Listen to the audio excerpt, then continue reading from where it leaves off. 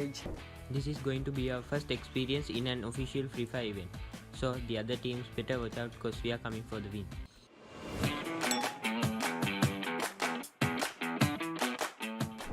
Thank you so much Garena for giving us Sri Lankans the chance to participate in Free Fire Challenge Series Season 2. Support us.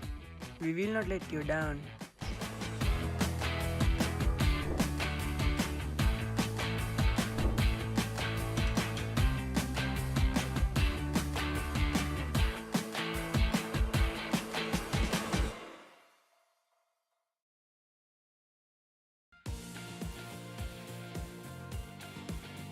Guys, aku nampak ada enemy. Mana korang ni? flank. Cepatlah backup aku. Okay, belok kiri. Oh, okey Raj. Okey, Bunga? tembak.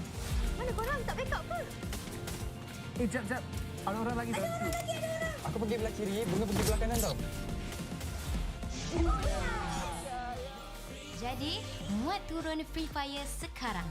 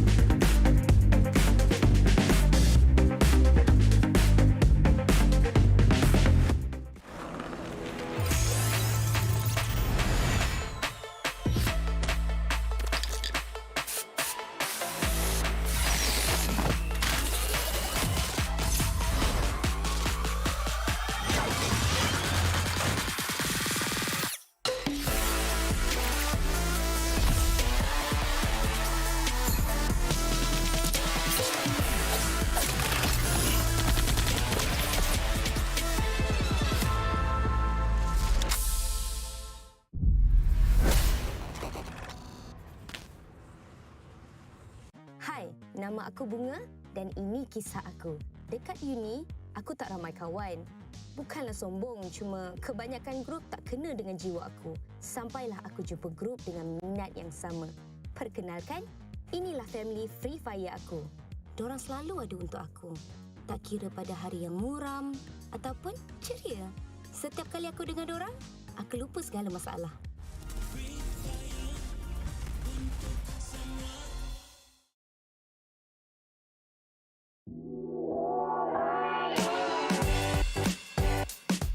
Susday នាងខ្ញុំលីសាពួកយើងមកពីក្រុម AKO ខ្មែរតំណាងឲ្យប្រទេសកម្ពុជា សួស្តីអ្នកទាំងអស់គ្នាខ្ញុំមកពីក្រុម Diversity Gaming ហើយខ្ញុំមកពីប្រទេសកម្ពុជា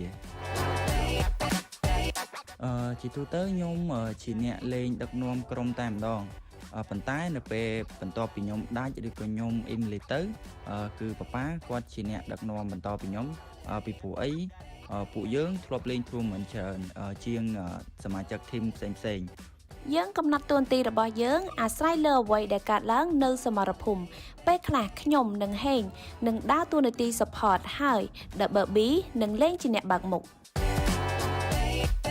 នាងខ្ញុំមានអារម្មណ៍សប្បាយរីករាយមែនទែនដែលបានដើរមកដល់ FF CS League Stage នេះ និយាយទៅពួកខ្ញុំពិតជាសប្បាយចិត្តមែនតើនៅពេលដែលបានជាប់ឡើងមកវគ្គ FSCS ហ្នឹងហើយនិយាយទៅពួកខ្ញុំព្យាយាមច្រើនដងហើយប៉ុន្តែអត់ដែលបានឡើងមកដល់វគ្គហ្នឹងទេតែឥឡូវបានឡើងមកដល់ហើយ ធីមដែលពួកយើងចង់កម្ចាត់ចោលហើយចង់ប៉ះខ្លាំងជាងគេគឺធីម ORV Esport ខ្ញុំគិតថាក្រុមប្រទេសហ្វីលីពីននិងម៉ាឡេពួកគាត់នឹងប៉ះគ្នានៅដើមហ្គេមហើយទុកឲ្យខ្ញុំជាអ្នកប្រមូលផលនៅចុងហ្គេមនិងទទួលបានប៊ឺយ៉ា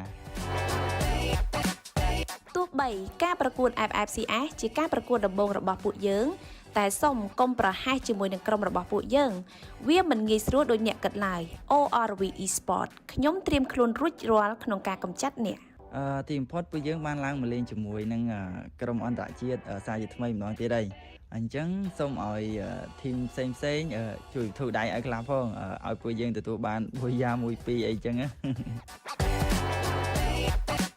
និយាយទៅគឺសប្បាយចិត្តខ្លាំងមែនតើណាដែលពួកយើងបានឡើងមកលេងវគ្គអន្តរជាតិម្ដងទៀតហើយពួកយើងនឹងខំប្រឹងឲ្យអស់ពីសមត្ថភាពហើយនឹងឲ្យអ្នកគ្រប់គ្រងនៅតែបន្តគ្រប់គ្រងពួកយើងទៀត DG for the win Let's go AKO ខ្មែរសូមអ្នកទាំងអស់គ្នាកុំភ្លេចធ្វើការតាមដានក្រុមរបស់ពួកយើងដែលតំណាងឲ្យប្រទេសកម្ពុជាក្នុងការប្រកួតនៅក្នុងវគ្គ Leg Stake Bye bye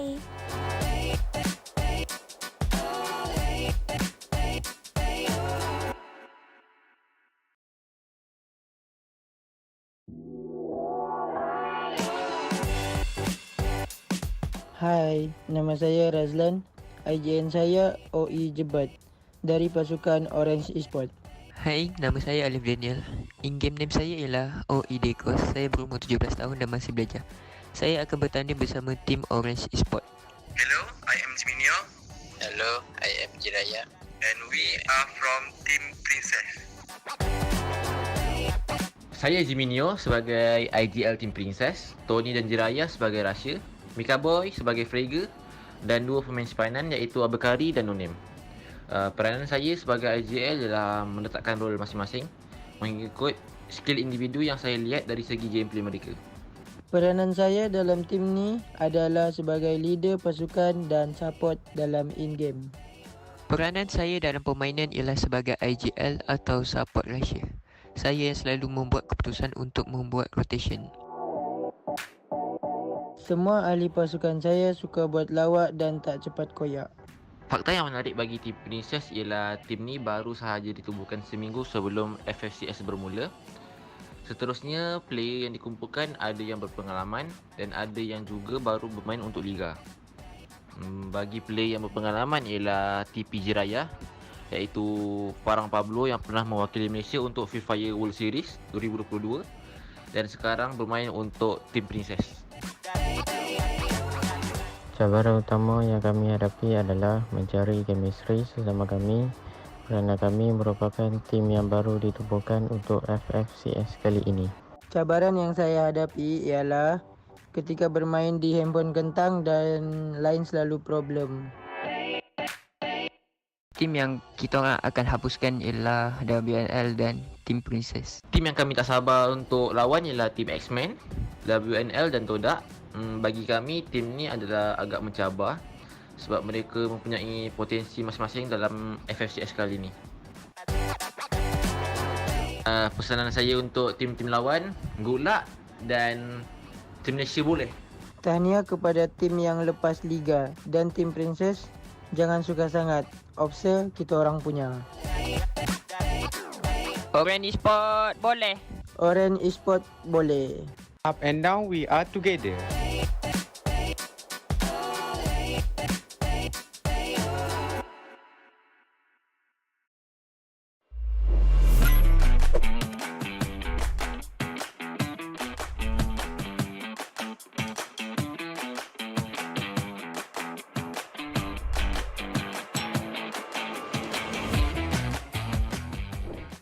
Hi Free Fire fans, I'm Santa from Team Never Stop. Hi Free Fire fans, I am Makda from Team Never Stop. Hi Free Fire fans, I am Roma from the Archangels team all the way from Sri Lanka. Hi Free Fire fans, I'm X-Gun from the Archangels team all the way from Sri Lanka. I am the team leader who serves as the shot caller and the sniper. I basically use a sniper, but I play at a medium range because it lets me lead the team while supporting them. I'm the close range rusher. Usually I'm the first in my team to rush in and get us some entry knocks. I'm the sniper and I am the IGL for the team. My sniper skills are strong and I will always cover my teammates. I play as a flanker for the team. I am playing this role because I am good at explosives and long range headshots. This is the first time that we are going to play in an official tournament. We will do our best even though there are a lot of teams who already have experience in this tournament. I'm so happy that we are one of the teams which qualified for the Free Fire Challenge Series Season 2 from Sri Lanka.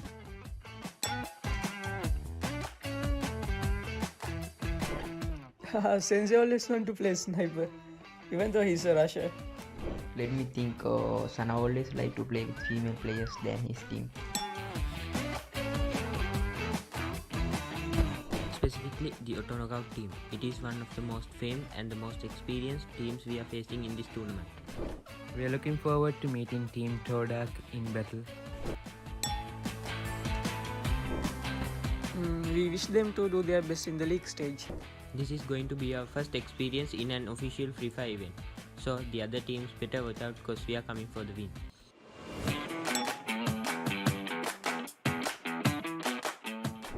Thank you so much Garena for giving us Sri Lankans the chance to participate in Free Fire Challenge Series Season 2. Support us. We will not let you down.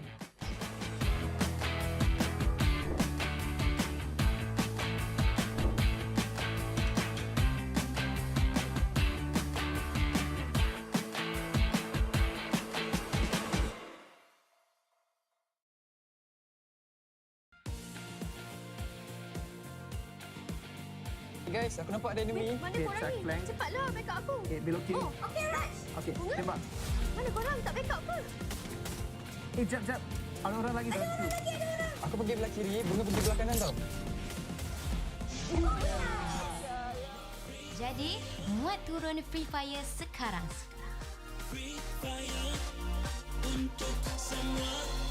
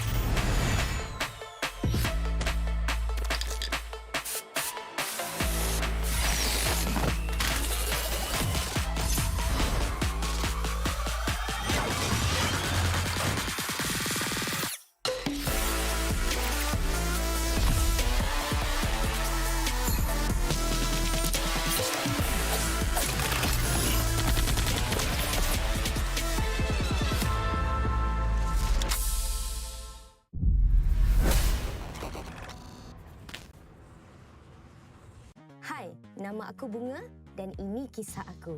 Dekat uni, aku tak ramai kawan. Bukanlah sombong, cuma kebanyakan grup tak kena dengan jiwa aku. Sampailah aku jumpa grup dengan minat yang sama. Perkenalkan, inilah family Free Fire aku. Dorang selalu ada untuk aku. Tak kira pada hari yang muram ataupun ceria. Setiap kali aku dengar dorang, aku lupa segala masalah.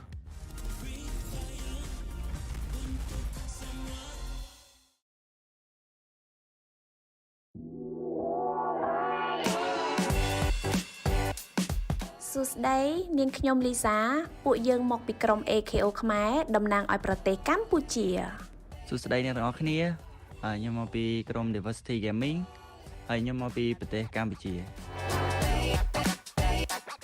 ជាទូទៅខ្ញុំជាអ្នកលេងដឹកនាំក្រុមតែម្ដងប៉ុន្តែនៅពេលបន្ទាប់ពីខ្ញុំដាច់ឬក៏ខ្ញុំអ៊ីមលីទៅគឺប៉ាប៉ាគាត់ជាអ្នកដឹកនាំបន្តពីខ្ញុំពីព្រោះអីពួកយើងធ្លាប់លេង tournament ច្រើនជាងសមាជិកធីមផ្សេងៗ យើងកំណត់តួនាទីរបស់យើងអាស្រ័យលើអ្វីដែលកើតឡើងនៅសមរភូមិពេលខ្លះខ្ញុំនិងហេងនឹងដើរតួនាទី support ហើយ Double B នឹងលេងជាអ្នកបើកមុខ នាងខ្ញុំមានអារម្មណ៍សប្បាយរីករាយមែនទែនដែលបានដើរមកដល់ FFCS League Stage នេះ និយាយទៅពួកខ្ញុំពិតជាសប្បាយចិត្តមែនទែននៅពេលដែលបានជាប់ឡើងមកវគ្គ FSCS ហ្នឹងហើយនិយាយទៅពួកខ្ញុំព្យាយាមច្រើនដងហើយប៉ុន្តែអត់ដែលបានឡើងមកដល់វគ្គហ្នឹងទេតែឥឡូវបានឡើងមកដល់ហើយ ធីមដែលពួកយើងចង់កម្ចាត់ចោលហើយចង់ប៉ះខ្លាំងជាងគេគឺធីម ORV Esport ខ្ញុំគិតថាក្រុមប្រទេសហ្វីលីពីននិងម៉ាឡេពួកគាត់នឹងប៉ះគ្នានៅដើមហ្គេម ហើយទុកឲ្យខ្ញុំជាអ្នកប្រមូលផលនៅចុងហ្គេមនិងទទួលបានប៊ឺយ៉ា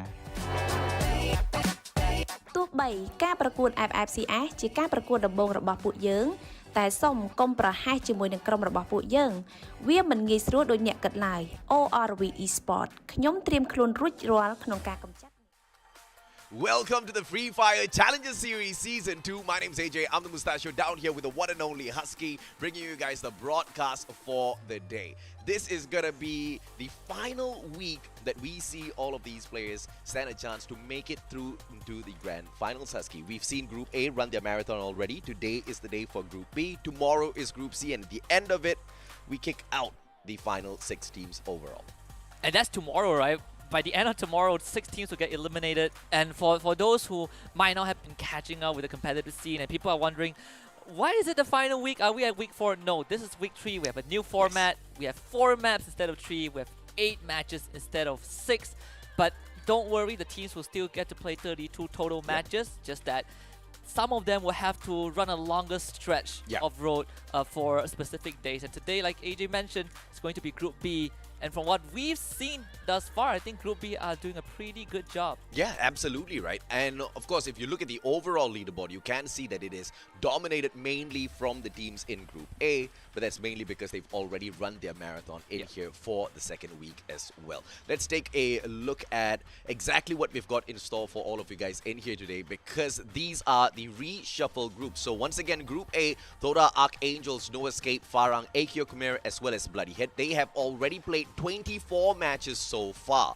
The teams in Group B as well as Group C have got a overall of 20 matchups, and today Group B will catch up to the total number of Group A, Husky. Yeah, and for one of the things for for this new format is that it's very hard for us to look at the data before day 3 or 6 and to decide which team is the front runners, right? Because of the numbers of games that they play. But at least by the end of day number 3, we did figure out that some of these teams are really at the top. We're talking about teams like Geek Fan, we're talking about teams like Anxiety, Farang also catching up in a huge way, jumping 10 spots in just one single day. But that is also because they played 8 rounds last Sunday. But today, when we look at Group B, I want to look at K9 Esports because I think this team is a team that has shown potential, but that potential fluctuates very heavily depending on their probably the weather that day, probably what they have for breakfast. But the main issue for K9 is inconsistency, and today is what is the day that they need to prove it. Absolutely, man. I absolutely love the fact that you brought up K9 Esports. We'll continue the conversation in a little bit, but looking at the prize pool here, ladies and gentlemen, boys and girls, it's not the beyond and end all of the prize pool. This is just a very small amount in comparison to the overall that we have in the competition. As always, Free Fire puts a 1/3 of its total prize pool just for the league stages so that everybody gets a little piece of this pie from the 18th spot all the way up to that number 1 spot. As you can see, those that finish up the league stage in that number 1 spot pulls away the lion's share of $2,000 Husky. The best part is that you don't need to necessarily aim for that first place, right? Correct. You just need to aim for top 12. And sure, you might say, wow, I only get $200 in 12th place. But wait until you see the grand final prize. I believe that we will see that when the grand final rolls around, the first place prize is basically more than what you ever imagined, right? So even if you're in last place, you walk away with $75, so there's a piece of the pie for everyone. This is the overall standings as expected, as the storyline has shown us thus far. Geek Fam is still at the top with 347 points, but Farang is catching up pretty tightly behind. Oh yeah, absolutely, man. Thoda in 3rd spot. I mean, you guys can see the list there. But continuing the conversation that we were carrying on earlier about K9 Esports, the one day where they had a breakout round was on their own day of marathon. They hit about 100+ points on that day. But apart from that day, we've seen them average around 30 to 40 points per day of play, which is quite insane. Because not only do they double, but they more than double their performance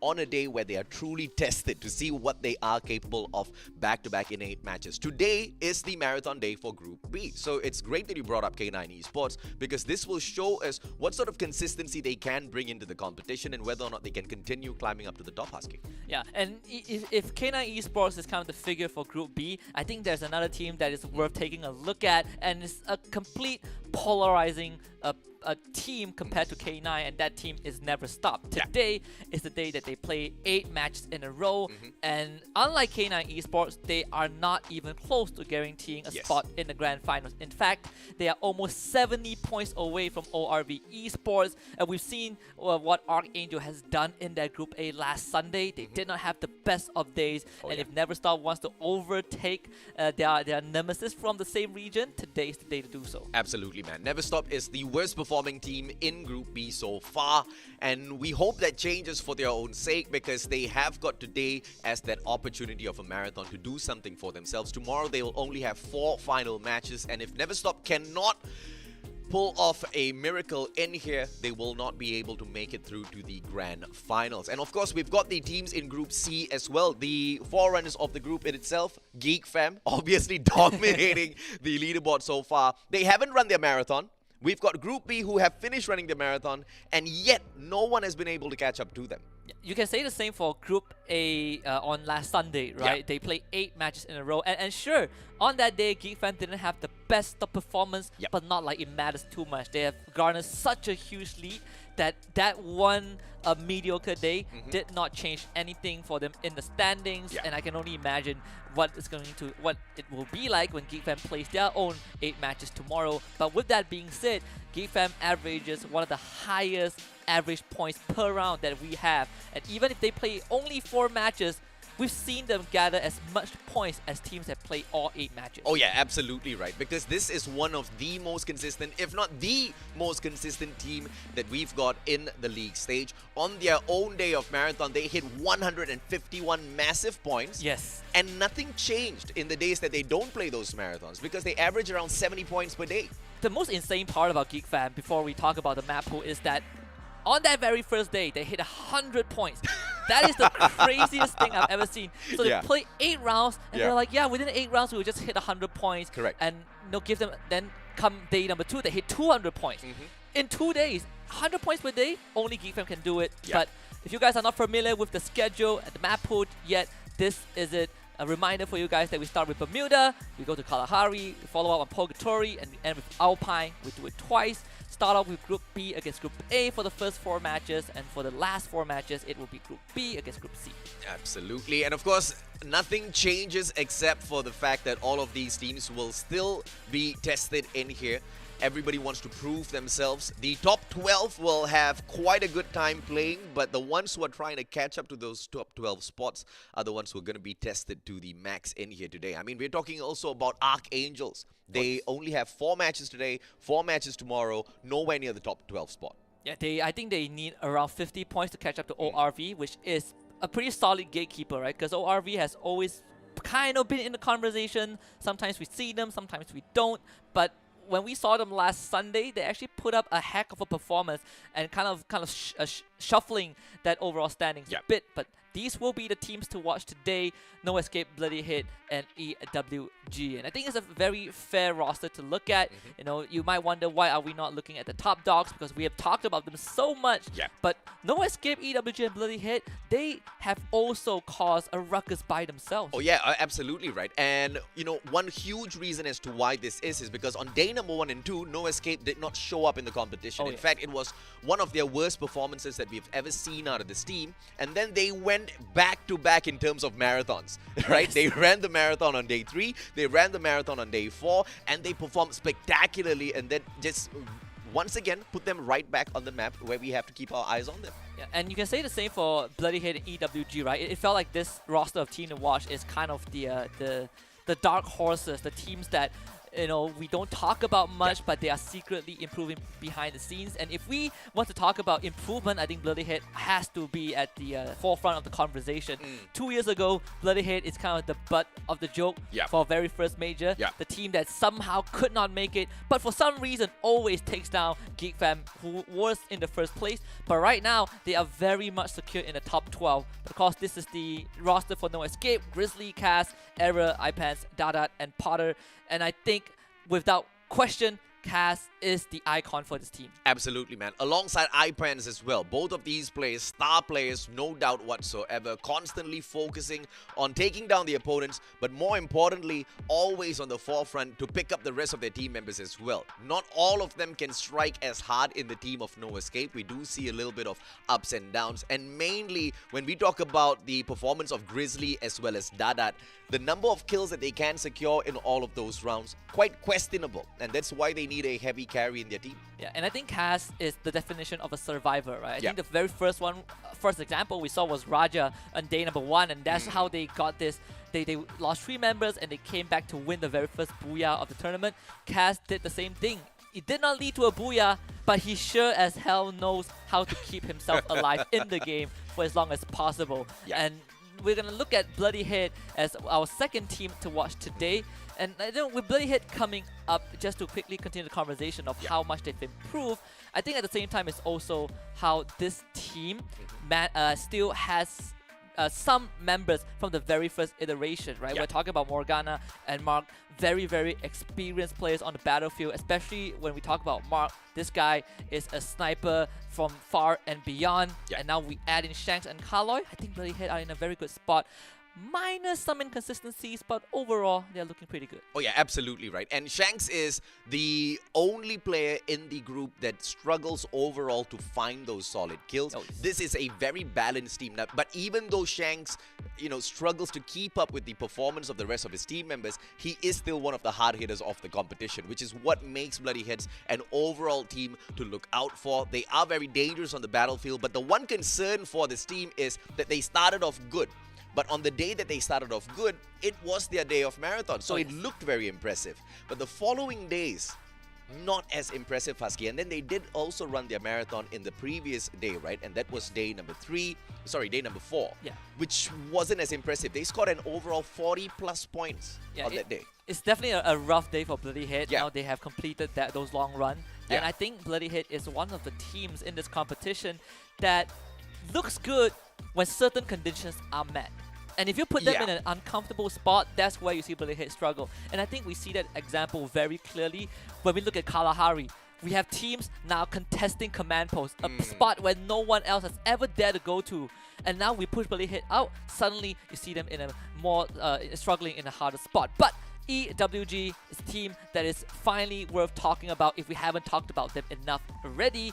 Jay-Z, Twa, Monito, Manchai, Riven, and Bill. And some of you guys might remember some of these players from teams like Freedom Rumble, teams like FastQNY, but mostly Freedom Rumble because they have been on that team. And right now, under the banner of EWG, I believe this is their second year in the competitive scene, and they are doing absolutely sublime. Absolutely right. And they have managed to bring in quite a bit of performance on day number 2, where they equaled up the number of points that they picked up to their day of marathon on day 1, which is quite ridiculous. They had half the number of matches, but equal in terms of points. Today is the day of marathon. They've got the potential of picking up a lot, but it depends on which sort of EWG we see out there on the battlefield and whether or not they're raring to go. Because if we get a soft side that we saw last week, for example, where overall in the whole day, we saw them perform just like Bloody Heads, picking up just barely about 40 points. Yeah, and for EWG, it is a team that I think is very controlled, at least compared to the first time we see them. I want to kind of shine a spotlight on Monito and Manchai a bit. I think these two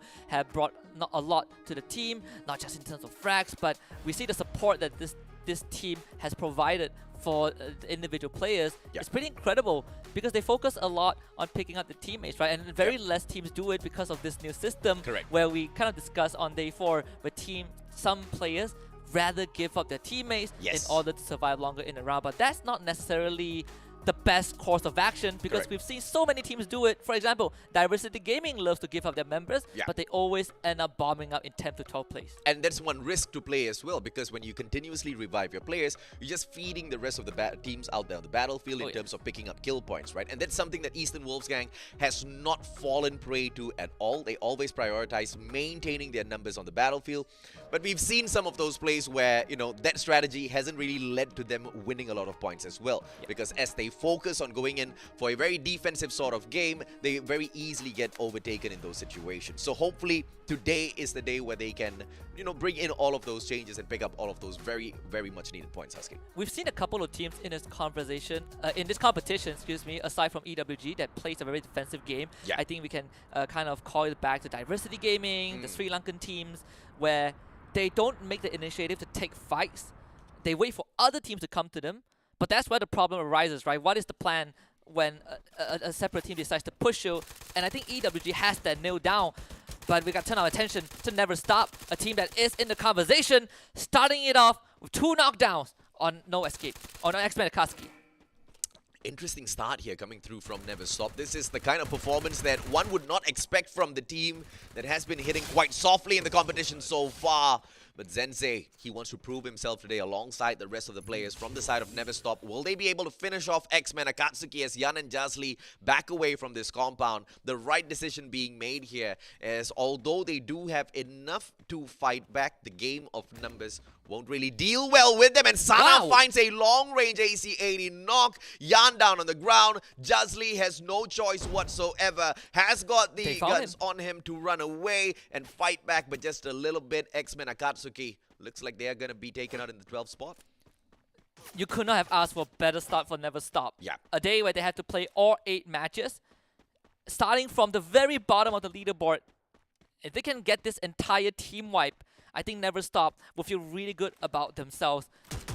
And that's going to be the case. X-Men Akatsuki completely outdone in their own territory. Never Stop off to a great start. I'm glad that Never Stop has found 4 kills already, but I don't want it to stop there, no pun intended, because this was the same team that barely picked up any placement points the last time round, but we saw them picking up kill points, right? So Never Stop, hopefully they can continue this run in the competition. The first kill on the side of Toda, on the other hand, from Afix, courtesy of a player that's straight away a little too far from the rest of his teammates.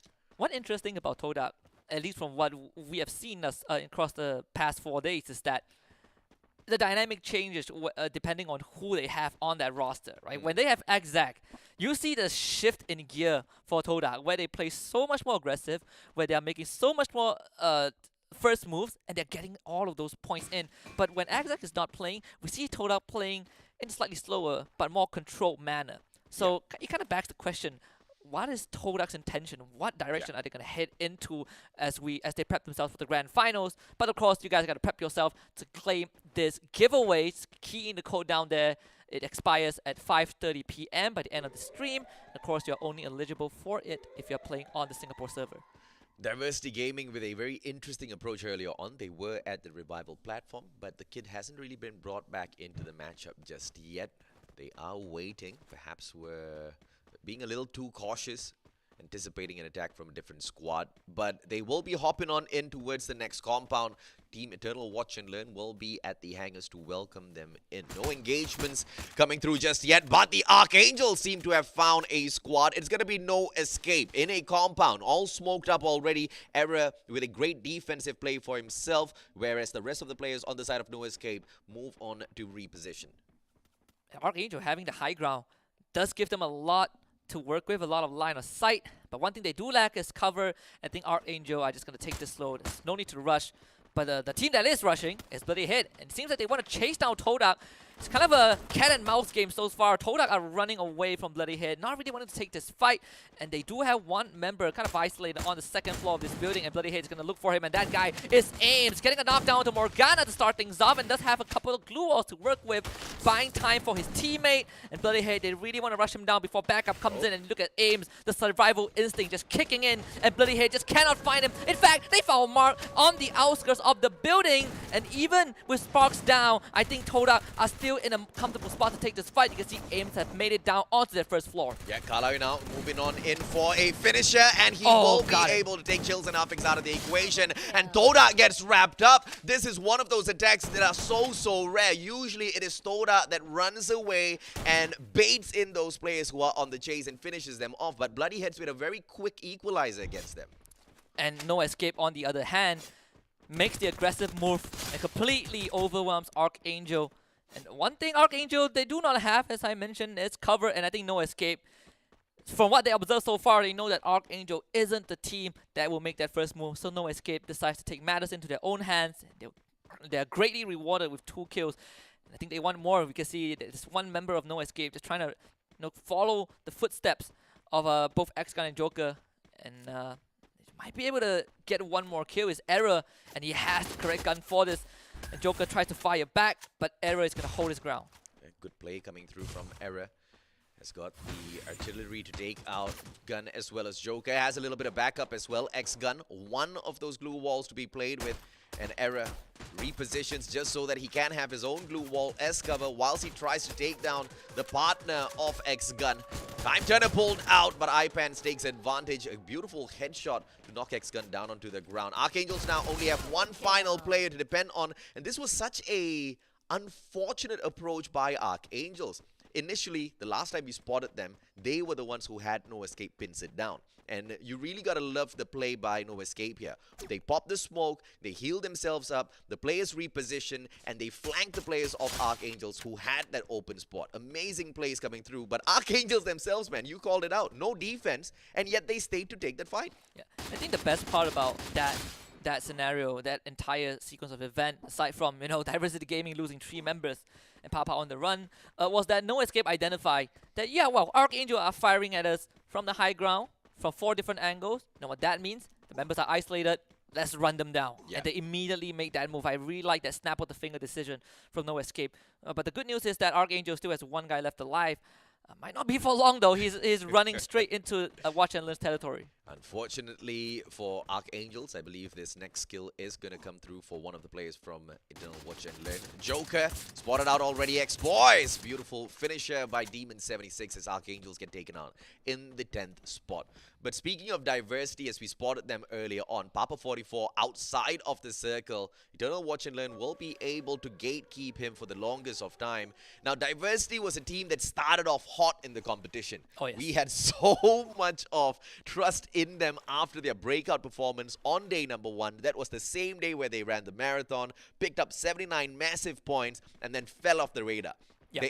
They suddenly became one of those bottom feeders who could not pick up more than 20 points a day of play. It's like those one-hit wonders, right? It's like you drop a bomber track, and then that singles was pretty much it. They came into the first round, they hot dropped Geek Fam at Clock Tower.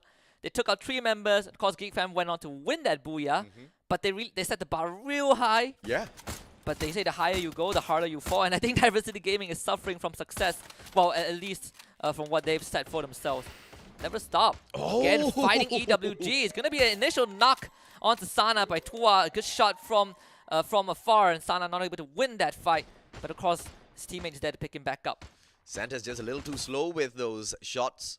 They are able to connect one. Monito continuously tagged up, but Zenze now in a lot of trouble as Manchai waits for him to peek out, spots him a little too slow as the players on the side of Never Stop reposition and disengage. They do not want to take this fight, and that's a good decision. I talked about this already. Never Stop have been good in picking up some kill points, but those placement points have been absolutely horrendous so far here, Husky.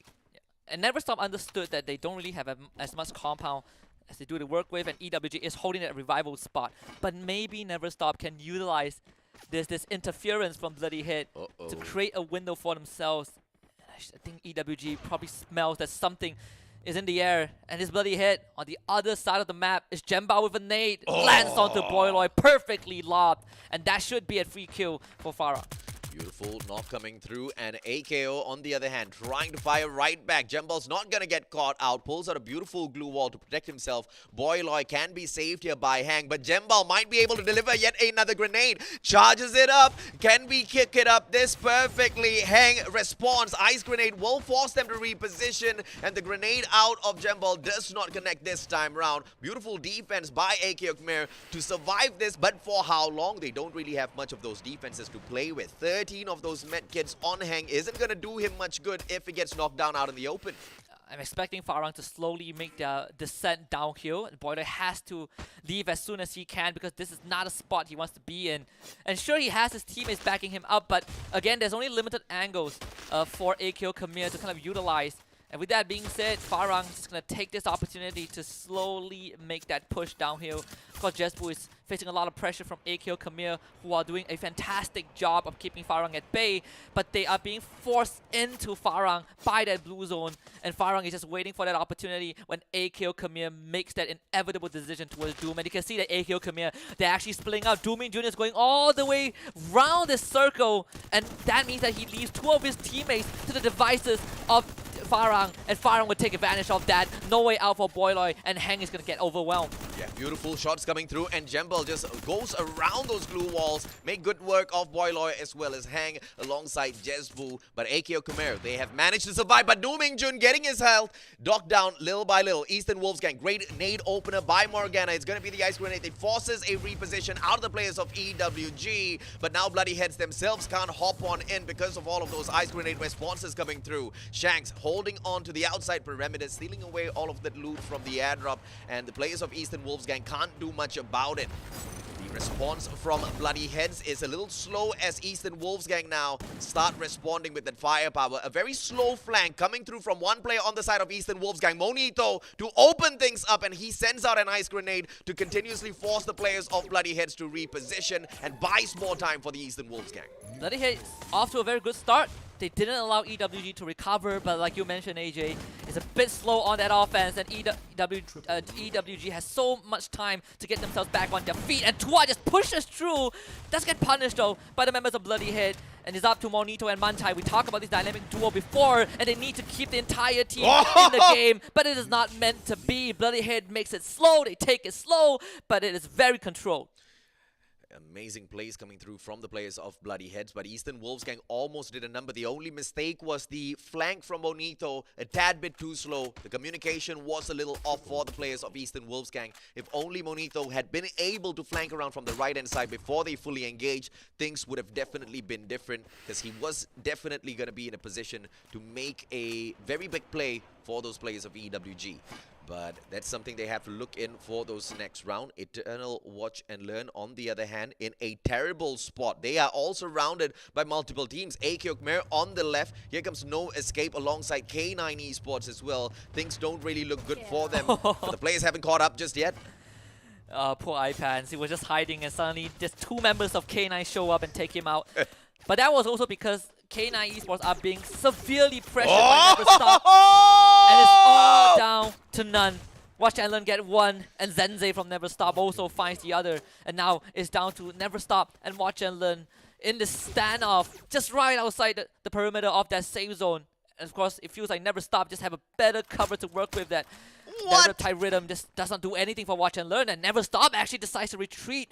Very calculated move. Oh, excellent move by Never Stop. But Eternal Watch and Learn, what a play. I mean, the combination between the Riptide Rhythm and that snipe was just a little too good, a little too close to perfection as well. They take out 2 players on the side of K9 Esports back to back, but at the very same time, they did not allow the players, they did not allow the team on the left-hand side, AKO Khmer, to take advantage, but Never Stop cannot run away anywhere. Sensei with a masterful knock, 2 players down, and Bloody Head's about to get taken out of the equation. Never Stop needs to put in the finisher. Mark sticks onto his own tiny little corner. No finisher coming through just yet, but Akila seems to have spotted him out. Grenade launcher in hand. Mark needs to watch out. And this is Zenze's day. The Sri Lankan sniper, 5 kills thus far. Never Stop with a banger of around 11 total kills under the belt, reaching top 5. And this is the best, the best final spot for these teams to battle it out. King of the Hills. Farang has already made it to the center, and we know that Farang is incredibly good when push comes to shove in this final moments. But Never Stop are on a roll thus far. Fun fact, Never Stop in this match alone has picked up more points than their last play date. On day 4, they picked up an overall 12 points from 4 games. This one game alone, Never Stop has outdone their previous day of performance. Now they take on Farang, not an easy team to take out, not a lot of chaos to play around with, as well as Farang has already found their defensive spot. But the backstab now from AKO Khmer might just make the difference for the players of Never Stop. Never Stop needs to hear all of those gunshots and take advantage quick before time runs out, because the circle hunts for the players of Farang and moves towards them. I want to see how Never Stop deals with this. the only team right now who has a very secure compound to work with, but the circle isn't in their favor. Oh! It's Oh! too bad. Gets knocked down from afar, thanks to Venom. And Farang, they might have the circle, but they have the entire world against the Musket, just not aware of where Jembao is. And these spread out angles from Farang is giving them such good advantages to work with. Never Stop still not making that move just yet. 10 more seconds and they have to push in. You know, we wanted Never Stop to play for those placement points. We wanted them to play for kill points as Oh, well. They're Zensei. playing both beautifully. Zensei now. Beautiful knock on to Maske. Finisher doesn't come through just yet, though. Farang, are we going to see a steal coming through? Zensei continues all of the pressure, but they're focusing on the wrong team. If they want the booyah, they need to focus on the right-hand side. In fact, if they hunt for the circle, they'll be able to do exactly that. But Farang, their positioning is just so supreme. All spread out, and they're using Mother Nature as a little bit of cover there. I know you say that some teams need to play placements, but you know what, AJ? I say Never Stop, go for the kill, because this is the best moment for them to do so. Jembao distracted by Venom 796, and look at Never Stop, and Sensei steals that away.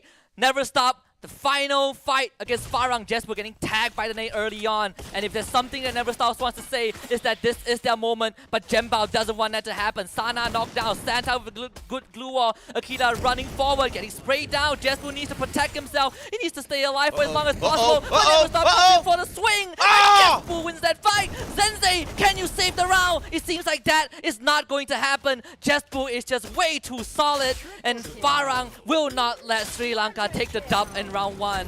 And it's all down to Santa, and Christmas will not arrive today. Not for round 1. Farang takes the booyah. Farang, untouched in the final circle, makes quick work of everyone. The circle hunts down for them as well.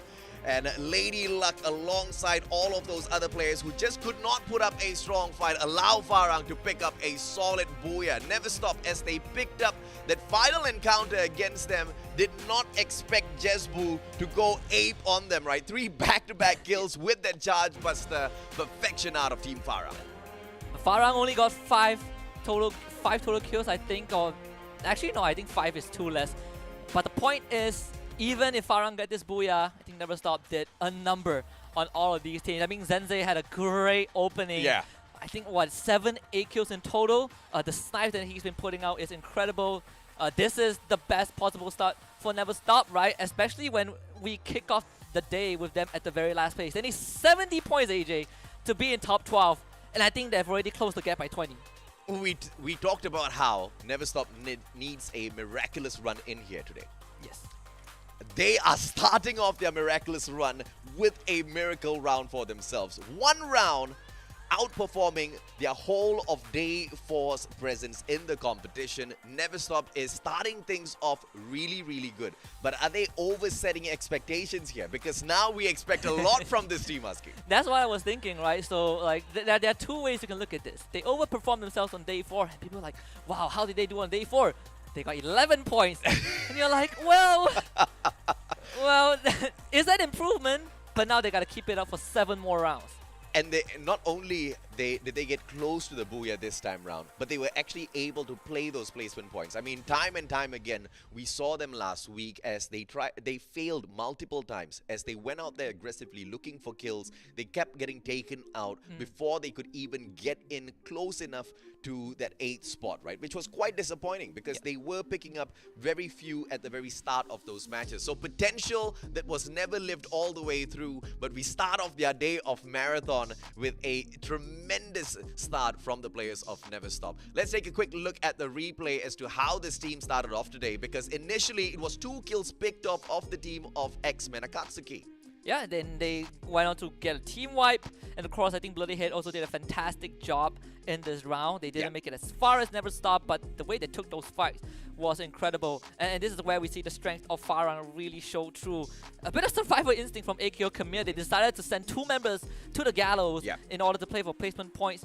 That did work out. They made it top 5, but you know, it was kind of a short-lived victory. But when we approached that final circle, we saw how Never Stop just finding the best possible position to work with, and not only that, able to put up a decent fight against Farang. Look at Bloody Head, cannot push into Never Stop, and this is why Zensei really showed that he is the breadwinner for the team. Oh yeah, absolutely right. And they also had a grenade launcher on their side to make good work of, and they didn't disappoint. They didn't take themselves out in the same process as well. They brought the challenge all the way into that final circle, but a little bit of a disappointing engagement coming through against Jesbu, right? Because solo, one man, he couldn't be touched. And all of those players trickled in one after the other, engaging him. And Jesbu had the worst gun.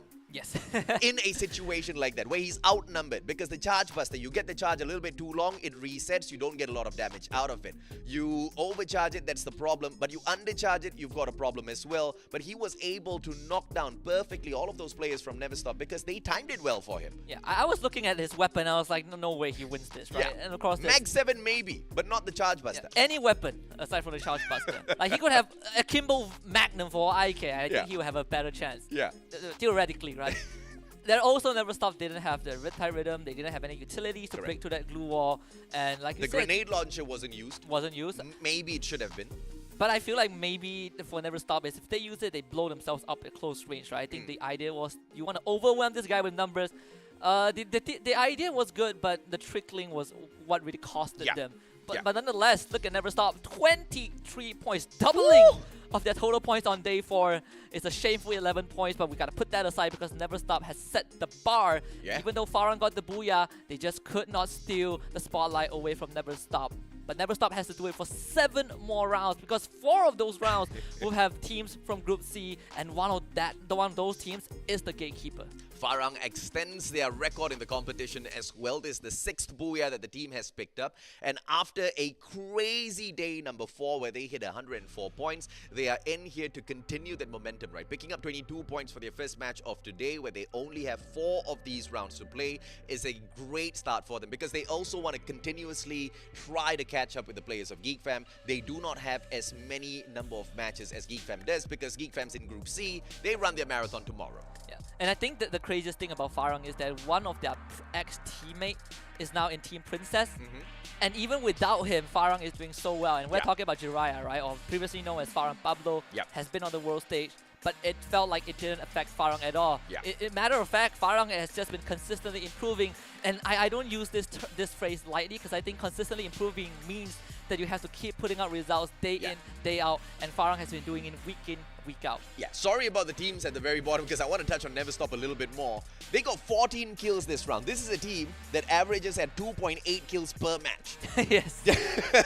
Them getting 1 kill is a huge deal. Yeah, exactly right. But 14 kills is a massive improvement from Never Stop, which now they really have to live up to, right? But, hopefully this momentum, this excitement that they've started off the day with can continue in here for them. Bloodyhead looking to continuously improve in the competition as well, alongside Team Watch and Learn. Bloodyhead getting up to the 4th spot, and I'm very sure they're looking for a little bit of revenge as well, because if it wasn't for the players of Never Stop, they could have continued that run. They got caught out in the open. Morgana wasn't able to respond. When he tried, he just got the grenade launches sent directly to him, delivered personally by the players of Never Stop, and out of the equation he went. Can't be mad at that though. I mean, Zensei is just hitting 6 shots today. That's kind of the round 1, right? And you gotta ride off that momentum, ride that tidal wave, and hopefully get more points. Again, if Never Stops don't do it today, there's no other day for them to do it. Tomorrow is the last day. I don't think they have enough rounds to accomplish it. So it's now or never. We say the same about Archangel, and I think with this round, Never Stop probably caught up to Archangel on the overall leaderboard. That is the craziest thing. So it is almost certain that Archangel would not make it, and if there's someone to take the torch over, it's Never Stop. And unfortunately for the Archangels, they just have to find better plays for themselves. It was a little bit of a disappointing round once again from the team. And, I guess there's just nothing else to say, right? In terms of the consistency out of the Archangels, it seems to not come through for them. But we have seen some moments of brilliance from Archangels, at the very least. We've reached the stage of acceptance, right? You know the 7 stages of grief? Yeah. Is it 7 or 5? I'm accepting Archangels We're reaching the stage of acceptance, at least for some of these teams. But it doesn't mean we're counting them out just yet. The format might have counted them out, but at the end of the day, what makes this great is that I think throughout all the tournaments that we've commentated together, what's amazing is that even teams at the very bottom, up to the very end, even the round that they're not going to make it, will still show us something amazing. And I think that's what makes Free Fire such an entertaining game until the bitter end. And with that being said, we're going into Kalahari, and right off the bat, Farang goes to Refinery, a very staple spot for them to be in. Beautiful spot for the players of Diversity no, Gaming not to hop again. into as well. And X-Men Akatsuki looking to set a record for themselves by being the team that gets taken out the fastest in a day of play. Earlier on, they only had a few seconds of play, and now not even a single minute on the clock, and they've already had one of their players down on the ground already, King B, and a beautiful response from the side of X-Men Akatsuki, but they haven't been able to save Yan or Jasli. Flank, the only player left in the mix here. Diversity Gaming looking to put an end to him. But if they don't... Oh, Flank has been spotted out. The kids, a few shots coming through, but no connection just yet to punish the players of X-Men Akatsuki. The probability of X-Men Akatsuki surviving this and getting away from here, very, very slim, unless we see a miracle play from Flank. He does expose himself just a little bit. One more shot would have done the deed, but the kid misses. But oh my lord, and at the very same time, Eastern Wolfsgang makes the exit. We have an explosive day today. Correct me if I'm wrong, AJ. I think X-Men Akatsuki is playing the marathon, right? Yeah. Well, they should be grateful for that because the first 2 rounds have been absolutely horrendous for this team. Not really sure what's the deal. You know, like they died, they got wiped by Never Stop. Pretty unexpected. They got wiped by Diversity Gaming, which is also unexpected. X-Men Akatsuki just not able to find their footing. And we are just starting to praise these guys by the end of day 4. Like they're doing a fantastic job. And maybe Flang is doing it. The kid, not sure if you see him though. He's coming in from an angle that would give him vision if he just checked. Oh my lord, kid! Turn to your left! Kid! No way! I told you he needs a miracle, man, and he just way. found the miracle, and the kid literally just runs past him. How could you not check? I if love Free X-Men Fire. wins this one, it's all on Diversity Gaming. Oh, they found him. There it is. And wait, why? Right, oh my, he comes back alone. And Flank actually just runs away. Where are your Papa now. friends? Papa hasn't recovered his health at all. Flank might get caught off here. Has managed to back away. Doesn't really have a lot of medkit to play with himself. And he just gets away. 31 HP left on the side of Flank. But look at Diversity Gaming. They just let him go. They're not hunting him down. This is just a little too dangerous. We're going to allow him to survive for a little bit extra. And X-Men Akatsuki actually gets a miracle play. What a play, Flank. What a spot to hide away at. I hate to say this, kid, but if you just bring your friends, you would have gotten 4 points without losing any. But you know, goodness. It happens. It happens. I mean, X-Men Akatsuki gets some breathing room, but Archangel taking a Farang, and Spade caught out in the open. This is very important though, because Farang loves to play Refinery and around Refinery, but they always send someone to watch the perimeter. And now with that guy taken out, Archangel have taken control of this lower area of Refinery, and that's going to apply a lot of pressure to Farang. Too bad, Jesbu. Both players running the AC-80 Joker. Woodpecker in hand isn't going to be able to respond well at all. So they should not be engaging with the players of Farang. Of course, they don't have the information we have. So it's going to be a GG if they step on out. Boyloy, on the other hand, final player on the side of AQ Khmer, playing the game of survival as he tries to find the revival platform for himself. He might get caught out here by Eternal Watch and Learn as he jumps on in towards the Stone Ridge. Never Stop managing to dominate the sub. It doesn't look like anyone is approaching their spot just yet. So everybody seems to be safe except for these two teams, X-Men Akatsuki as well as AQ Khmer, who are surviving with their final players out there on the battlefield. Yeah, Archangel's initial, I think 2 or 3 kills, 2 kills came from AKO Khmer, where I believe they hot dropped as well. So Archangel came up on top of with that. Bloody Head, this time uncontested at command post, which is something that they definitely would appreciate, because I think on day number 4, for some reason, teams love to push them out of their area, and Bloody Head has been struggling on Kalahari, at least on that day. But this time they get to enjoy that peace and quiet. Todak, on the other hand, also taking a very long wraparound around the maze, just not getting into initial conflict, which I think is kind of a minor adjustment that they're making, considering how in game 1 they got completely swept by Bloody Head.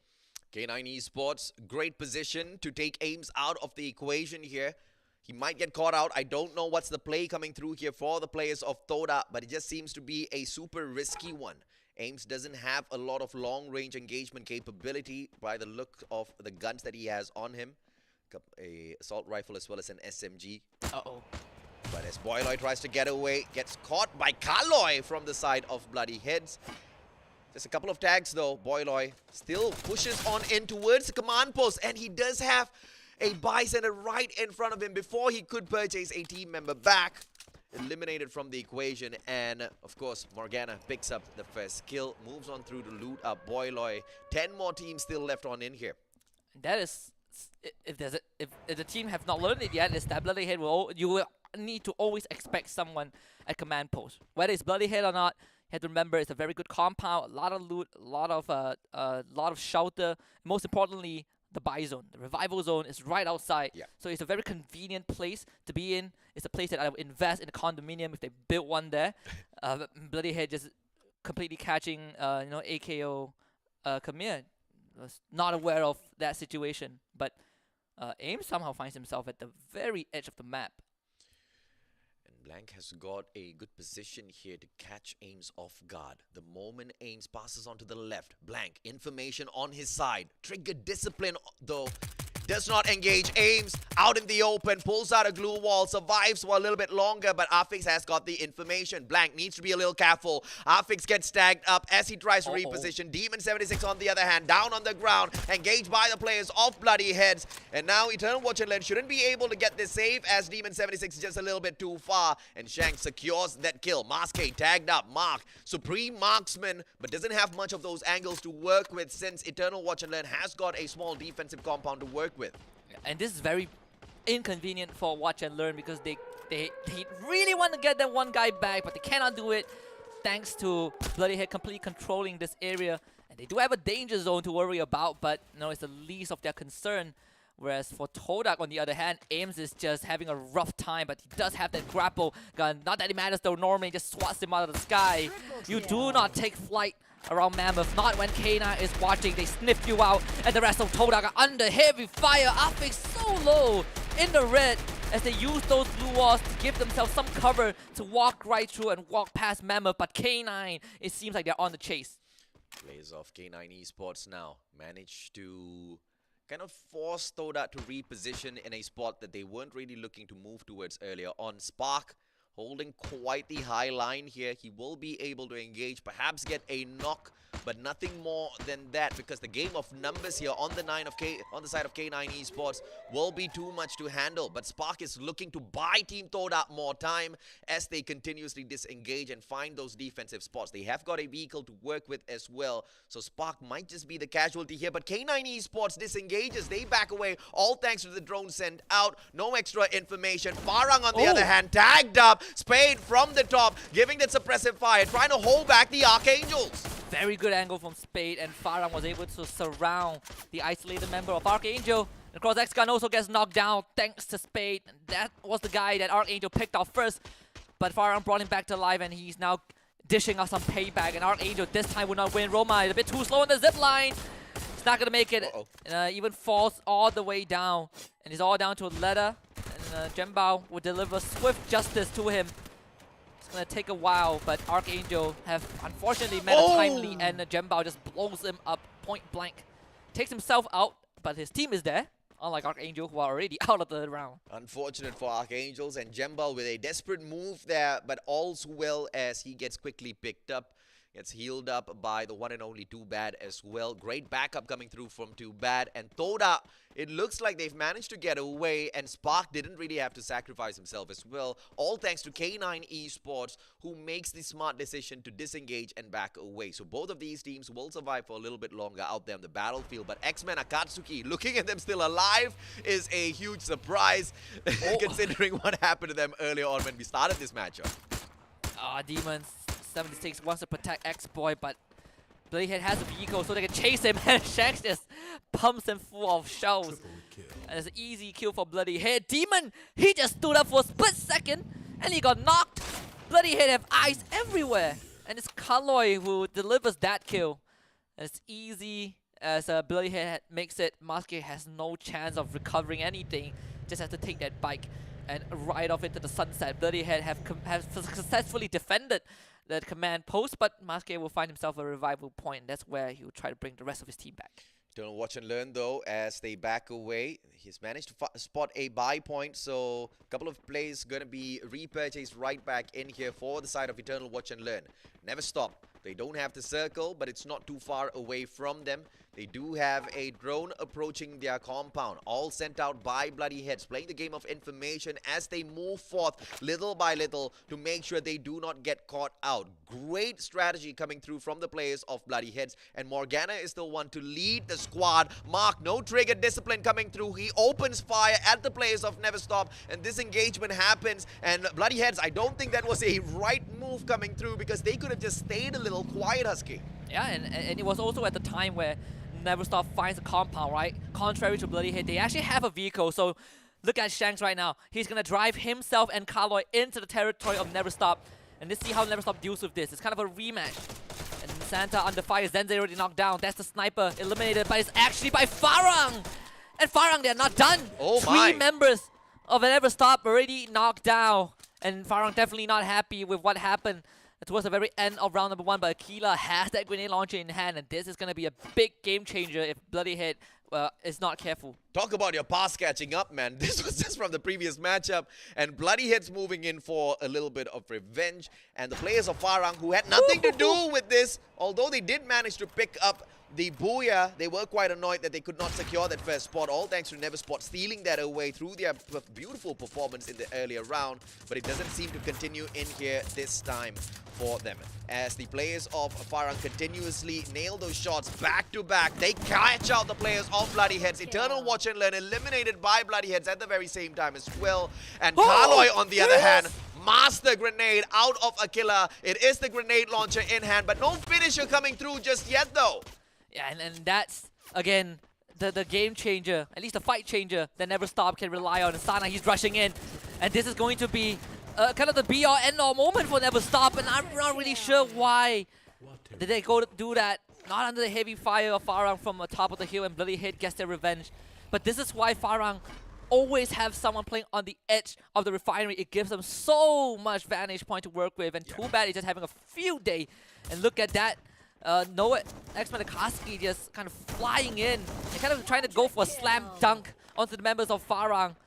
But I'm not really sure if that is going to be the case though. Funan is already down. This is going to be a tricky circle that is coming up in a little bit, but until it becomes trickier, Farang can continue to play that bird's eye advantage against all of the other teams. X-Men Akatsuki holding on to the bottom side of this refinery platform, and that's not going to be too much of an issue until the next circle closes in. So a lot more time to still play around with in terms of Farang holding on to that top spot. Thoda, on the other hand, a totally different strategy as they want to maintain their distance very close to the edge of the circle that's continuing closing in. But that'll keep them a little busy, so they better hope and pray they do not spot any players as they rotate their way in. Oh, Riptide Rhythm! Timing perfection, too bad, as he knocks Jazley, gets the kill as well. 10 kills so far for Farang, and they still have probably the best position in this map. And I just want to quickly turn our attention to Todak for a while, because I think Farang has already stolen a lot of that spotlight. This is the very controlled, very slow Todak. Yeah. Coincidentally, without Exac in the team, I'm not really sure if that is a big factor, but we are seeing that shift depending on who they have on the team. And look at Todak.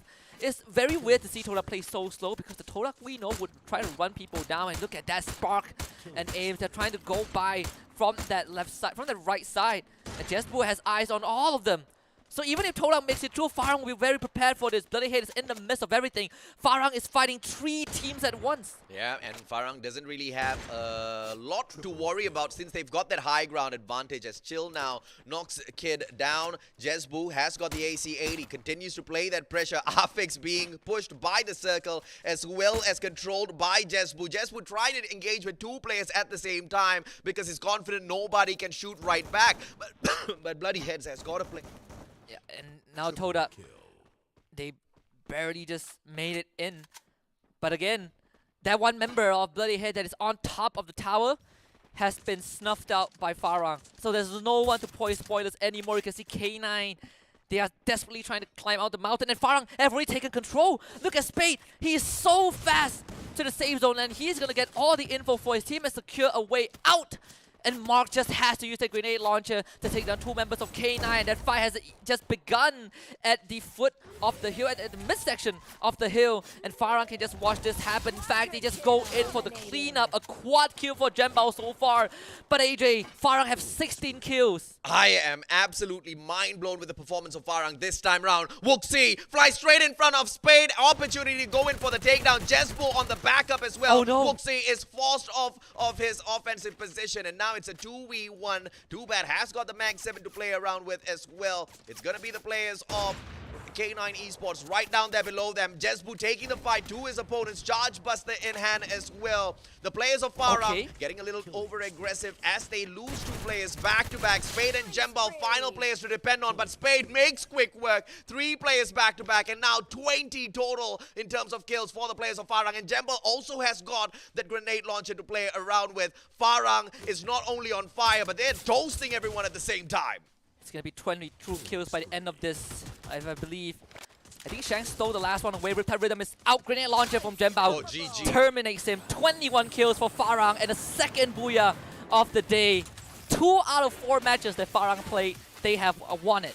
We talked about them continuously breaking their own record, and now 7th booyah of the competition, and the performance that they have brought in on day number 4, where they were back-to-back on full crazy performance, they lead into day number 5 as well. Yep, what is that? It's all about Farang, baby. They have not dropped a single spot in terms of attrition out there on the battlefield. I love it. They're already taking a group selfie. They know that they've got this in the bag. Just casual selfie. Best part is that they actually have the live stream open with that delay, so they're watching everything on replay as they win the round. I love this team. So they've gotten more than 50 points in 2 rounds. Yeah. That is an amount that a lot of teams might not be able to achieve in a single day. Yeah. And we started this day with Farang, tailing behind Geek Fam. I think they have caught up in 2 rounds, and they have 2 more rounds to go. I don't know what to say about Farang, right? Because they have just been on fire, and them picking up 50 points from 2 matches is crazy, because on the day that they ran 8 matches, they picked up a total of 104. Yes. So they've halved it. They are doubling their efforts on a day that they only have 4 matches in here to play. And I'll have my mind fully blown if they can keep up this performance for themselves, which is quite a lot to ask for, actually. You know that, are you a big connoisseur of memes? You know your memes? I'm an old man, but I know a few of them. All right. Okay, so you remember, you probably have seen this meme before. You know the meme of the Shiba Inu Doge? One that is very weak and one that has a lot of muscle. Oh, yeah. The weak one is Farang in the first half of the group stage, and the strong one is Farang on the second half of the group stage. And we are talking about the Farang that on day 1 picked up 49 points from 4 matches. On day 2, picked up 33 points from the 4 matches, and they back-to-back hit 104 on day 3 and day number 4. Yes. They picked up 200 points in 2 back-to-back days, just like what the players of Geek Fam did on day number 1 and day number 2 of the competition. Yep. The only difference is that Geek Fam did it in 12 rounds. They took 16, but with that being said, they made up for it in this first 2 rounds, right? And if Geek Fam is watching right now, you guys got a competition on your hand, and that team's name is Farang. So if Geek Fam still thinks that they are secured as king of the group stage, well, they got another thing coming their way. Yeah, but that being said though, Geek Fam hasn't played in here today, and they will not play until match number 5. And on top of that, what Farang needs to worry about is they need to overcompensate for the 2 days of lack of performance. Whereas Geek Fam has been consistently performing all throughout the competition, right? So just ridiculous in terms of effort from the side of Farang to catch up. But Geek Fam might just be able to pull away, as they have got 12 back-to-back rounds from today leaking into tomorrow. But Farang picking up 33 points for themselves. You are right, Husky. They've managed to catch up with the elusive Geek Fam, who held on to that number 1 spot for so long. Yeah, and I think Farang is, from day 3 onwards, we see Farang waking up a bit, and day 4 we see the same Farang, and we start to wonder, is this team really coming online? And and at this point, there's no doubt that if there's any team to challenge Giga, if there's any team that is eyeing for that throne, that trophy, I think Farang is a very big contender. Oh yeah. But I want to quickly turn our attention to Never Stop. As quickly as they rose up to the top, they fell down just as quick. Only 5 points in this match, and we emphasized a couple of times how important it is for Never Stop to literally keep their foot on the pedal and not take a single break. But the other teams decided against that, and guess what? It was Farang that stopped them. Yeah, absolutely, man. And you know, in terms of Bloody Head, the improvement from day number 4 into day 5 has been quite solid for this squad so far, because overall on day 4 they only managed to secure 44 points for themselves, right? 2 matches in, they're almost equalizing the performance from day 4 already, and that is a huge statement because on day 4 they had 8 back-to-back matches. So the players of Bloody Head, although they do not have as many of those opportunities this time around, they need to make sure they continuously pick up all of these points because they have to make up for quite a weak day of marathon. And 2 of the teams that we, that are the team to watch today are at the bottom 3. Watch and Learn and EWG. Oh, GG. Not having a day at all. Well, No Escape and EWG, excuse me, not having a day at all, at least so far. But thankfully, for No Escape, they I don't think any of them are playing 8 rounds today, right? As for No Escape as well as EWG, no. Yeah, They so are- it's a rough place to be in. Not even Bloody Head, right? The 3 teams we're looking at today will only play 4 matches, and Bloody Head is the one that is showing up. Though I wonder where the X-Men Akatsuki end up. I think they got a decent 10 finish, points. right? 10 points, right? So not as bad. Diversity Gaming, I'm looking at you guys. That could have been 0 for them. Yeah. But you guys just had to blow it. So that. But I'm that really stinks. proud of X-Men Akatsuki. I mean, I thought, I was about to cry for them in that second matchup because Right. it was just back-to-back quick rounds. I thought they were going to break the record in terms of how little time a team has spent in a day of play out there on the Like battlefield. speed run out the round.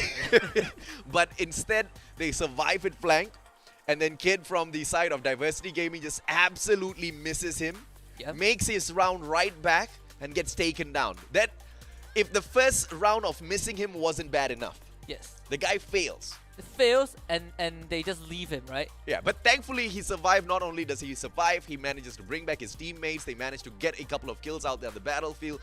10 points overall for a team that almost bombed out with absolutely nothing on their side. Shows the fire in the players of X-Men Akatsuki. But let's hope this time around in Game 3, they do not get hot dropped, because I don't know if it's their fault or someone else is hopping on into their spot for the time being, man. The best thing is I don't remember them getting hot dropped this often. At least Yeah. not 2 rounds in a row. I know that they have very high frequencies of fighting other teams at the beginning, but Yeah. never has it turned out to be almost a double wipe, right? Correct. So if anything, if round 3 it happens again, I have a feeling that something is up, right? Yeah. Maybe today is not that day. And when Diversity Gaming watches back that matchup, they are going to have a lot of questions for themselves as to how in the world did they miss a complete team wipe and allowed them to survive for so long out of that. And the engagements were not as crazy for Diversity Gaming. They're still trying to find a little bit of their momentum that they showed us they can pick up on day number 1.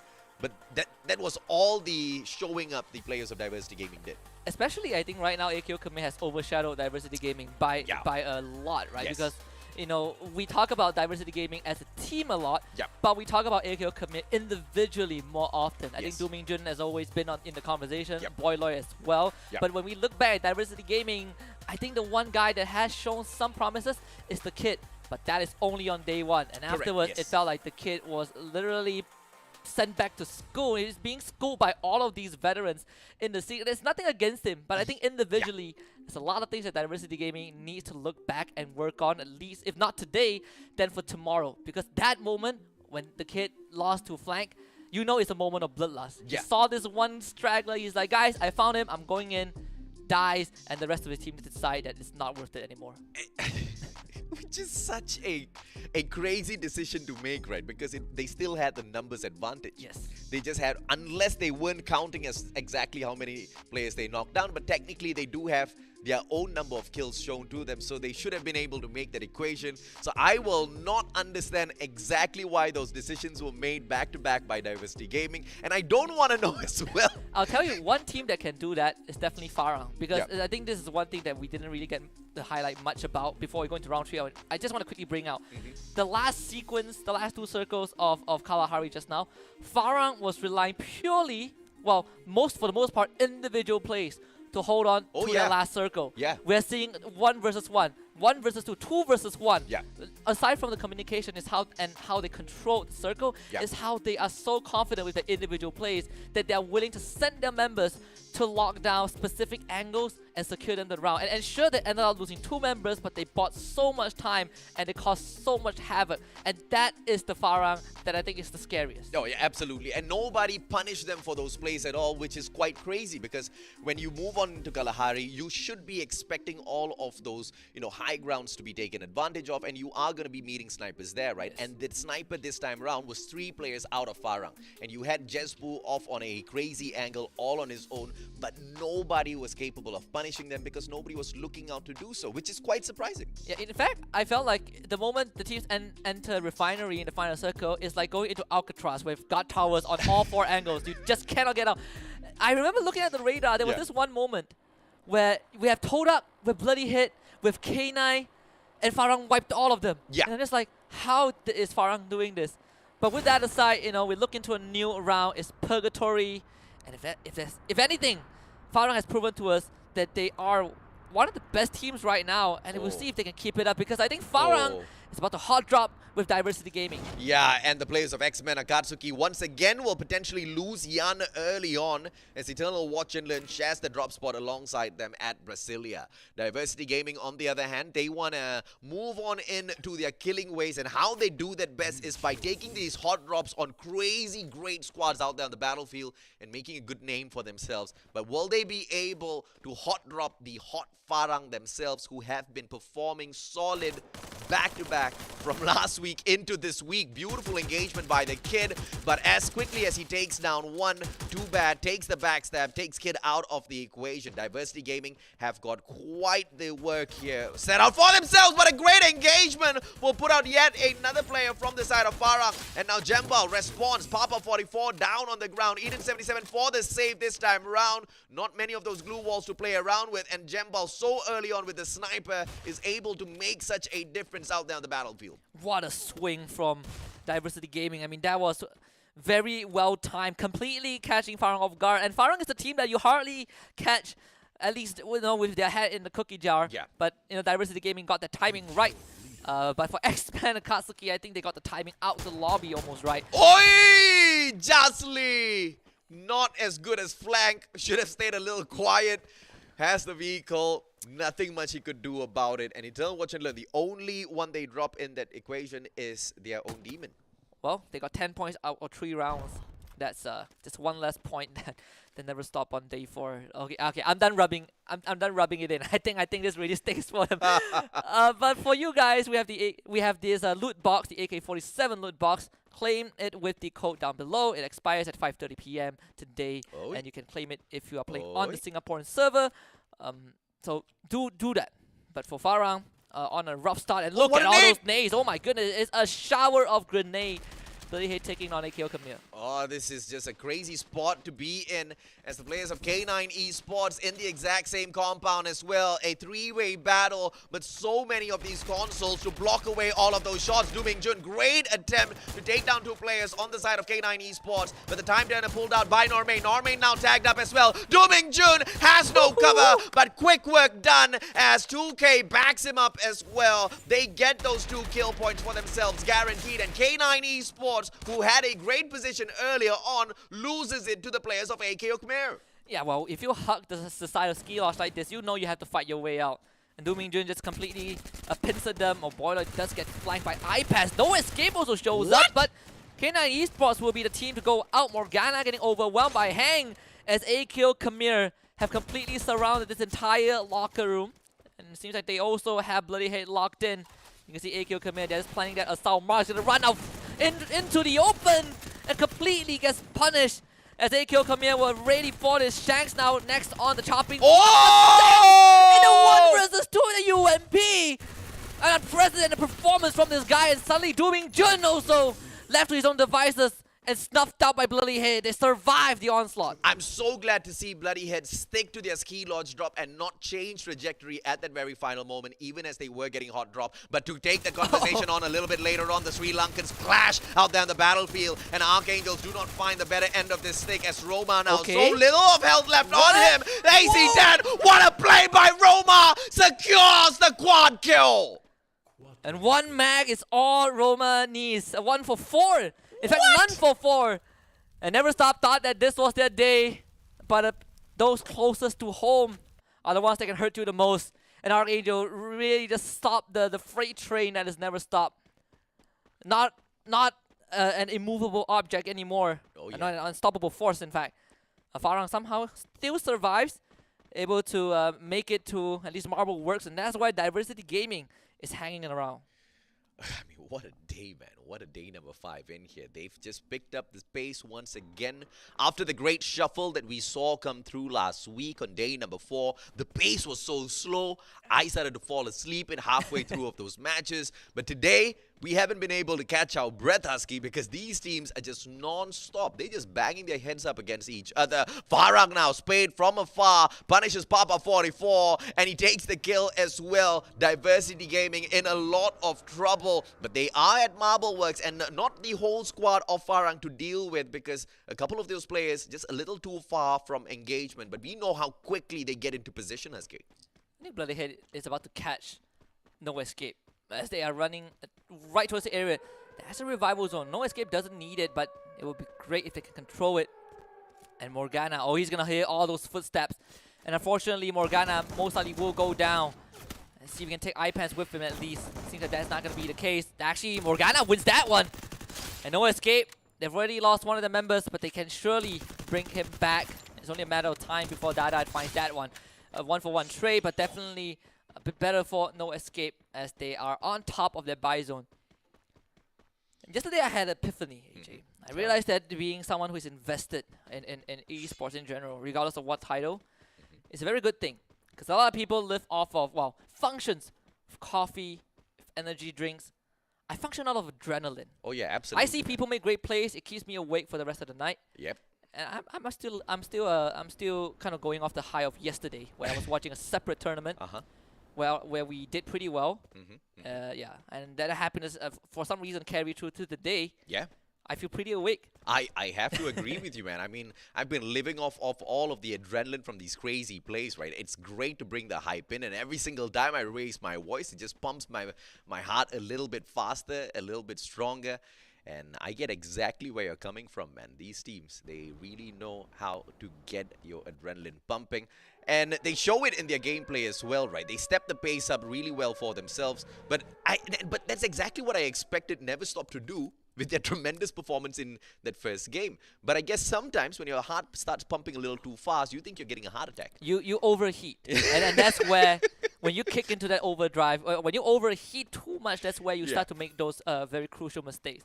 And Never Stop will be really beating themselves up quite a bit, especially losing out to Archangel in that fashion, right? Because that really felt like it was Never Stop's ticket back into the game. That was a free 4 kill.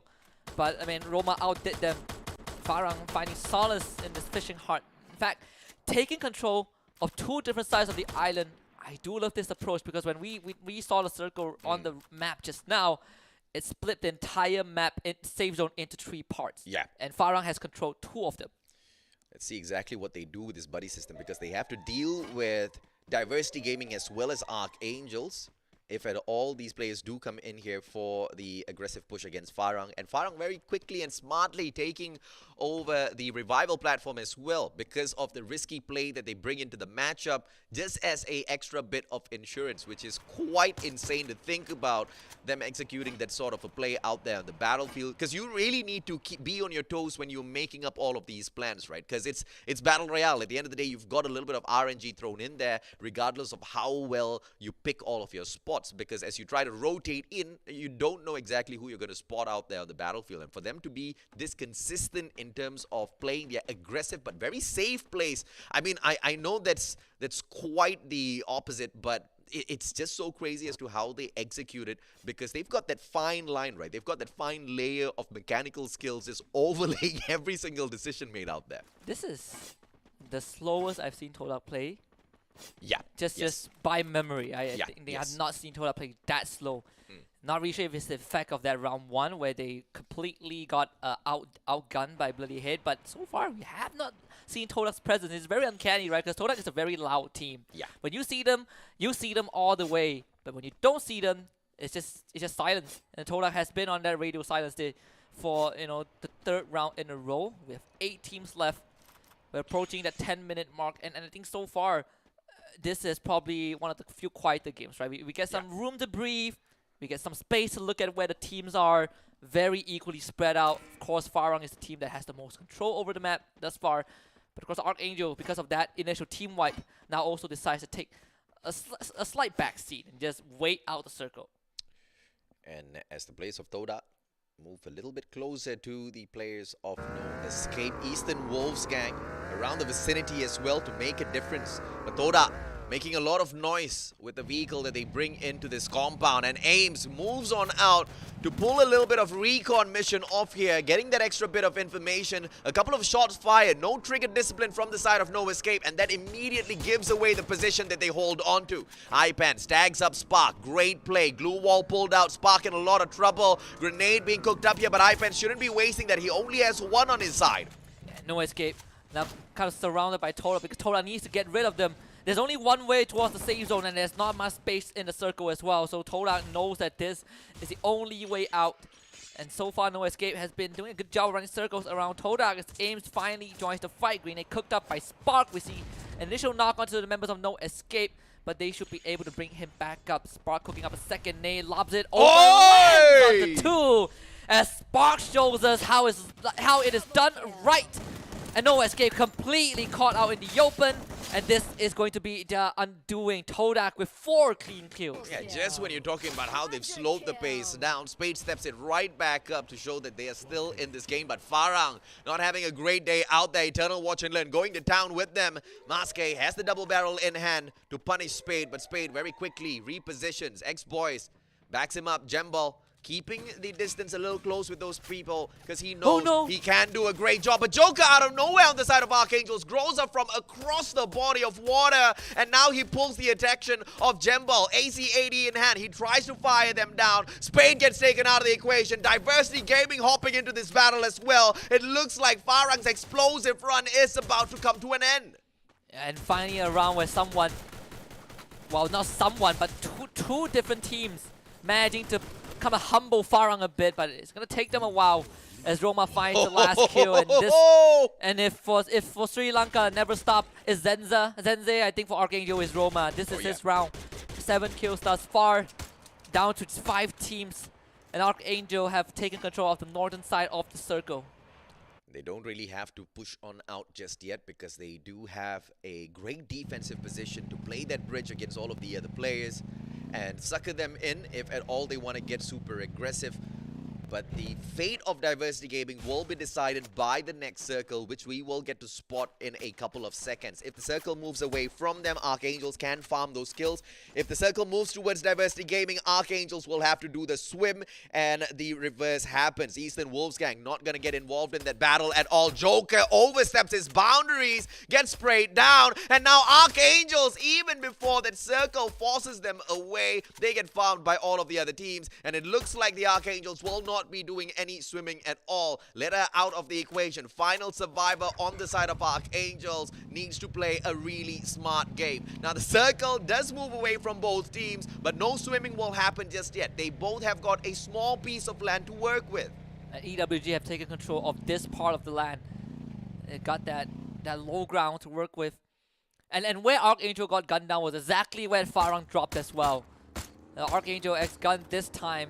A very tough spot to be in. Bloody Head already making the initial move, so they do leave behind a cleanup crew at least. Want to tie up the loose ends, and Morgana is going to do the job. Has that ice grenade in hand. Look at that. Shanks and Kaloy already on the other side of the map. As Morgana was able to kind of give X-Gun some frostbite and shatter him. 8 kills for Bloody Head so far. Now they can swim across if they want to, but with the circle closing in, Bloody Head has to make that decision fast. Let's see exactly what Bloody Heads can pull off here as they go for an open swim. Morgana and Mark. Todak can take advantage here, but they do have already 2 players up on the hill to return fire, to protect their players out there on the battlefield, and that's exactly what Shanks does as he catches the kid off guard. Here is Bloody Heads going in for the engagement even before getting all of their players on this side of the hill, and that's a very brave move coming through, looking at the fact that Diversity Gaming has got the high ground advantage, but King now pulls out the time turner. Kaloy doesn't care, double barrel in hand, jumps straight into the time turner to do number, but Diversity Gaming still stays safe, and the charge buster in their hands now as Eden77 suckers them away. Advantage taken by the players of Diversity Gaming. Papa 44 from afar, and now Bloody Heads have a high price to pay. Yeah, and EWG takes advantage of that, getting some kills for themselves as well. Papa barely dodging the grenade launcher. So Morgana can turn this around, and Twa again with the backstab. A Bloody Head kind of messing up the tempo of Diversity Gaming.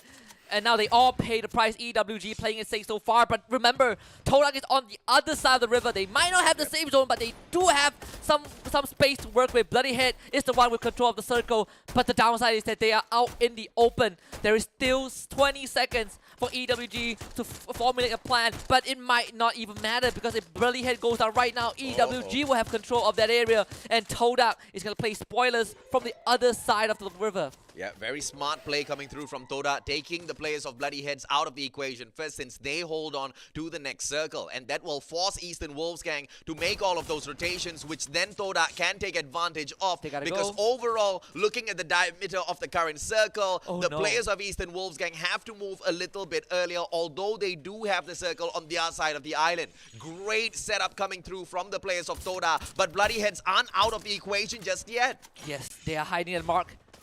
Has a rock to work with, and maybe that is the one boulder that is going to bring him to victory. Manchai finds Eden with the charge buster. Top 3 teams left. Bloody Head, only 1 survivor. It's EWG, the one with the numbers advantage. Again, this blue zone is going to close in. Toda making their first move. They want to go for the swim. They have those walls set up. EWG tanking a bit of the blue zone, but they make it in. And look at Mark. He's already peeking out on top of the crate. They all want to go fish hunting. And Todak is going to be the recipient of that. Bill fights Affix and aims the last man alive. Grenade launcher lands onto Mark, tags him for half his health, but it's not meant to be. Monito finds his leg and shoots it off. Mark falls down, and EWG claims the booyah. And although the players of Bloody Head had that final circle, they didn't have enough of those numbers to make good work. But Eastern Wolfsgang identifying the safest spot in that second last circle, taking command of it, snuffing out all of the other players who were coming on the approach. But I have to say, man, Toda played quite the solid strategy out there on the battlefield, giving them so much of pressure even though they were not on the safe side. Yeah. Could have been a Diversity Gaming run. The potential was there. We saw the setup. It was very clear. Eden rides the bike in, and he's going to be the tip of the spear to penetrate through EWG. But Bloody Head says, I want a piece of this, and they both paid the price. And EWG says, none's the wiser. They are the winner of that round, but they didn't get as much kills as we would have expected. I think when they started off the fight, they got like their first 2-3 kills. So not the highest kill count, but it's the win that matters for EWG. Absolutely correct. And although Bloody Heads could have played a slightly better game in that final circle, they unfortunately focused on the wrong enemy, right? They weren't trying to take Toda out of the equation because they thought that was the easier fish to fry, which was literally swimming in the waters. But Eastern Wolfsgang, they had the numbers on their side. And this is once again how the format of the competition kind of affects what happens out there on the battlefield, right? You've taken away the kill feed. These players have got zero information. All they can work with is what they visually see out there on the battlefield. And if you don't look at the numbers out there, you're not going to know. So it's really important to stay hidden, which is what Eastern Wolfsgang did so well. Yeah. The idea right now is I see people, I shoot people, I kill people, I get points. So for Eastern Wolfgang, definitely a slow day for them, but nonetheless able to get that booyah. At least, puts a sweet note on their run when the day comes to a close for them.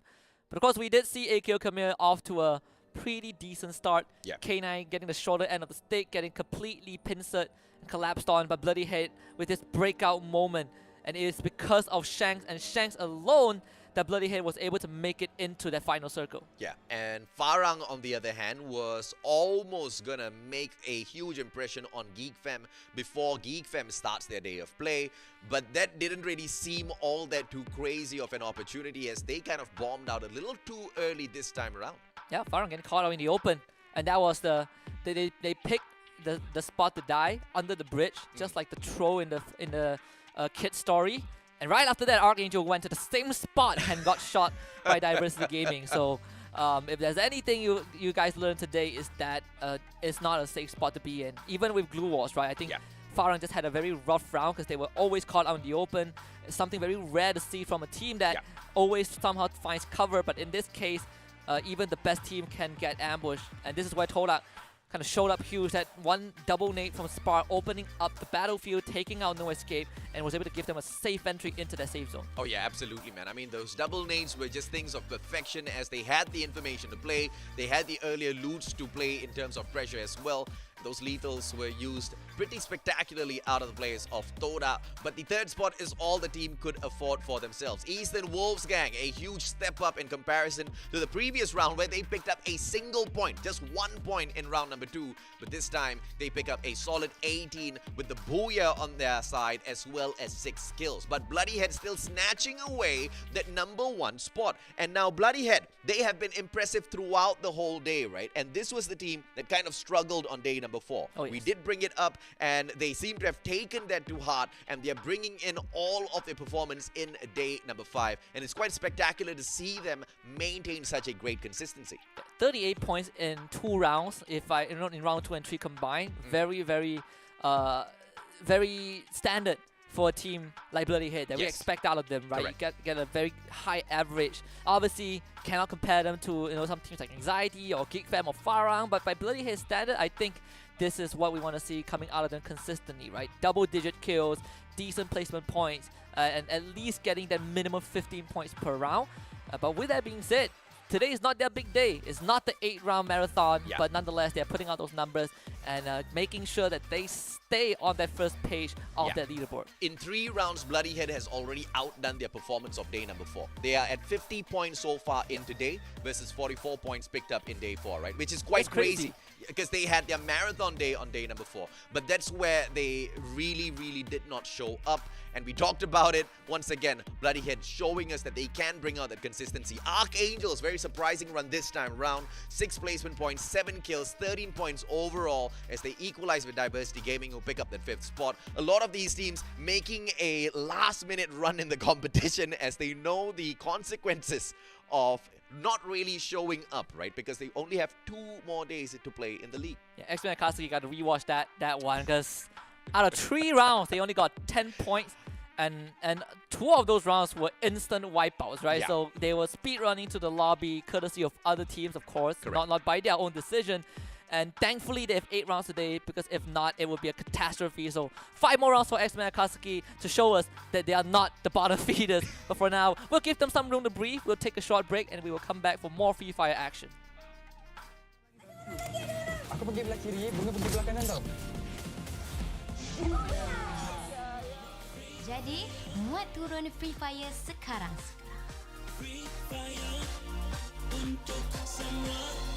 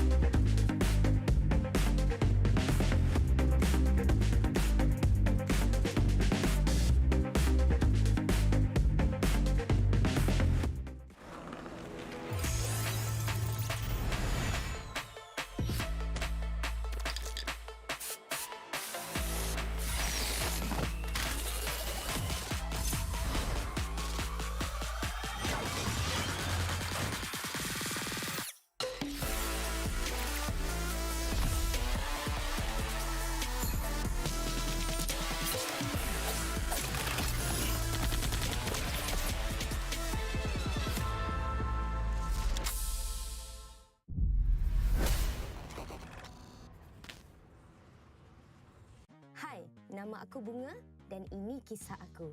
Dekat uni, aku tak ramai kawan. Bukanlah sombong, cuma kebanyakan grup tak kena dengan jiwa aku. Sampailah aku jumpa grup dengan minat yang sama. Perkenalkan, inilah family Free Fire aku. Dorang selalu ada untuk aku. Tak kira pada hari yang muram ataupun ceria. Setiap kali aku dengar dorang, aku lupa segala masalah.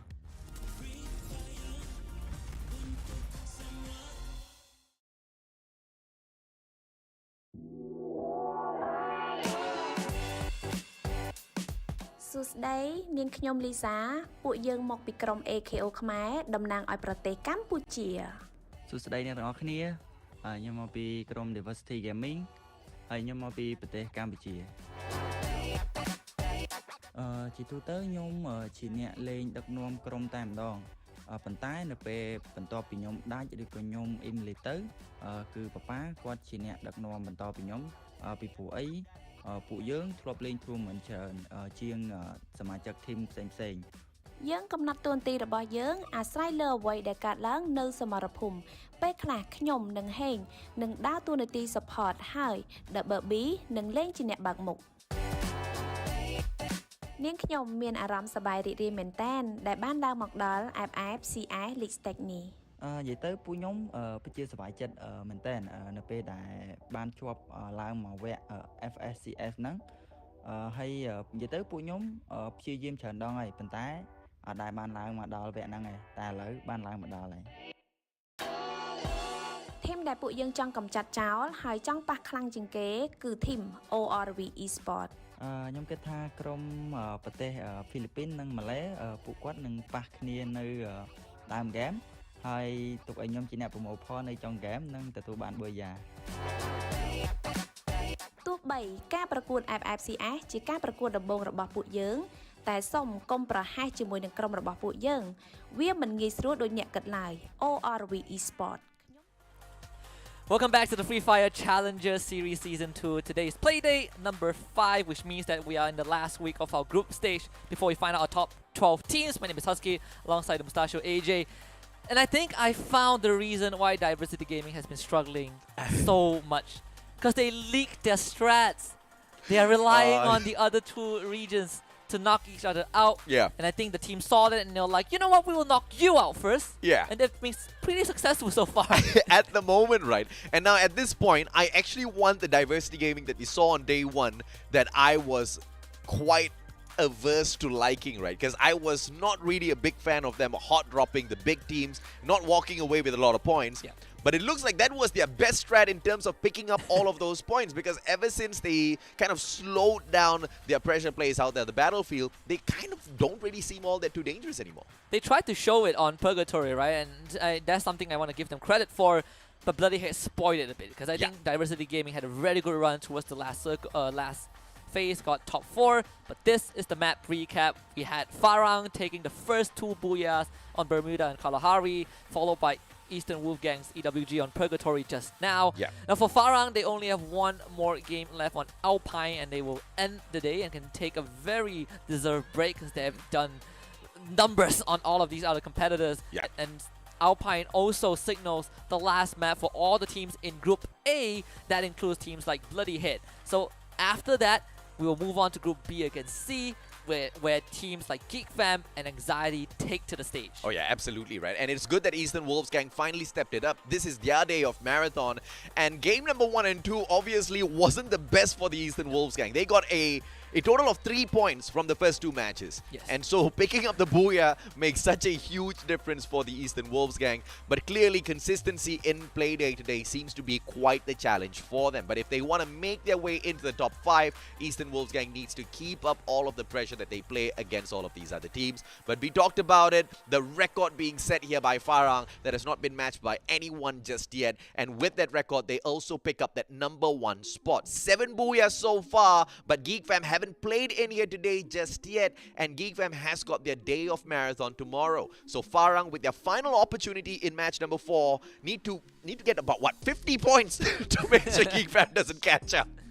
even if Farang doesn't end up in first place by the end of group stage, I think they have already achieved more than what a lot of us expected them to achieve. So yeah, GeekFam, you can take the dub in the group stage, but I want to look at the grand finals, which I think is the most important stage, because I think this format is a bit more forgiving and a bit more better to showcase what these teams are about, because we get 2 days, 16 matches instead of the usual 1 day and 6 rounds. So a lot more chances, and that's where I want to see if Farang can still keep up that consistency by then, right? Because GeekFam have showed it. Farang, sure, they have displayed some of that, but I want to see them run it until the very end. Now, Todak still in 3rd place. Anxiety have yet to play, so they're now tied with Bloody Head. Quite a fantastic day so far. No Escape also making it to 6th. K9 Esports doing a decent number. EWG still staying in 8th spot. And Watch and Learn, despite having a horrendous day thus far, manages to squeeze into 9th spot. Akyokmer drops a single position here, moves on to the 10th spot with 195 points overall. And Akyokmer, they can't really rest on their laurels, right? Because they've already been done and dusted with their own day of marathon. So they really need to pick up the pace here. One final opportunity for the team. And in terms of Axis Esports, on the other hand, so far 11th place they'll have to make do. 182 points overall. X-Men Akatsuki, a terrible day of play in here. We saw exactly what happened back-to-back earlier on, but thankfully, round number 2, they managed to snatch away those 10 points, because if that didn't happen, you know, they would be in a lot of trouble here, man, because a lot is on the line here. X-Men Akatsuki literally on the 12th spot. You drop a single position, you're not in a great place already.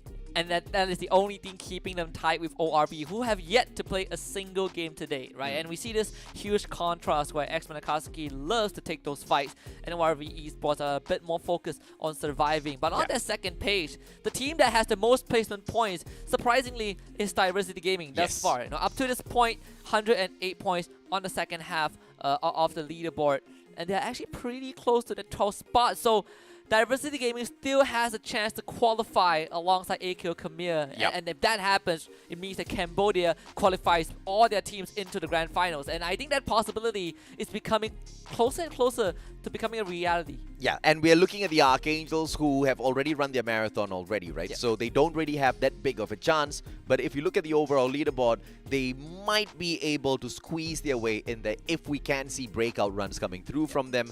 But time is running out, literally. They only have one more opportunity in here today, and they've got 4 matches to play tomorrow. So if we don't start seeing some drastic improvements, some drastic changes on the side of Archangels, then things might just be a little bit too late. But I think they are, I guess, finding a little bit of that rhythm once again, Husky. And they need to not only keep that up, but have explosive rounds. And I think that is the only way for them to at least secure a spot in the top 12, right? Even then, I think that they would barely scrape through. But for Never Stop, there is still a silver lining. Sure, their positioning on the overall leaderboard is still a bit of a distance away from Archangel and a lot more from top 12. But the good news is they have 9 more rounds, including tomorrow. So they have so much more chances. And they've already blown 2 of them. I think the hardest hitting one was definitely that previous round where Archangel, where Roma went on a killing spree, wiping out the entire Never Stop. That was what I think, that was one of those rounds where I feel like they would hate themselves for it. But if there's anything they need to remind themselves is that they have the essence of time and they have the essence of rounds. Yeah, and Never Stop clearly can get the job done when push comes to shove. They showed it to us as they picked up a brilliant round for themselves. A massive number of kills. We've never seen a Never Stop like that in the past, and they've shown us that they've got the quality, and it's all the exact same number of teams out there, but the consistency out of Never Stop has been quite difficult to see out there on the battlefield. One might be able to say that they got lucky in that round where they were, you know, going ape on all of the other teams, but if they can continuously prove themselves out there on the battlefield, then perhaps we can expect a little bit more from them as well. But it just doesn't seem to be that sort of a Never Stop, right? Because after that round, they just went flat. Yeah, and that's kind of the worst position to be in, right? You start off on a high and it just instantly runs out. But we head to Alpine, and by now, I think these teams are very familiar with how this map functions. We have 2 weeks, in fact 3 weeks, right? Because we have that 1 week in between, which is kind of a break for all of these guys. Which is very spread out draw from K9 Esports on that eastern side. And Farang takes a very safe approach to Snowfall, but right off the bat, X-Men Akatsuki again against Diversity Gaming, and they just lost justly. What is up with X-Men Akatsuki today? Shots on the ground, and it looks like Diversity Gaming goes down with all of those players. And 2 more players left alive on the side of X-Men Akatsuki, making their way away from Malaysia. But it doesn't seem like Diversity Gaming is going to be slowing down their pace. And Eternal Watch and Learn awaits the players of X-Men Akatsuki. So even if they do get away from Diversity, it doesn't look like the players of Eternal Watch and Learn will walk away from 2 free kills out there on the battlefield. Yan cooking up the nade already. Tosses it towards the kid. Beautiful knock. And Yan should be able to steal away a single point. Does exactly that. Papa 44 wasn't quick enough to strike right back. What a play by Yan. Yeah, I was about to say, if Diversity Gaming qualifies top 12, is probably a big part of it is probably just taking out X-Men Oh, Akatsuki again the Sri Lankans. with the hot drop. And yeah, Never Stop and Archangel just going at each other once more and Never Stop. You gotta remember, you have to win this. And Zenzei, again, puts himself in front and loses out. It's all down to Santa. Santa against X-Gun. It seems like this is going to be the final standoff, and Santa is so far away. 2 of the Never Stop members are on the ground, and X-Gun doesn't really have an angle in. And what is Santa's decision? Abandon ship. He's not going to take this fight, doesn't want to take the risk. He's better off playing it safe and letting and reviving all of his teammates. Amazing play. Zenzei right back in the mix already, and a great decision coming through from the player on the side of Never Stop, buying his own team members right back into the play. And with Zenzei on his side, the potential of the full team making its way right back in here is high for Never Stop. And on this other side, we do have the final player from the side of Archangels, who can survive if he plays his time and rotates the long way around. But he needs to be careful as well, because perhaps the zip line from Ocean View straight in towards Snowfall can be what saves him, but into the hands of Farang he will end up. So decisions to be made here from the side of Archangels' X-Gun, and hopefully he doesn't make the wrong one. But Never Stop on the same exact note, right? They haven't brought in their full squad just yet, Husky. I just want to quickly point out that the new UI update, it looks minor, but it's so crisp. Oh, very clean. It's so very clean. clean. I love it. That was the first thing I noticed, and I'm like, Yes. wait, this is very pleasing to the eyes. Yeah. Even the ability icons are so well drawn out. I mean, look at that time turner. That thing looks like a dome I was sleep in. I do not disagree with, how clean the UI The looks. Riptide Rhythm looks like a fireball. It is a fireball. You could name me Fireball, and I'll take it. That's Fireball, That's a meteor. X-Men Akatsuki, surprisingly, still alive out there on the battlefield with the 2 players that they have, Yan as well as Flank. We all know how great of a survivor Flank is.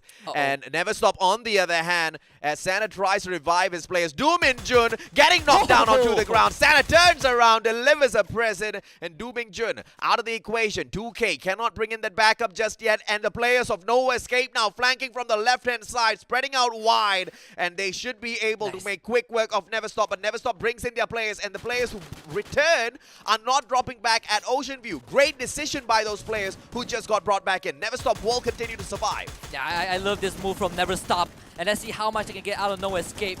They did down 1 member, but it seems like that's pretty much it. No secure kill from the side. Santa is still in the building. It's not done just yet. Who needs a sled for this old man? Santa turns around. Finally knocked by Cass. No secure kill for Never Stop, but significant damage to No Escape. And Never Stop has also put the revival platform on cooldown now. So the players of No Escape, they're going to be in a lot of trouble if AK Ukmir pays them a visit and they do get engaged in yet another gunfight later on. But Never Stop moving on in to finish off maybe their brothers from Sri Lanka and Archangel. The player, we did talk about how he needs to be patient and rotate out of there, but not too early.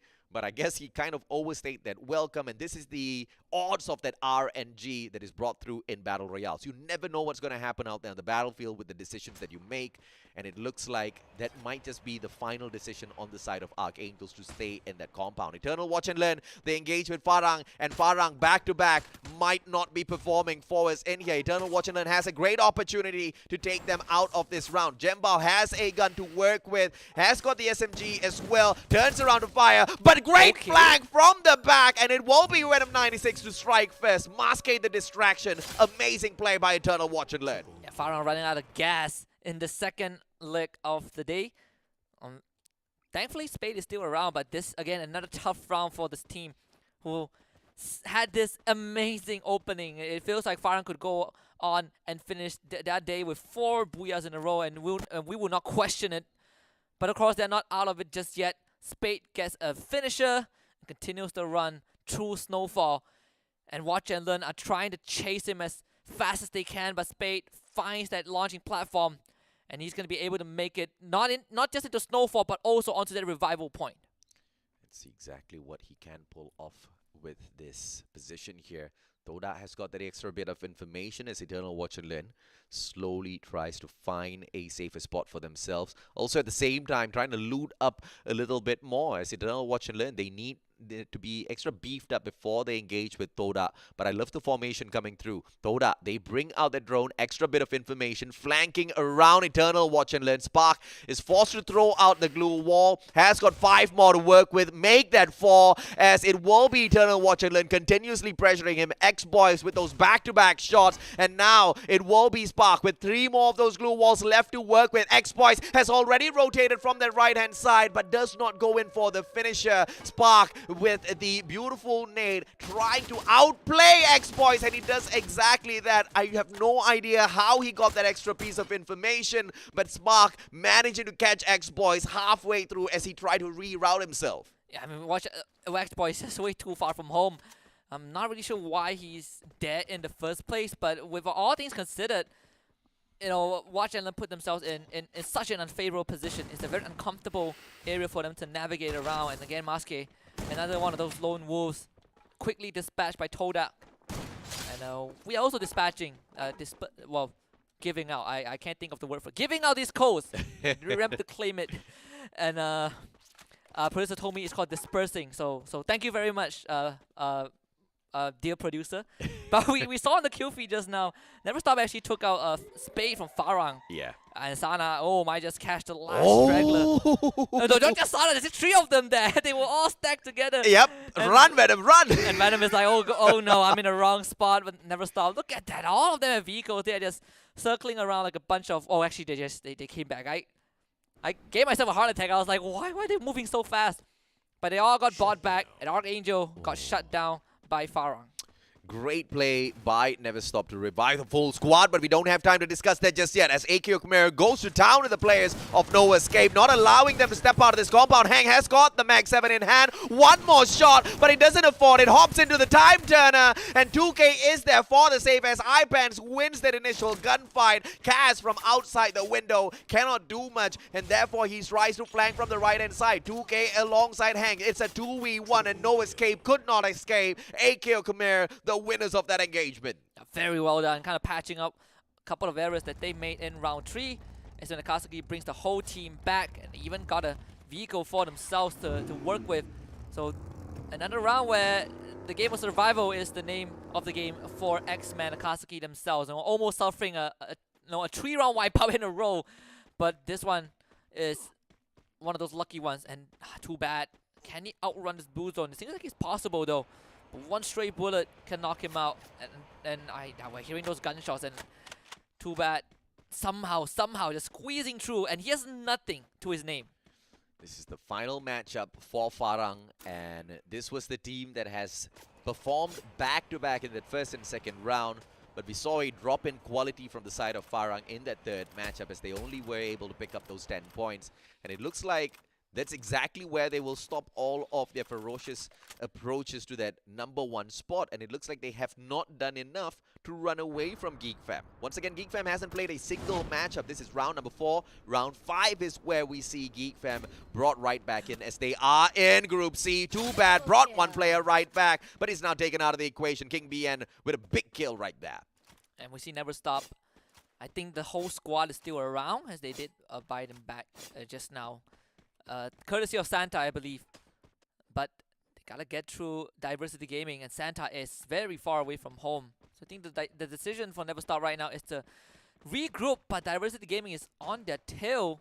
Akira just came back in with the launch pad, and I think Sana has been called out by Diversity Gaming. On the other hand, Toda is putting a lot of pressure onto K9 Esports and also AKO Khmer at the same time. The circle is very far towards Sunside, so a lot of these teams will have to make the very far trip, and Blank gets knocked by Chill as Papa will find Sana.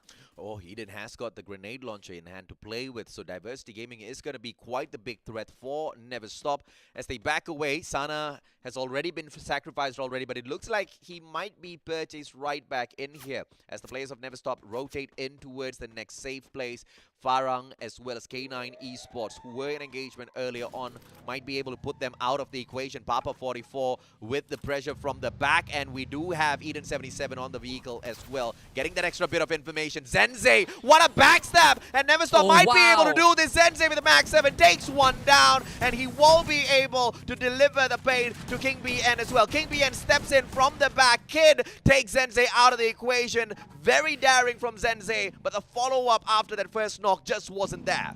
Unfortunately for Never Stop, they were all too spread out, and Spade actually didn't really finish off Aquila, being disciplined with that. So Aquila now becomes the sole survivor of the team, carrying on the hopes of Never Stop in this round. We still have 10 teams left, so elimination right now will prove to be very detrimental to their overall score. But on the other hand, X-Men Akatsuki brings back the whole team, and they will have to face the music of Bloody Head, who are holding this very crucial point into the safe zone, especially with Mark in this building, and not only giving him cover, but giving him all of these vantage points, all of these angles. And Morgana with a double knockdown with the grenade launcher is going to set things in motion for Bloody Head to go in for the finisher. And look at that, ice grenade in hand, frag grenade in hand. They are just showering at Akatsuki with explosive.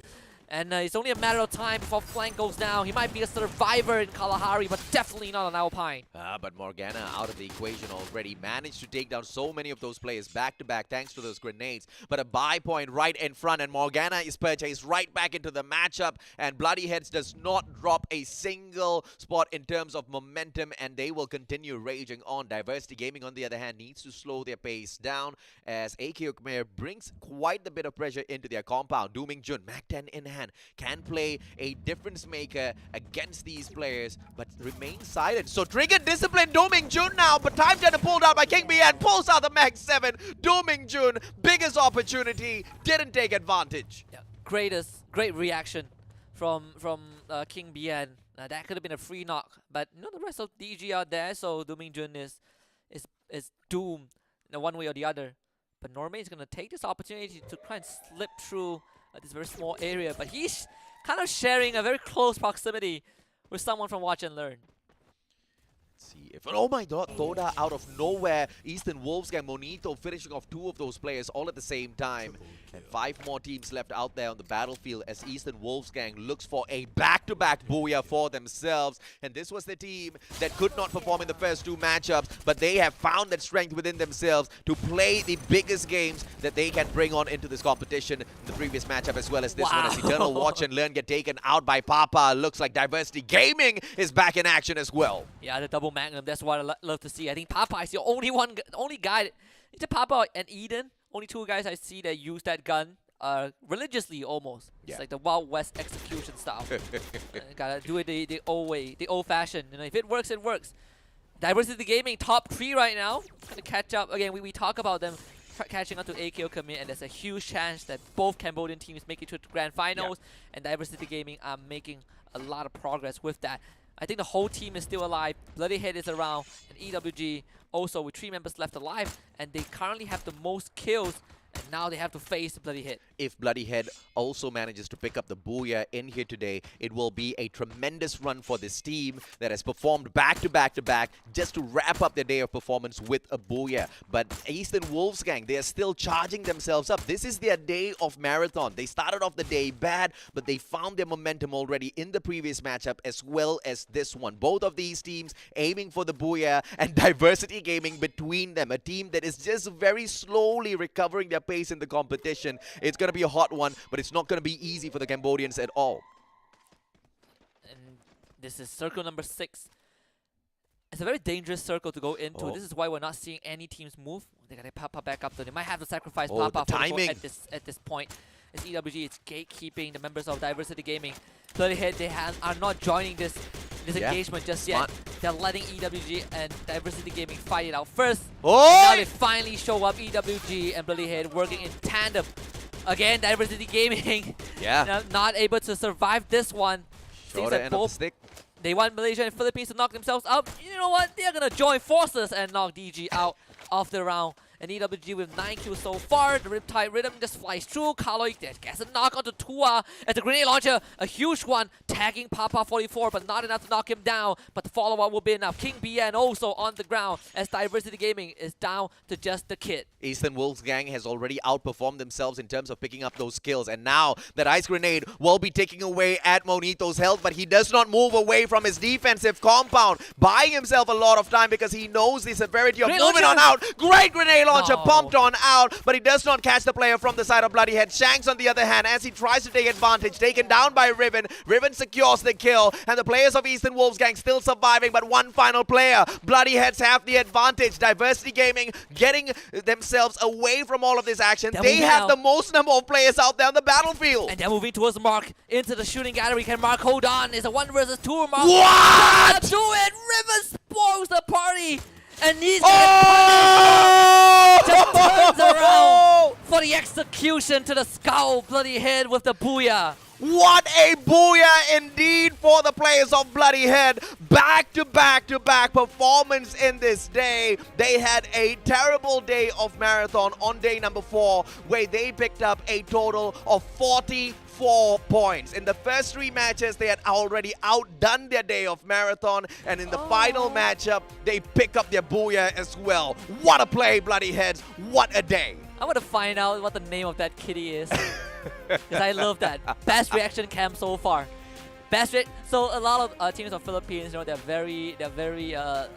very loving people. You know, I think one of the culture, the tradition that we've seen is that they show photos of their loved ones. But this is the first time someone brought their pet on camera. I want to see more of that, right? That's extra 10 points in my book. Absolutely, man. But I'm just so amazed because, you know, we had a lot to say about Bloodyheads when they did not show up on day number 4.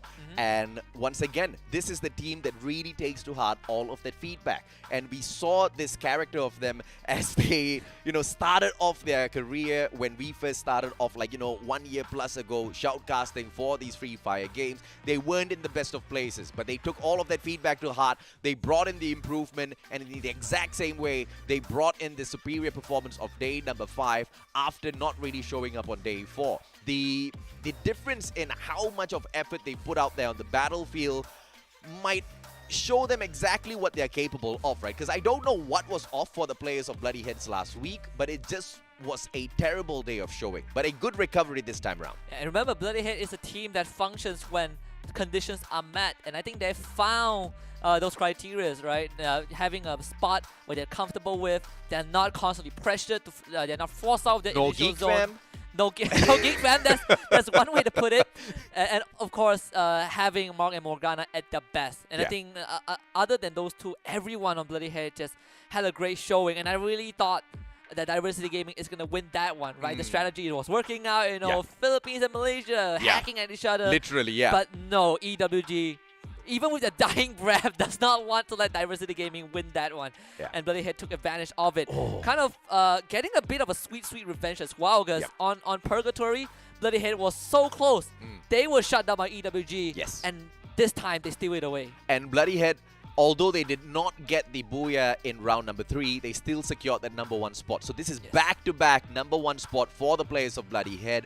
They pick up 8 of those kills, 12 points from placement, so 20 overall in round 4. But Eastern Wolfgang, picking up 20 points for themselves, outdoes their booyah performance in round 3. Which is pretty crazy, right? But to be fair, EWG played a very safe round 3. So I think they got 6 kills at the end of the round.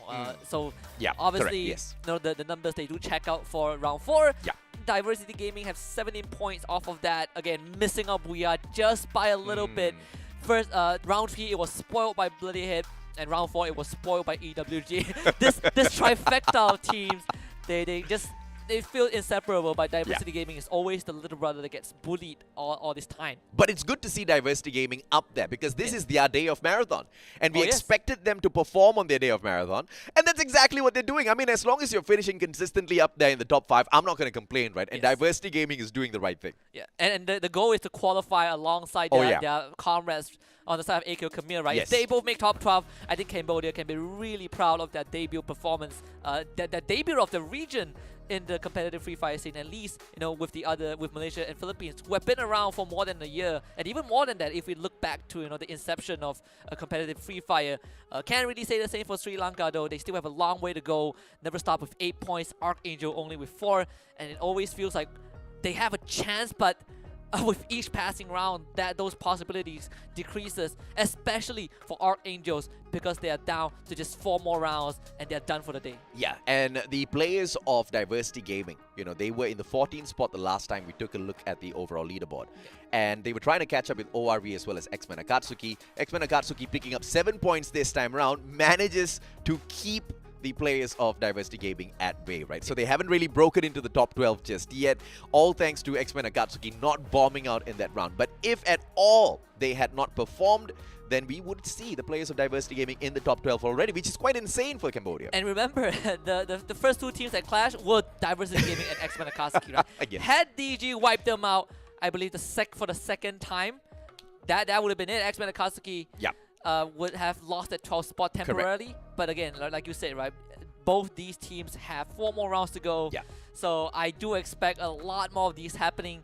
And I wonder if one of these teams will make that adjustment. Yeah. Like, will X-Men Akatsuki go somewhere else? But if they do, where do they go? But if they don't, they have to constantly face all these hard drops, because for 4 rounds in a row, they have not catched a break. And I think Diversity Gaming is actually one of the best hot droppers in the league so far, because I think they've been able to take the fight to any team that shares the hot drop with them, and a majority of the times it is them that actually survives that initial encounter, right? So if they want to play any aggressive strategy, the best thing is to go do their homework on all of X-Men Akatsuki's drop spots and continuously attack them round after round on this day of Marathon. We actually saw that, I think, in the last year. Yes. The FFCM. Who was it that played that? It was 2 teams in the I don't remember the team names, but it was 2 teams that were trying to make it in the top 12, and we had those 2 squads constantly hot dropping each other in the last week. It was the funniest thing ever, but that was with the assistance of the kill feed, right? Yes. This time it's a bit different. But again, like you mentioned, if they do their homework, I think it's very possible that we see Diversity Gaming just hunt down X-Men Akatsuki. Yeah. If they do that, then I think it would be a very interesting way to qualify. And it's very surprising to see the ratio of wins for Diversity Gaming whenever they take all of these hot drops, right? And I'm not talking about a total team wipe. I'm talking about just dominating that compound, not getting eliminated from all of these hot drops, because usually it turns out to be one of the worst things that can happen to you. I mean, look at X-Men Akatsuki. How many times did they get their numbers thinned down? 4 rounds in a row. Yeah, and they couldn't sustain, but thankfully they've got some crazy survivors on their side. So if Diversity Gaming can continue to play this for themselves, a strategy that I absolutely hate to see in the competition, but it seems like it is their best strategy that gives them the most number of points. Yeah. And I think something worth pointing is that both times Diversity Gaming dropped into X-Men Akatsuki, X-Men Akatsuki actually made it out with 1 or 2 members. So Diversity Gaming always gets off to a good start. Correct, yeah. But they cannot finish the job, right? Remember Kalahari? And remember what the kid did?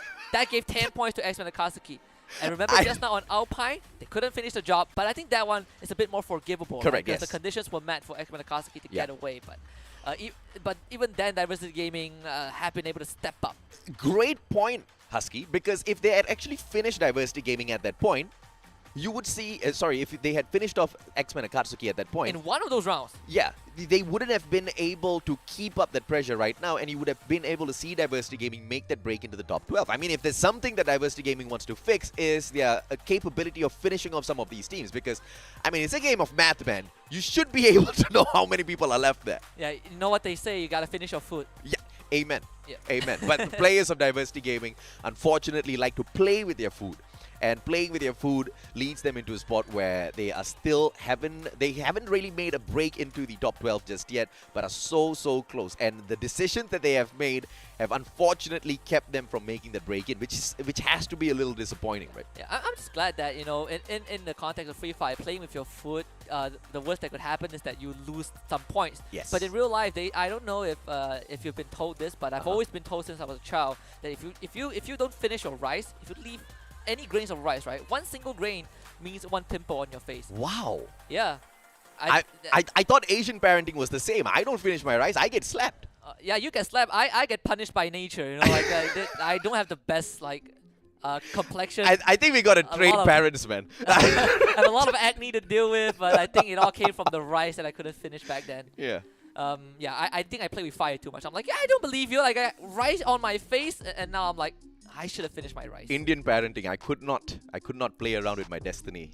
Guess Don't worry, like I get the same treatment. I think this is like this is like getting whacked by a sandal, and also having biology decided to mess you up. You know. Fair enough, man. Fair enough. I mean, in my house, you have different levels of achievement based on how naughty you are. I mean, it starts off with the rotan, and then it goes to the slipper, and then the rubber hose, you know. I mean, when it gets to the rubber hose level, then Husky, you got to rethink life decisions. That's where you get the medal, right? And that's when you start finishing your food. Yes. I never once played with my food right after that, and I feel like diversity gaming hasn't really been punished in the same way exactly yet. Well, but in the context of my family, I think they have been, right? Okay. Because if you don't finish your food, you might as well don't eat. So I think. In my books, I think they have faced that 2 times in a row. Is that why you're so slim now? I believe so. See, I continued eating and then I put on a little bit too much weight.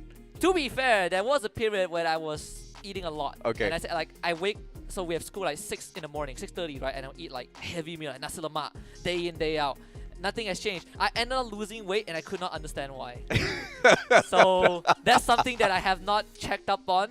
And I don't know how to explain to people, but I just have people around me. It's like, oh, you should be grateful. I'm like, I'm not grateful. Speaking of food, I'm starting to get hungry, bro. I am. Wait, you just had a full meal. It doesn't matter. I mean, thinking of all of this food, I don't know why, for some random reason, the Sri Lankan lump rice popped into my head. Remember I told you I'll treat you once at the Sri Lankan cafe? I mean, lump rice is literally, you've got like your whole meal with all of the gravy, the curry, and every single bit of vegetables all lumped into banana leaf and then steamed. Right. And it comes out like the greatest creation of God. For some reason, it reminds me of the chicken rice ball. Yeah. Oh. That concept. But this is a controversial take. I think the chicken rice ball is overrated. I hate it. I don't hate it, but it's not as great as I expected it to be. I don't hate it, but I might as well eat a proper plate of chicken rice. That's my point. I agree. I expected it to have more flavor. If you guys have never been to Malacca before, you have to. In Malaysia, it's one of the most popular things, but like Husky said, it might be a tad bit overrated. I mean, it's one of those things where if you're local, it's like, but if you're a tourist, then wonderful, right? There's chicken rice balls? Oh, people get excited over cute things. It is. I bet if they make anything into a ball, people would enjoy it. I'm pretty. I'll do better. Banana balls, right? If. Never tried that one. Have you tried? Okay. Something that related to fried banana. Before you close this topic. Bro, fried banana. cekodo. I have not had that. What? Is that the one with How are you Malaysian? Is this the cempedak? No, it's not cempedak. It's cekodo, bro. It's fried banana. Fritters? No. It's mashed banana with flour. Look at us talking about food on Free Fire, ladies and gentlemen, boys and girls. Match number 5. Speaking of food, the greatest predators in the league stage are right back in play here. Geek Fam hopping right back into the competition for 4 back-to-back rounds. Right, so we were doing our sound check just now, and you gave me a scenario where Orange Esports won the Booyah. And now they are in the ring, and we'll see if they get that one, right? Because if that happens according to the script we had just now, it means that I finally shed the reputation as a cursed prophet, right? Like I want, for once I get something right. The good news is that look at Diversity Gaming. Go at them, bro. No more X1 Akatsuki. They pick a different opponent, but it's Geek Fam, and this is not week 1. Geek Fam wins this one. I mean, the last time we checked in and this happened, Diversity Gaming forced the players of Geek Fam to run away with their tails between their legs, only, of course, to secure the Booyah later on in the day. So maybe that is a premonition, ladies and gentlemen, boys and girls, that Diversity Gaming is bringing into this matchup. Perhaps Geek Fam is going to secure that very first Booyah that they hop on into a match with. But now King Bian being caught out. Orin does not engage, but instead backs away and moves on in for a re-engagement into the time turner. King Bian pays a high price, but also because Victory chipped on into all of those shots from the back. Geek Fam dominating the clock tower as they always do. Yeah, and this is pretty rough for Diversity Gaming. So close, yet so far, and I think this run is going to be a very tough one. Though they do have someone who has been able to escape. Yeah, and then that guy's Eden 77. So even if the kid goes down, there's still someone to keep Diversity Gaming in the game. The team that hot dropped X-Men Akatsuki on Bermuda was never stopped. Yeah. But we haven't heard any noise from them, so I assume that there are some adjustments made. There were some adjustments made to one of those teams. But for the kid, I think his days are pretty numbered. The kid, Fikri has that information. Kid needs to turn the corner. And glue wall pulled out by Fikri. He's avoiding the kid. Surprising in terms of engagement from the side of Geek Fam. Good grenade now popped out by the kid, but misses the players by a mile. Man04 pops out that glue wall. Kid has no choice whatsoever, but it's Raja who provides that backup for Man04. And Geek Fam picks up kill number 3. Diversity Gaming has used Kid as a distraction to evacuate their final surviving team member. Anxiety, on the other hand, they catch hold of X-Men Akatsuki, and this is not good for Chessmen, because I don't know who's caught hold of whom, but it looks like Anxiety doesn't have the numbers in this compound. Chessman does have 2 glue walls to work with. Let's see if what's been spotted out. A very initial bomb. In fact, Kanoho was found by flank as well, so a very quick initial kill coming through for X-Men Akatsuki. Not the start that Anxiety wants, especially not at Mars Electric, and Chessman finally sent on the run. And this is a guy that is only lethal when he has the necessary equipment. Without the proper tools like Chessman, he does, be a tough one. And he does have the gun, but he does not have the angles to work with. It's going to be a tough spot as all members of X-Men Akatsuki will try to hunt him down. Yeah, and Chessman doesn't want to die mainly because he's already found the gun that he wants to use out there on the battlefield. The sniper, on the other hand, for the side of Anxiety, will not be able to perform well at all. And that backup finally arrives, but it's just a little bit too late. Toby as well as Barba have to rotate out of Mars Electric now and find a better spot for themselves. But more importantly, bring Kanoho as well as their main man, Chessman, right back into the mix. Yeah, and surprisingly, Never Stop and X-Men Akatsuki are completely in different drop zones, contrary to what we saw in the first 4 rounds. And Diversity Gaming is still in the vicinity of Geek Fam. Or should I say Geek Fam are hunting for them at Hangar. And I think Geek Fam are getting this read right. They expect Diversity Gaming to go for a bit of revive, and they have been able to spot them out again. But thankfully for Diversity Gaming, they have vehicles to work with, so that should get them to safety. Look at Geek Fam, right? I mean, moving compound to compound, hunting down the players of Diversity Gaming, making sure they pay a high price for hot dropping them at the clock tower earlier on. But Papa44 manages to find that launchpad for himself, launches himself to safety, and Eden77, on the other hand, managing to secure a motorcycle and backs away from engagement. Does not want to get involved with the players of Geek Fam just yet, and they need the numbers, and Diversity Gaming should be able to supply that later on. Eternal Watch and Learn, on the other hand, seem to be chasing the players of Eastern Wolves Gang, who back away, find a compound for themselves, but Ribbon gets caught off guard. Venom96 quickly punishes him. AC80, Maske on the ground as well as Eastern Wolves Gang respawn, but Demons there for the help. No one around to flank, so Eternal Watch and Learn still have the advantage. And Venom 96 just putting on so much suppressing fire from this high angle, and there's nothing that EWG can do. It's perfectly orchestrated by Watch and Learn. EWG loses 2 members and attracted the attention of whole RV, and Neslu off to a great start, and Cappuccino as well, also putting on a lot of that pressure onto Watch and Learn, but Cappuccino is all alone. So Watch and Learn is very comfortable taking on this fight if they need to. Okay, so at this point, I'm thinking it's not Neslu, but Neslo, right? Because clearly it's all of their favorite drinks, but I have no idea why it's got that extra O in his Neslo, bro. I know, right? Neslo Cao Cao. Yeah, I guess basically it's Neslo, but Kilo Cow in the Neslo, so it's Neslu. It makes a lot of sense. Makes no sense at all, That's Husky. the best way to justify it. Oh, Nate out of nowhere. Shots manages to find Monito, and Eastern Wolves Gang have one final surviving player on their side. But Riptide Rhythm, timing has to be perfect now, but Shots erects yet another glue wall right in front of him. Manchai cannot take advantage, and now he moves on forth to finish Monito off, and Manchai has to be a little upset with that play. No backup whatsoever given by the rest of his players, who got caught out prematurely, and the finisher onto X-Men Akatsuki wasn't as easy as they thought. X-Men Akatsuki, on the other hand, they do have the numbers, but the safe zone now forcing them to reposition. Let's hope they don't get caught out, because the team that might catch them out, Anxiety, won't show any mercy. So far, a few of these teams have been really hammered early on. Well, Anxiety brought the teammates back. EWG will try to do the same, but X-Men Akatsuki is nearby, so Manchai is technically surrounded. Diversity Gaming also able to bring the team back. And Jimmy, no, did he just steal the car away? I don't think so, but well, he found himself a free vehicle and was able to just drive out. I think that belongs to Diversity Gaming. You can see the kid, it's like my car.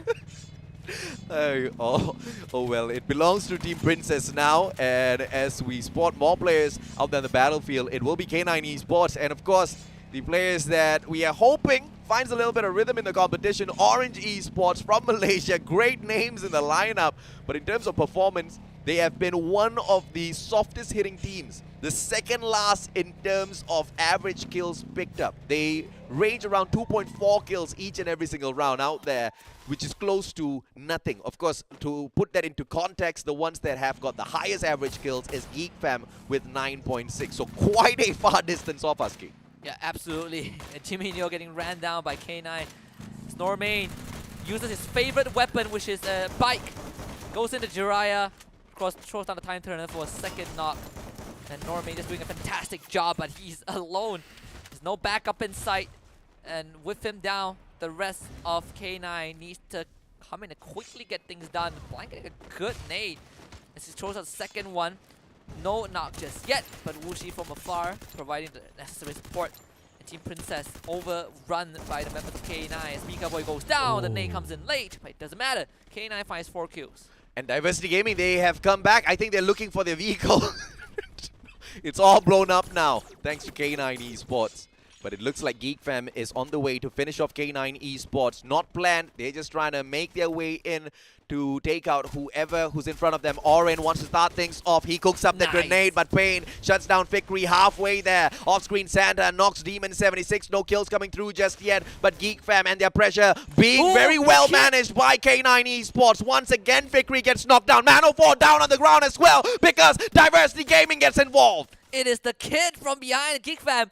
Yeah, sure, you win the hot drop, but Diversity Gaming is still in the picture. And Geek Fam now surrounded by 2 teams. We've seen them in this spot before. You have Raja and Oren, 2 very, very experienced survivors. So do not count them out just yet. But nonetheless, it's a tough spot to be in, especially with K9 Esports surrounding them. It's a 1 versus 2 on all fronts. And Raja has already lost his against Normain. And Geek Fam at no more. 11th place with nothing to their name. Diversity Gaming smiling year to year right now. But now the kid has got an opportunity to make good work of the players of K9 Esports. Normain being picked up. It will be a strong side of K9 Esports. They've got a full squad, but never stop on the other hand. Engage him with Eternal Watch and Learn. And as quickly as that started, it stops as well as Never Stop gets stopped in their track, taken out in the 10th spot. The only trade out for the side of Eternal Watch and Learn was Demon 76. That was the initial engagement we watched earlier on the kill feed. Eastern Wolfsgang. Very slow approach towards Eternal Watch and Learn. But by the time they get there,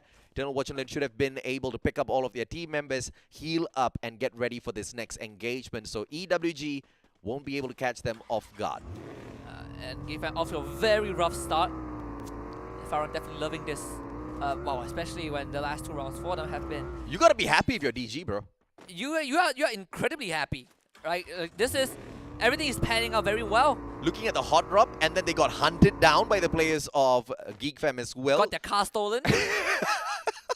Thank God they got their car stolen, because this was just the universe helping them, right? If it was not for the car being stolen away, they might have just rotated from a different point of view. So, and they might have not come across Geek Fam. They might not have been able to beat the third party when Geek Fam took that fight against K9 Esports. So all's well that ends well. But for Eastern Wolfsgang, it's not the similar situation as X-Men Akatsuki. Shots from afar, AC-80 for the strike, and they managed to find the first player. But the rest of the Eastern Wolfsgang squad a little too far away. And now Eastern Wolfsgang taking on 2 teams at the same time, but they've got a great defensive compound. Eternal Watch and Learn from the back, which only means EWG, I think their time is up. Say the same for X-Men Akatsuki. Well, probably one of the best runs so far. But I would say what happened to Diversity Gaming is one of those scenarios where you can have a very bad day. Yeah. You know, like you sprain your ankle, you lose your wallet. Like, it's a horrible day. Your car gets broken into, you know, like your girlfriend breaks up with you and you hit the lottery and you're like, It happens for a reason. I'll take it. I'll take the jackpot. You know? It's all that happens, but then you saw someone slap the person who was bullying you a little bit earlier on. Yes, Diversity Gaming is having a good day overall, based on, you know, whatever that's been happening out there. Maske, as he gets healed up. Oh, what a peep. Another guy goes on out there to shut down those players. Eastern Wolves Gang as well as K9 Esports, both losing players back to back, and Eternal Watch and Learn making quick work of all of those engagements. ORV trying to take advantage, but Axis Esports, we forgot all about them. Finally showing up as the circle gets a little bit smaller. And flank now, back to back. Cappuccino taken out. Eternal Watch and Learn chipping in as well. ORV in a lot of trouble as all of these teams are a little bit too close to each other. And ORV in the losing spot. And it should be Orange Esports that grabs all of this, but no, stolen away by Eternal Watch and Learn. Oh, poor Orange, man. They had a clear Cyber Watch and Learn are just sharper with their shots. Now Orange Esports turns their attention to Watch and Learn. And Watch and Learn has to go through them.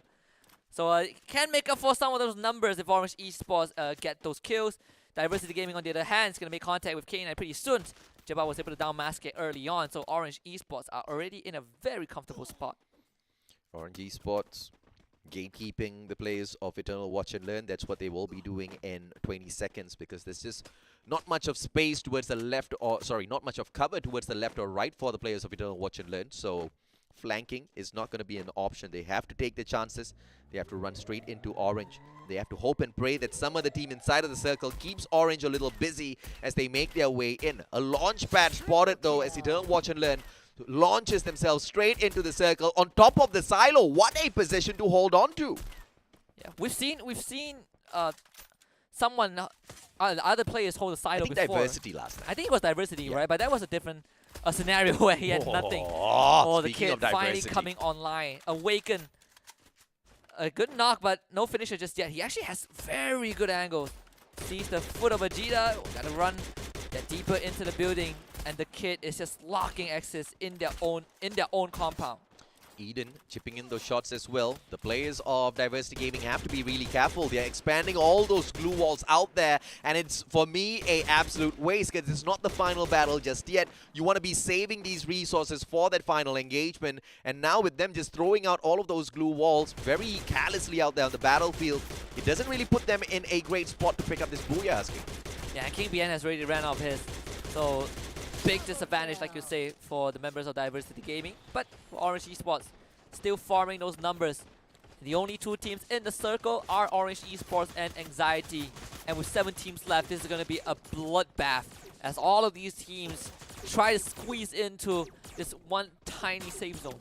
Anxiety, we expected them to hit back hard as well. And they are doing exactly that, picking up those kills. A little bit of fun out there on the battlefield by Eternal Watch and Learn.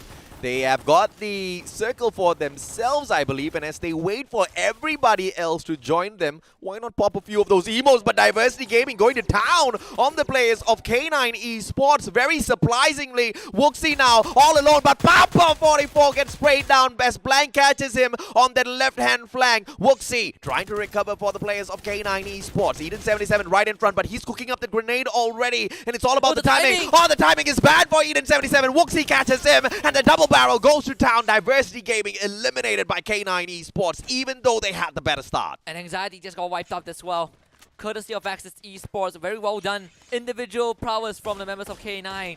And Blank holding off that 1 versus 2 was incredibly important. Now Axis Esports also gets a free buy into the safe zone, where Orange Esports has been waiting all along. Watch and Learn now. The next to go out, X-Men Akatsuki follows suit. K9 Esports with 11 kills, and we have Orange Esports in the final circle. Yeah, not bad for X-Men Akatsuki to make it all the way into 4th place this time around. But the more impressive ones have to be Orange Esports. This is a team that hasn't really been able to show up out there on the battlefield. The most number of points they've picked up in a single day of play has been, apart from their day of marathon, 42 points, right? 30 points max on those play days where they only have 4 rounds. So this is Orange Esports off to a great start already in comparison to all of those other days. And we are kind of heading into this final showdown, right? The rehearsal we had early on, it could be a foreshadowing for Orange Esports getting a booyah. 4 teams left alive, a flash! Blank completely blinded. not going down just yet, but the blue zone has to tank in now. what? Orange Esports going to town. Flames are flying through. Axis Esports getting knocked down. Blank with a quad. K9 Esports allow Axis against Orange. Gilbert gets knocked. 2 members on Axis Esports left alive. Dekos comes around the corner, and we talk about Dekos. He's going to be the one that and the prophecy comes full circle. Orange Esports in the hands of Dekos alone gets the booyah. Oh, beautiful play by Orange Esports. And it's about time, man. I mean, so far in the competition, they've managed to pick up a single booyah for themselves. But that's not Orange Esports quality. That's not Orange Esports standard. So thankfully, this time round, they managed to start off their day of play with a booyah. They've got 3 matches to go, and they have to make the most out of this for themselves, right? But not a massive number of kills on their side as they pick this booyah up, which I'm not complaining about. No. Seeing them in the final circle in itself is good enough for this brand. I think you're up to something, AJ. They actually got the booyah. Yeah. And actually, we were looking at Dekos at the end of the round. Yeah. So who's going to win the next one? Let's not call it out, man. The last thing we want to do is curse Orange Esports. But that has been a great round for them, right? And I hope that they can keep this up for themselves. But once again, it is all of the teams that are towards the bottom of the overall leaderboard that has got their fire in their bellies in these final days of the league stage. We literally have today, and tomorrow is the final day of play. So if they don't step it up, it's going to be game over. So it's understandable as to why we see some of these final second place, right? But is it too late, though? Well, not for Orange Esports, right? Because they still have 8 more rounds tomorrow. Yes. So they have enough rounds to make it happen. Yeah. But that's kind of what we said about Never Stop, right? They got into a hot start, and that's pretty much it. Yeah, and if they the same got up to a hot start. If that happens to Orange Esports, then they will suffer the same fate of not being able to qualify. And I think them and Never Stop right now are just in this constant battle of not trying to finish dead last. And I don't think that's the kind of battle you actually want to be embroiled in. As a matter of fact, you want to continuously be climbing up that leaderboard. But speaking of climbing up the leaderboard, Geek Fam could not find a great round to snatch back that #1 spot. Because, you know, of all, they start off their day of play in the most horrible of manner. Well, good news for them, they have 8 rounds tomorrow, right? Yeah, Farang has already exhausted them, so even if they have 4 horrible rounds today, Geek Fam will still have 4 extra rounds tomorrow to make up for it, right? Considering the fact that Farang only got 2 good rounds, and no round 3 and 4 were very underwhelming for them. They were caught out in the open, felt very uncharacteristic for Farang. But with that aside, I think another team that had a very great round is K9 Esports. Yeah. Oh yeah, absolutely. And K9 Esports, as they were taking engagement after engagement, it was just not a day of great luck for them, because every single time they rotated around trying to find a defensive compound for themselves, before they could get to the defensive compound, they always seemed to spot a team first. So they were forced into these back-to-back engagements towards which, you know, the players of Team Princess could have caught them out, but it was a great retaliation from the side of K9 Esports. And out of nowhere, as they were trying to make their way into the next compound, which is where we saw them kind of get caught out a little bit. And ORV faced the exact same situation. And this is where you got to feel for Orange Esports, because they could have farmed those kills if not for Eternal Watch and Learn. Yeah, but the good news is I believe they were able to get rid of some members from Watch and Learn. Yeah. And so it kind of makes up for what they initially lost. K9, I think, exited with 12 kills in 3rd place. A very good ending. Nexus Esports made Orange work for this win. Of course, they just do not have the health to work with, and Dekos, the last man standing, was able to clean things up. But with all that being said, K9 Esports still finished in 1st place for round number 5 with 20 points due to the sheer amount of kills that they got. But Orange Esports netting that booyah for themselves puts them in a pretty good spot. Oh yeah, amazing spot, right? And of course, with Eternal Watch and Learn picking up those 6 placement points alongside 9 amazing kills, they pick up 15 points for themselves. And this is a great play for the players of Eternal Watch and Learn, as they are trying to remain surviving in the competition, right? They're quite close to being relegated, and as we get to the end of the league stage, as all of those teams towards the bottom of the overall leaderboards have this fire burning in them to make it to the top 12, Eternal Watch and Learn, they're not in the best of places right now. So watching them perform in this way is most definitely good overall for the brand, so that they do not lose the spot that they have. And X-Men Akatsuki seem to be finding a little bit of the momentum for themselves as well, picking up 15 points for themselves. They take 4th place. Axis Esports making their way right back into the competition, but only with 9 placement points. Engagement-wise, they have been quite soft out there in the battlefield, and this is where Axis really needs to watch out for, right? Because if that can be said for Eternal Watch and Learn as to how they're quite close to that bottom 12 spot, Axis are right down there below them. Yeah, and the good news for X-Men Akatsuki is that this is one of the better rounds that they have. Yeah. And also, because of ORV's performance in this round alone, X-Men Akatsuki has kind of slowly sealed the door shut into top 12, right? They extended that lead by, I believe, around 11 points, just based on the point difference between them and ORV. And with that being said, if they can keep this up for the remainder of the 3 rounds, we might just see X-Men Akatsuki being the last bastion in top 12 and the one that keeps everyone away. And if we were to draw a line graph for the players of Never Stop, it would just be going up and down like shares, right? Because they have performed tremendously great on round number 1. They were off to a fantastic start on this day of amazing run in terms of marathon. But we haven't seen that consistency from them. And sadly, they haven't been able to get anywhere close to their Game 1 performance. I believe that's not up and down. That's like the crypto shares right now. It goes up and it just plummets straight into the abyss for Never Stop. Unfortunately, that is true. And, I've been asking for performances from them. I've never asked for consistent performance. So it looks like they need me to be really specific with what I say, right? But, overall, it's great to see that a team like Never Stop has got the quality to make it all the way to the top.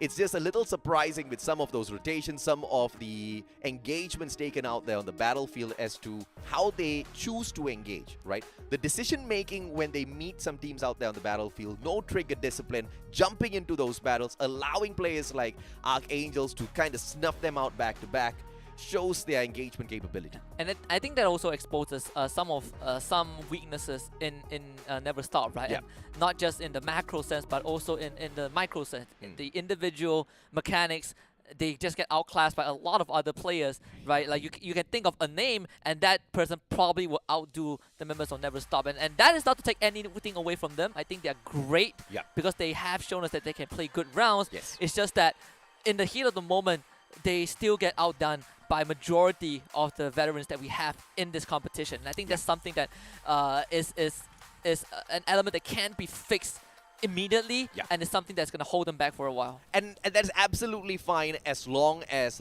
they do not die off in terms of spirit, right? Because we've all seen teams struggling in the competition, but teams that never give up have always had room to show us back-to-back, tournament after tournament, what's that improvement like. And hopefully that is the same for Never Stop. And speaking of Never Stop themselves, they drop into Shrines, and the hot drop right beside them will be from the side of Orange Esports. Anxiety has a hot drop as well as they catch out ORV at Refinery. And this is a play over at Refinery, which usually you do not see 3 teams, but X-Men Akatsuki hopping on in there as well. And just when you thought ORV was going to get eaten up, X-Men Akatsuki loses 2 players. Yeah, love the one from ORV, right? If ORV gets knocked out early again, then their chances of qualifying for the finals dwindles. I say that, but they have 8 rounds tomorrow, but obviously you don't want to rely on that final stretch to qualify, right? You want to keep yourself as close as into the top 12 as possible. But of course, if you guys want to keep yourself as close as the loot crate as possible, so do remember to claim this AK-47 Flaming Dragon loot crate with the code below. Eligible until 5:30 PM only for Singapore server player, because Watch and Learn right now have bigger fishes to fry, and they just fried X-Men Akatsuki's Yan.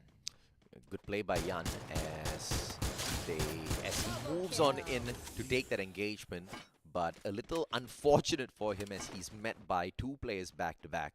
And Eternal Watch and Learn quickly wrap things up, but the next ones that they have to engage with would be Anxiety. And Anxiety, although they do have quite the great bird's eye view over all of the players of Eternal Watch and Learn. They have to be really careful because Eternal Watch and Learn can play this compound well, and based on the timing, can flank around the back of the players of Anxiety. That's where things are going to get tricky. But Chessman is the first one to play that flank. And with that flank, catches Venom, tries to catch up Demon as well. But Eternal Watch and Learn, they peel away. And Chessman will once again reposition. And that is the mark of a true crazy sniper out there on the battlefield. Always re-engaging from a different spot so that they do not get caught out. But Manchai is not going to be as lucky. He erects yet another glue wall as a Riptide Rhythm takes down his first one. Team Princess trying to catch him off guard. And Jiraiya, as he moves down towards that left-hand side alongside Mika Boy, I believe these are the final few moments for Manchai. But if that backup can be solid from Eastern Wolfsgang, they should be able to punish the players of Team Princess.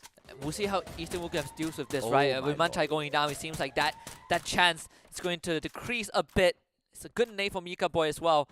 And Mammoth is a very tricky place to play around.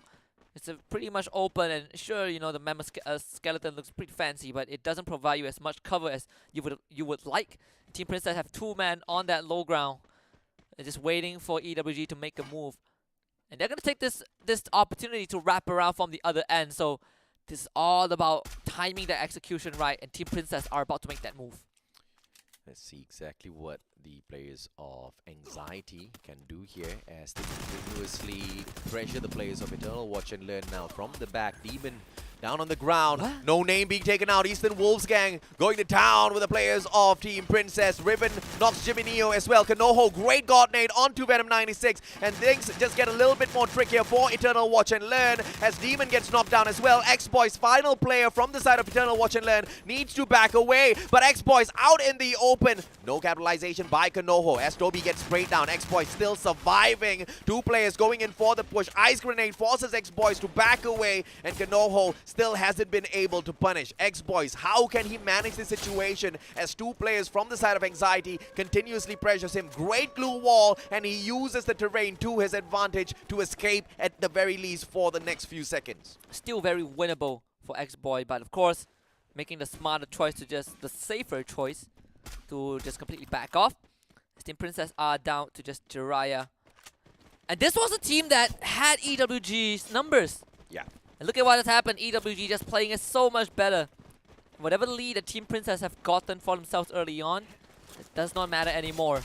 But if there's one thing that Team Princess can do and clutch this, if there's one person to do it, it's Jiraiya.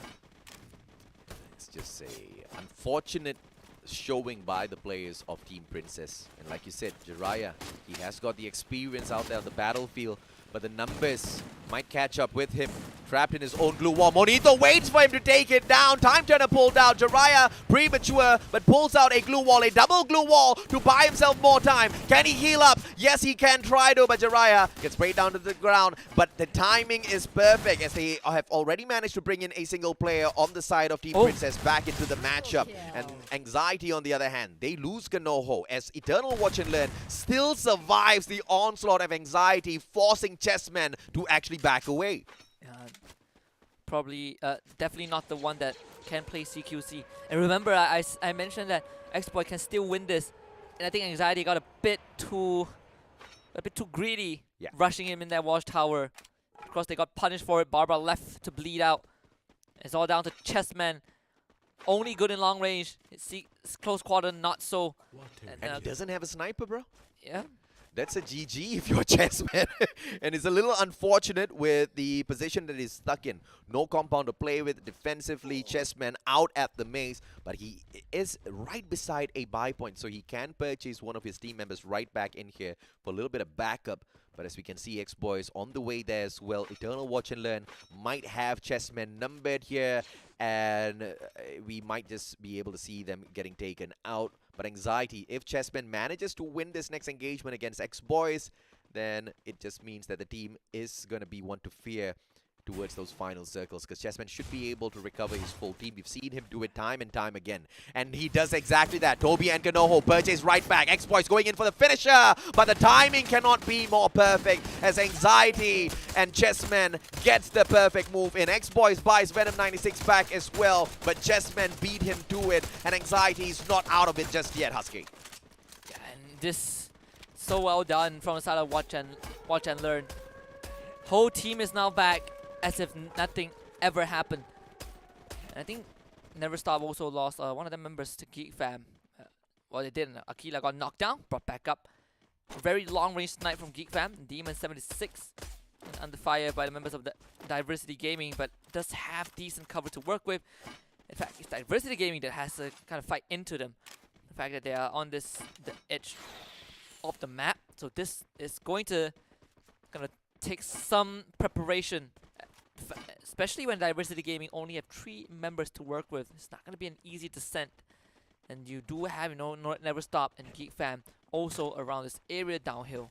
But Never Stop gonna take a more defensive stance, and we are seeing the members of Geek Fam slowly but surely getting recon, maybe preparing for this push. Look at that, they're on the move.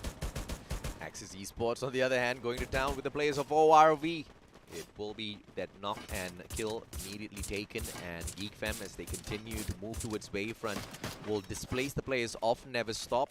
Sensei has the angle now. Orin might get caught out here. 5 glue walls to play with. It will be hard to take him down, but Sensei does it. Knocks down Orin. Back up from Man04, who gets there very quickly. But the kill is taken, and players of Never Stop do manage to capitalize on that. And Geek Fam, on the other hand, they get caught out in the open with their pants down. But they're not out of the round just yet. Previous round, Geek Fam only managed to muster up 3 points for themselves. They have to do better now. Man04, Raja, Victory, 3 surviving members looking for Never Stop. But as Never Stop takes that one quick kill, they immediately back away, trying to play those placement points for themselves. It's a good strategy so far for the team.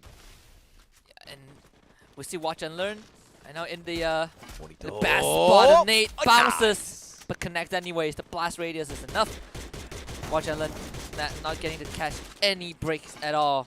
They just brought the whole team back and faced the tune of EWG and Team Princess. Complete backtrack. There's no name. Here's the commotion. Actually, they see him on the edge of the screen. And this could be the end of Team Princess. X-May making their way up towards the refinery. That's where Axis Esports kind of spots them. Axis can take the zip line. Very risky. But if they want to farm all of those kills, taking those high grounds will come in very handy. They have to deal with a little bit of pressure from the players at the very end of the zip line, so it's a big decision to be made here. Eastern Wolves gang, no name, inside of that compound. Riven, on the other hand, just walks past him.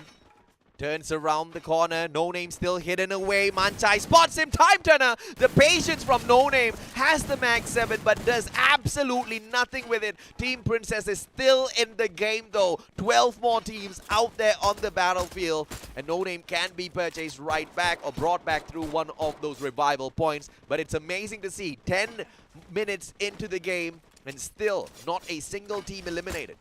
Yeah, very slow-paced game. And in fact, only 7 players have been removed from the game.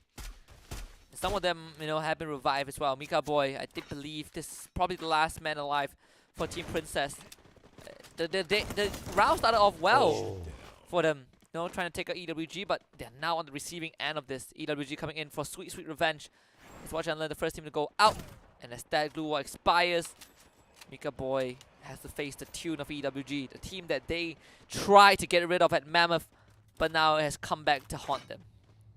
Mika Boy has an opportunity, but only one opportunity. If he gets a knock, you don't know if he can pull away a kill. Chessman once again knocked down onto the ground. He got brought back in, but to no avail. Geek Fam, on the other hand, as they approach the compound of K9 Esports, they are out in the open. So advantage to K9 Esports at the foundation. Man04 holding on to the angle right behind this wall, waiting for the players of K9 Esports to aggress on forth. As Sensei manages to find a knock, it will be Wuxi that trades out Fikri right after he finds a knock. Man04 takes Blank out of the equation. Fikri deals the shots to Pain as well. Normain and Wuxi still alive for the players of K9 Esports. Make that only Wuxi as the players of Geek Fam catch one after the other. K9 Esports, Wuxi, great gun in hand, Mag 7, but the game of numbers catches out with him as he dances around his Time Turner. Time runs out. Eastern Wolves gang continues that battle to catch out the players of Geek Fam, and a great opener by Tua, who instantaneously puts Orin out of the equation. Man04 has to scurry on away. The numbers not on the side of Geek Fam now. Even the best team won't be able to prepare against such a sudden attack. EWG came in at the perfect time And all they do is to overwhelm Geek Fam with numbers. And with numbers comes strength. And Geek Fam only has one more member left alive. And ORV Mokka is going to be the one that puts the final nail in the coffin. Geek Fam again with another round that did not go their way.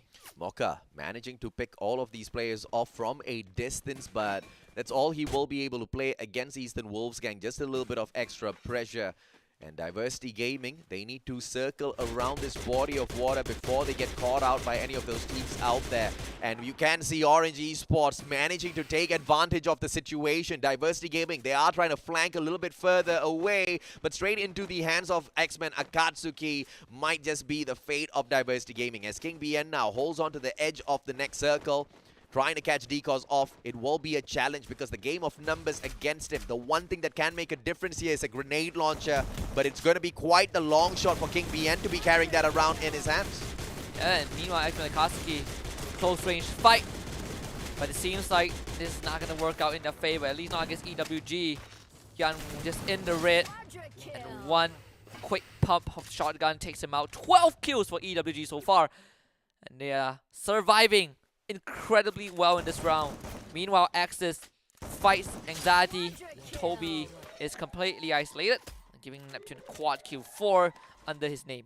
EWG, 3 rounds they've underperformed, 2 rounds they performed spectacularly, and this might just be round 3 of spectacular performance from EWG, but it's still a little too early to call. 5 more teams to go through. EWG, let's see if they can pull this all the way, right? ORV on the other hand. Orange Esports surprisingly looking for that final circle as well. This is a very different team from what we've been seeing so far in the competition. Yeah, Axis Esports now kind of have to face off against Orange. Again, last time they met was on Bermuda, was that final circle where Orange Esports got the booyah. But it seems like that rematch is going to come a bit earlier today, or at least in this round. Axis Esports having a man disadvantage, but we see EWG also on the horizon. And the kid trying to squeeze through and avoid the blue zone. Barroso has a scope on him. Diversity Gaming out in 6th place. Great aims coming through from Rosso X, just placing his crosshair in the line that he anticipated his opponent to take, and he just walks straight in towards his aim. Orange Esports doesn't have a great place to work with now outside of the next circle. 34 seconds to rotate on in, but it's rotating through the open grounds, unlike Eastern Wolves gang, who has a lot of those defensive compounds to work with. And since they know their advantage, they aggressively take all of these fights out in the open, although that clock is running down. And I love this approach from Eastern Wolf gangs. Just sticking together, and that's like you said, they've controlled all these good compounds. They're reading the circle well, making sure that they are always sticking together. Axis Esports off of that previous encounter now, only left with 2. No revival available at this point, at this stage of the game. 4 more teams remain. Orange Esports tries to sneak into the safe zone. The nade does connect onto 2, brings him down very low. Monito wants a bit more. Mantai shot down by Barbara. The second nade comes through. A third one around the way. And it's Monito nailing all of them.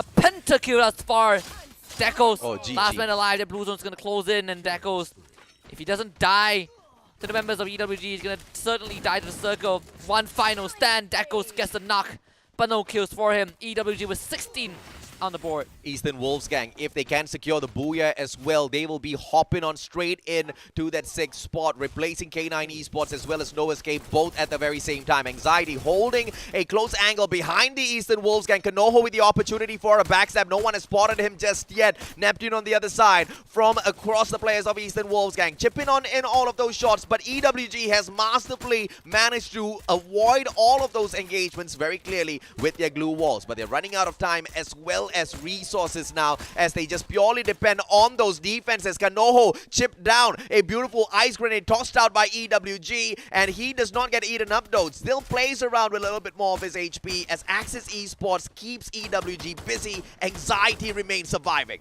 And the ice nade, perfectly put. EWG Still has a couple of glue walls to work with, but then Blue Zone is closing in. Tua getting a good knock onto Kanoho. Look at Shahid. First to the center of the Blue Zone. He has such a good spot to work with. The shotgun pull as well there for Truck. It's covered. Raven rushes in. Shahid misses the shot. Anxiety gets knocked out. Who is going to get this? Shahid, Neptune, they stick together. EWG falls.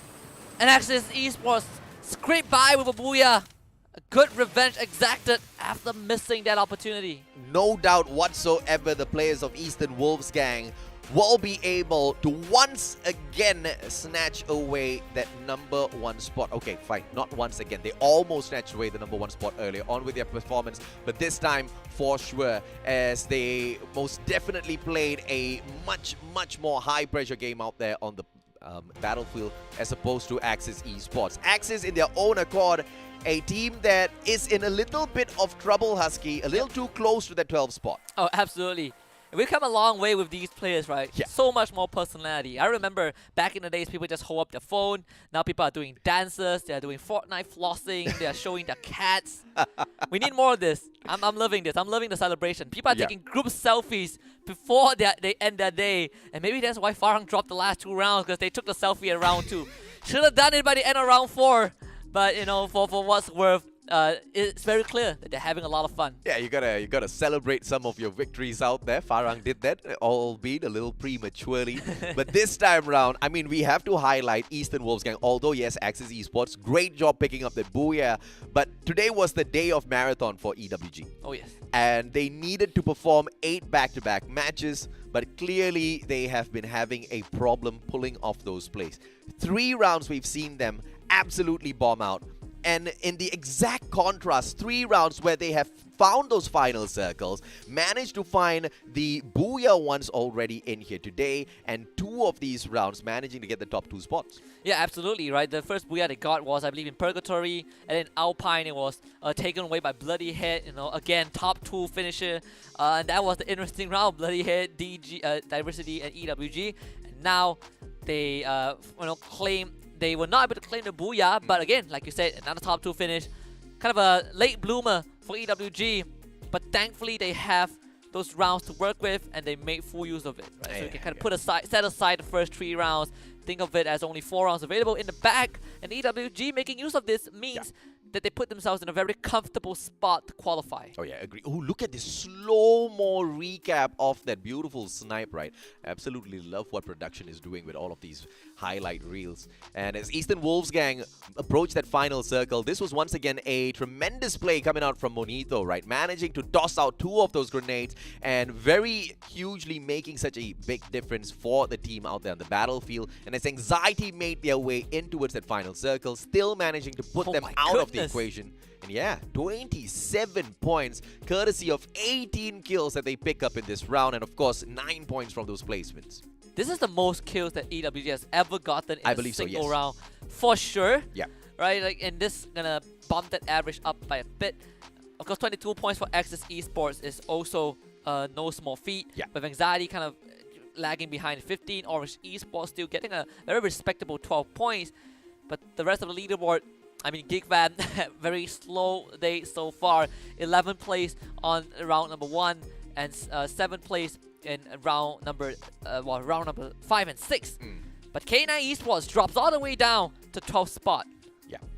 And that's a surprising play from them. What's not surprising to see at the bottom of the leaderboard is Never Stop, a team that has been riddled with unfortunate inconsistencies in the competition. Although we have seen them hit those high notes a couple of times, it hasn't been more than those couple of times. X-Men Akatsuki this time round, nobody goes in, to force them out of those rounds super early, but they still manage to find that exit, managing to pick up 4 of those placement points, a single kill out of that. Diversity Gaming, a much better performance this time around in terms of Team Princess, and them ranking in the bottom 4 might not be something that they are very happy with. But like, we talked about earlier on as well, you mentioned it, GeekFam, 7th place, 7 points. This is a shocker. Yeah. The good thing about GeekFam is that no matter how bad they finish in terms of standing in a round, they always get some points, right? Yeah. And most of them are kill points because they win most of the fights that they get into. So that is something that a quality that a lot of teams struggle with. At least GeekFam, if they go down, they bring someone down with them. So it's something that they can kind of hold on to And again, they still have 8 rounds tomorrow, right? It's Yeah. not even their big day just yet. So for them, not too much to worry about. But for X-Men and Kaseki, again, this fluctuation is what worries me, right? And every time we see them have a round like this, ORV will feel a bit more relieved that they still have a chance, especially tomorrow. Yeah, absolutely right. And you know, when Husky says that Geek Fam have nothing to worry about, he means that literally, because the last time we saw Geek Fam run a marathon, they picked up 150 points. That was on day number 1. And we're looking at them to perhaps pull off something similar tomorrow. For all you know, they might be like Eastern Wolves Gang and perform even better the second time round their marathon. But we've got to take a quick short break before we hop on into close of the day later on. 2 more rounds to go. Don't go anywhere. We'll be right back.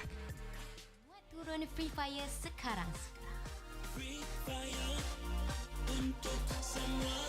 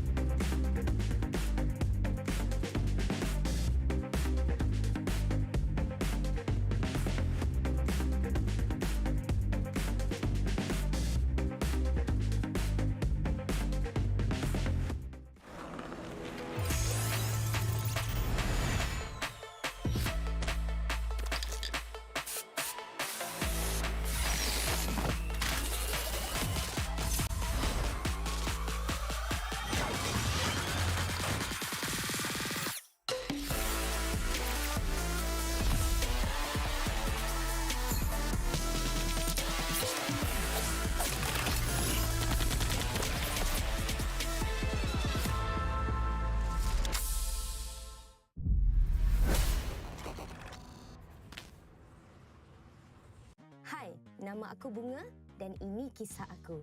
Dekat uni, aku tak ramai kawan. Bukanlah sombong, cuma kebanyakan grup tak kena dengan jiwa aku. Sampailah aku jumpa grup dengan minat yang sama. Perkenalkan, inilah family Free Fire aku. Dorang selalu ada untuk aku. Tak kira pada hari yang muram ataupun ceria. Setiap kali aku dengan dorang, aku lupa segala masalah.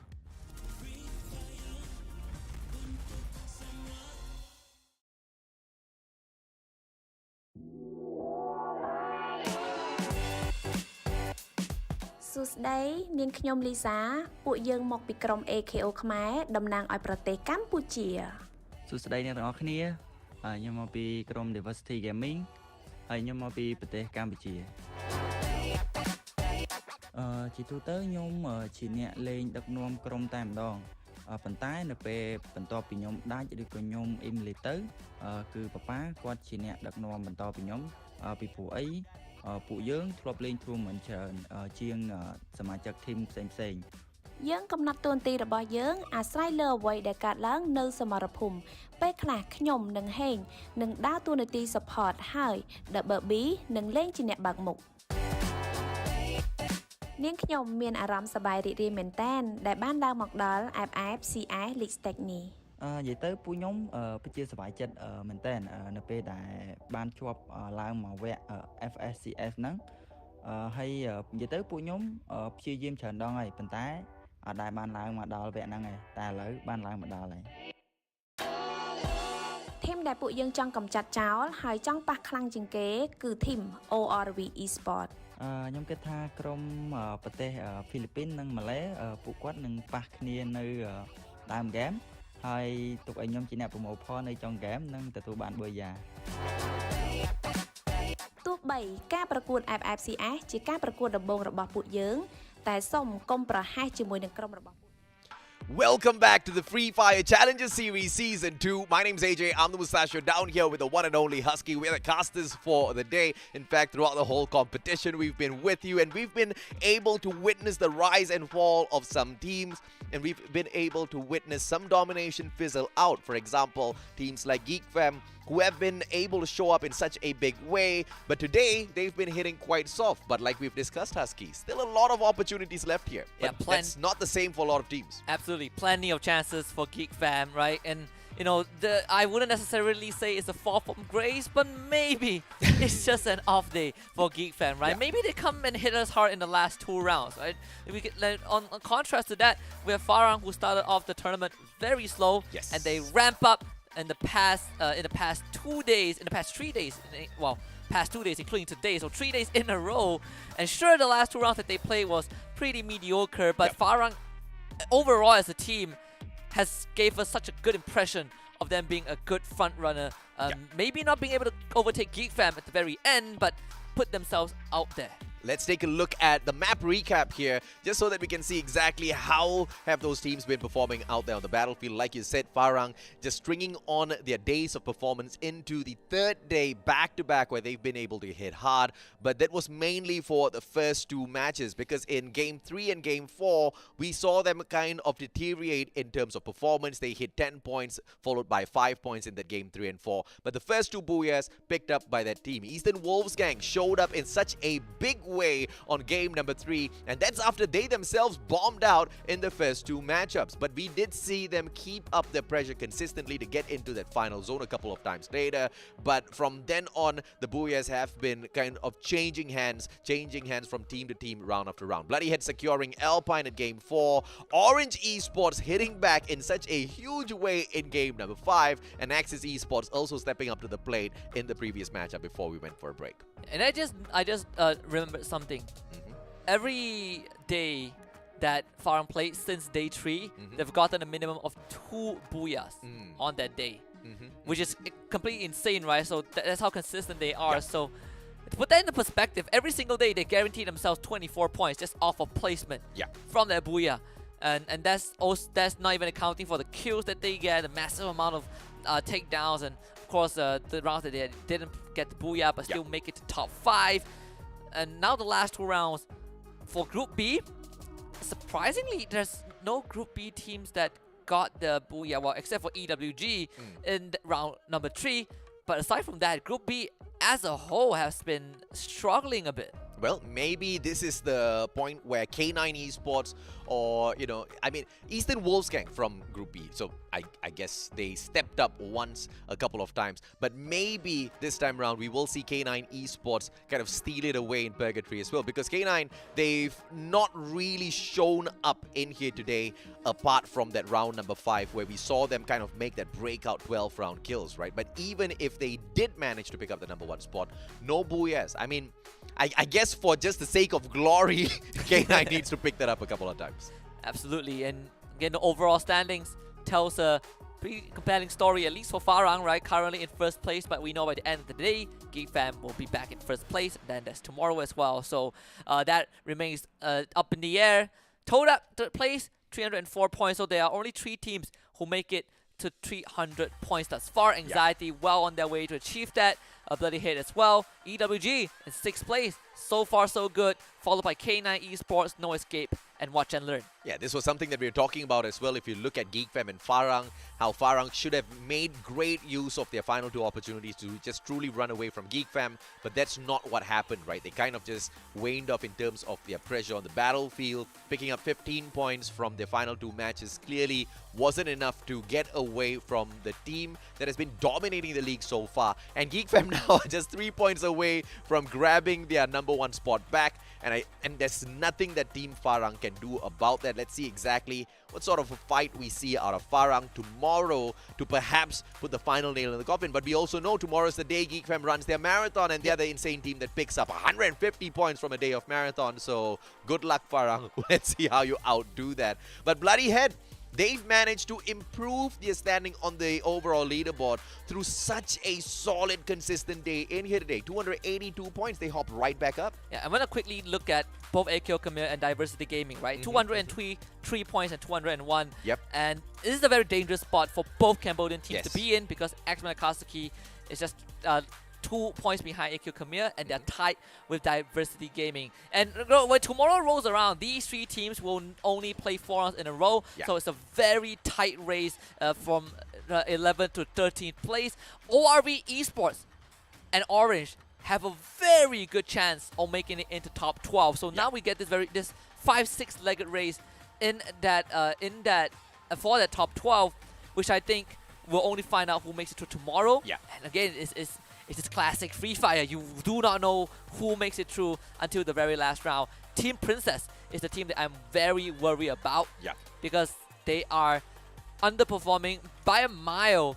And I know by the end of the day they will overtake Archangel and Never Stop, but it is not even close to being enough. Yeah, and AQ Khmer, they're in Group A, so they don't really have a lot to do much in here anymore because they have ended up, rounding up all of their 4 rounds in here today already, right, in the first 4. But when you look at Diversity Gaming, they still have 2 more opportunities. This is their day of marathon. X-Men Akatsuki, same situation. So they can continue climbing up the leaderboard, but it all depends as to how they perform out there on the battlefield. Consistency is what we look out for. But surprisingly, Diversity Gaming has been able to do quite well today. I would say, overall, I think they're a bit more consistent than X-Men Akatsuki. And that's just the impression that I got watching them play. And of course, by the end of the day, whoever gets that lead over the opponent theoretically has a better chance of qualifying, right? So this is now the tug of war is still on. Of course, they are going to overtake AKO Khmer nonetheless, and that means that AKO Khmer ends up needing to fight for their lives tomorrow, right? And of course, the best case scenario, like we mentioned, is that both Cambodian teams qualify for the grand finals, and I think that itself would be a massive milestone. But we'll see how this is gonna pan out in game number 7 as we head into purgatory for the last time today. All eyes are on Diversity Gaming and X-Men Akatsuki. One thing that AKO Khmer can, I guess, pray for is for X-Men Akatsuki and Diversity Gaming to both get taken out fairly quickly in these rounds so that they don't displace them from their position that they hold out there on the leaderboard. And tomorrow, all 3 of these teams will have the exact same number of games to play. So that kind of equals up the playing field. But AKO Khmer literally needs to pray for these 2 teams to bomb out early. And it looks like that's exactly what's going to happen. But as I was saying that, King saves his team member's life by downing Jimmy Neo. And King going in for the finisher as well. Mika Boy from the back trying to return fire. King catches him. And Mika Boy could do nothing from that position that he held on to. And King very quickly takes command of the situation. Best possible opening for Diversity Gaming. Just 2 points delivered on a silver platter. The Team Princess are just so spread out. It's nothing that they could do. No Name caught out by, I believe, the Kid. So 3 members of Team Princess have been eliminated.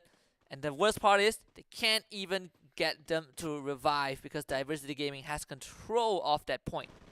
Eternal Watch and Learn chasing down Axis Esports. This might just be the bait. Axis leading them down out of Brasilia. And Demon 76 making sure to make good use of that right-hand side flank, whilst the rest of his team members continue to spray down all of those players. Orange Esports, Jabat gets knocked down onto the ground. Decos tries to give him a little bit of backup, but Santa makes sure he pressures him. Aquila on the ground. Decos makes quick work of him. 1-to-1 trade for Orange Esports as well as Never Stop. But as you can see on the minimap, there is one player from the side of Orange Esports that can actually do the biggest amount of damage. He's flanking from the right-hand side, but it's going to be all about the timing. Axis Esports, the bait is successful. They lead Watch and Learn directly towards them and then eat them up. And now they are the ones to fire right back. Going in for the chase. Maske fires back, but X-Boys and Demon down on the ground already. Final player. Eternal Watch and Learn needs to watch how Axis Esports sets up these fights. Absolute gold. Yeah, and you can see the instant panic in Watch and Learn. They were not prepared at all.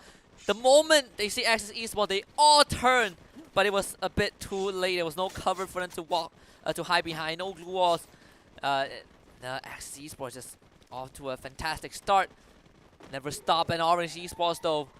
A crucial encounter for either of these teams, but more importantly for Never Stop, as Orange Esports, they do have a marathon tomorrow, but it seems like, they might not even need to wait until tomorrow, as Tom, with almost no help, just takes down Sana, and Never Stop again, just not being able to finalize things, and it felt like round 1 was all about a fleeting memory at this point for Never Stop.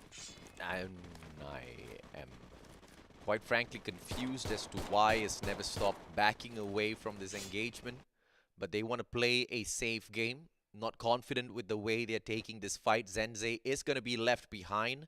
He's going to hope and pray that the players of Orange Esports does not come hunting. But if they do manage to give chase, I'm very sure Zenze will throw his body in the way of those shots and save the rest of his team members. K9 Esports, we talked about them stepping up and snatching away the Booyah, and it looks like they're on the way there. And the first thing that they do is help out AKO Khmer by taking down one player from the side of X-Men Akatsuki. And the wraparound comes through for Normain, getting that extra bit of information, but very risky play as he brings his bike straight into the defenses of X-Men Akatsuki, allowing them to shoot straight at him, but Normain makes one huge mistake. By the time Payne could arrive there for the little bit of backup, he had already been put down onto the ground. But Payne now with the backstab, but glue wall barricading down the players of X-Men Akatsuki. The numbers haven't arrived on time. X-Men now can strike right back. Yeah, pulls out the knife at the wrong time. The katana is not going to win this one. They have a glue wall. They got to isolate Payne. But Payne is also playing this to perfection. Still gets overwhelmed by numbers though. Flank does the job. And K9 Esports not done just yet. It's going to be blank on the chopping block. Unlock and the glue wall. Completely outplaying X-Men Akatsuki. K9 Esports. That final glue wall by Blank was just absolutely well timed. Manages to get a knock, blocks those shots, saves himself, backstab. And K9 Esports, that's the risk when you do not engage and wipe them out quickly out there on the battlefield. And this is once again where the disabling of the kill feed plays against so many of these teams. There's just no way they can adjust their game style against all of those teams out there. But a great grenade tossed on into the trailer, and King BN shuts them all in by using his glue wall. Papa 44 straight in front, and the players of Diversity Gaming were able to quickly recover the situation. But outside of the circle now, Papa 44, they have to heal themselves back up, and more importantly, remain surviving as they find the next circle. K9 Esports, as quickly as they won that earlier battle, they find yet another opponent at campsite, and this time it's Geek Fam, one that is going to be much more difficult to take down here. And let's see how K9 deals with Geek Fam though. Can they do a third bad round for Geek Fam? Oh, what? Seems like Geek Fam is still winning out all of these fights. All 3 kills in going their way. K9 Esports not getting anything done. Geek Fam coming out on top without losing a single member. And K9 Esports, they still remain surviving as they managed to send away Normain. And this was a good play coming through from Normain, right? He was the first one to rush into the battle earlier on, and I believe he does have a vehicle on him as well. But it's going to be a question on whether or not he makes a lot of noise as he rotates into the circle or picks up the vehicle. And it looks like he will be going for the vehicle just to get that extra boost of speed and find one of those revival platforms for of course, the survival play to bring his team members right back into the mix. Anxiety gonna follow the players of ORV, who have been the first ones to jump into the next circle. Anxiety, on the other hand, are absolutely undisturbed right now. They're just moving from compound to compound, looting up, and that's just gonna make them a very, very dangerous team towards that final circle. Yeah. Good vehicle. Very, very important on this map, especially Purgatory. And what I worry about right now is ORV, because they have not been having a good time at all. Started as kind of the gatekeepers of top 12, but now in a spot where they have to fight for that place themselves. Diversity Gaming is so far spread out, but they already have 5 kills under their name. And that's a very, very good start for this team. And very important to note that today is the day that they fight X-Men Akatsuki for the 12th spot, or at least to put themselves in a better position, and they've already done so. Especially with X-Men Akatsuki constantly struggling. Right? Again, overall performance, Diversity Gaming just seems so much solid on the day where it matters. And if there's one representative from Cambodia, you know, if it's not AKO Khmer, I think at least Diversity Gaming can be that insurance. Let's see exactly where does the circle lead Diversity Gaming into next. Eastern Wolves gang taking their time, a sweet, sweet time outside of the circle. And I believe it's all to farm up those vehicles and to rotate into a better compound for themselves. And that's one of the best ways to play Purgatory, by finding those vehicles, covering a lot of ground, but it comes with its own fair share of risk as well. For For example, some of your vehicles can break down halfway on the battlefield. No, just kidding. It doesn't happen. But if you get shot up, if the pickup from that vehicle is just not quick enough, then that will be a absolutely unfortunate situation for you to run into. But if you are able to get a head start on some of these teams out there, that vehicle can be such a huge game changer. Orange Esports still looking to continuously improve their performance in the competition. This team was dead last. And it's so surprising to see them wake up in the final 2 days of the competition. Yeah, very, very impressive in fact. No anxiety though. Not having a good day so far. Going up against Axis. Kanoho. Oh, doesn't win that one. Neptune is just a bit more sharp. Toby turns the corner. Oh. Gotta go for the reload though. And that means that Neptune is the one that stays alive. Anxiety. Oh, caught up by Geekfam on the other end as well. They could not take any fight. In fact, Anxiety scurry into the wild. On one end, it's Geekfam pressuring them. On the other end, it's Axis winning those engages. Yeah, Barba doesn't have much of a choice in here. Chessman buying a lot of time. Barba has a vehicle, needs to pick it up and drive away as quickly as possible. Now, if Barba does not reposition himself, it's going to be all too late. And it is too late. Raja catches Barba, Orange catches Chessman, Anxiety out of the equation, and Geekfam making sure they remain dominant out there in terms of those kills. And now Axis Esports, the ones who are leading this particular round with the kills, might just be the next ones the players of Geekfam prey on. Eastern Wolfsgang, on the other hand, have managed to catch hold of the side of Orange Esports. No trigger discipline as they straight up shoot them, even without any cover on their side. But lucky for Eastern Wolfsgang, Orange Esports continues running towards K9 instead. They want to find a better defensive spot, and they do not want to give the players of EWG any bit of their time. And Eastern Wolfsgang, as aggressive as they are, they just go out hunting for another team. This time it's going to be ORV, but ORV manages to trade back Normain, knocking him down onto the ground. Mocha is in position already. Mancha in a lot of trouble here. Yeah, and we'll see how he deals with this, especially EWG. They had such a good second half, I would say. In fact, that ORV is caught, is kind of playing this high ground in the middle. Puts them in a very safe spot for now. But never stop.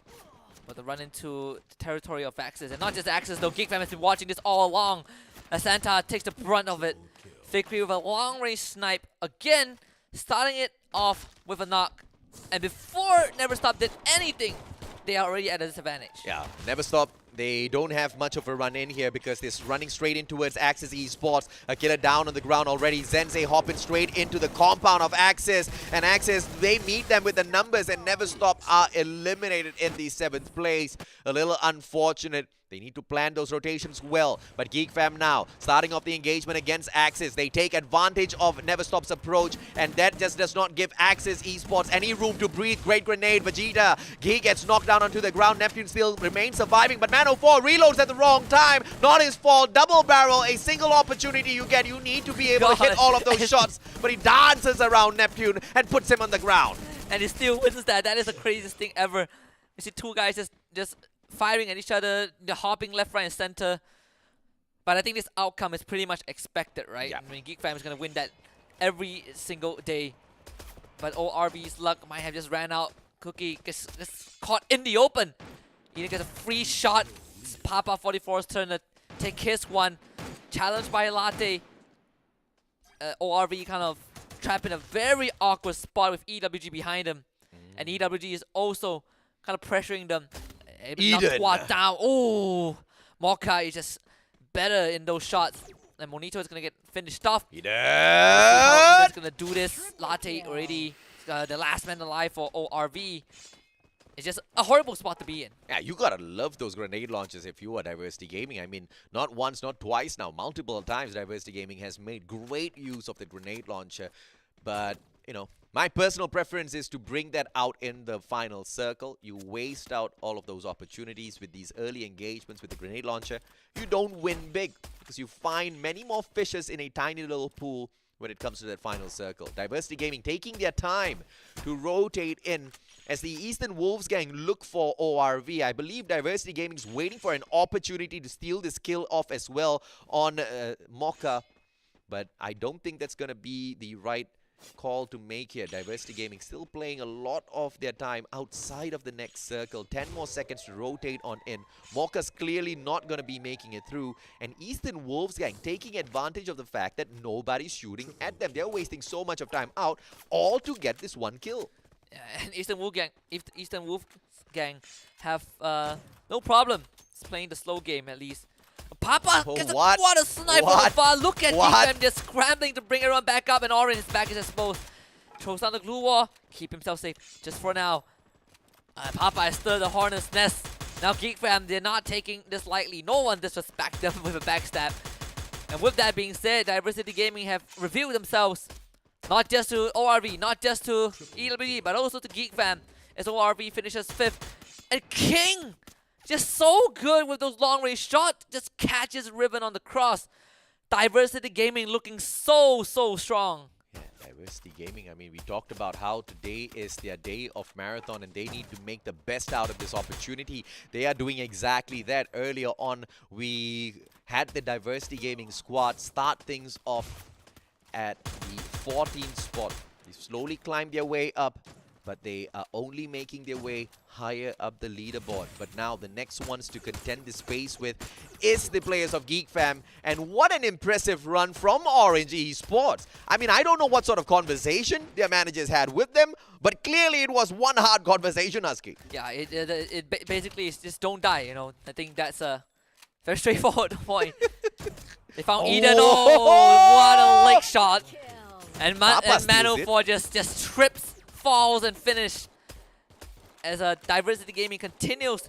And this is the 3rd time that they made it to top 4. Yeah. The first 2 times, stolen. Oh, Papa. No booyah for them, and Papa is so good with those long-range snipes. And Diversity Gaming, maybe 3rd time's a charm. Maybe this is finally the round that they get the booyah. 13 kills to their name. An absolute explosive performance from the Cambodian squad. And they know how important this round is to qualify for the grand finals, or at least lock in a comfortable spot. Geek Fam are out. King B and got knocked early on, but they can bring him back up for sure. Yeah, let's see exactly what they have got in store for us. What a nade out of Rosso X. It would be the ice grenade to put the finisher onto the final player. Papa down on the ground. It's going to be Tajbuster. Diversity eliminated, and Orange Esports once again steps it up on the battlefield.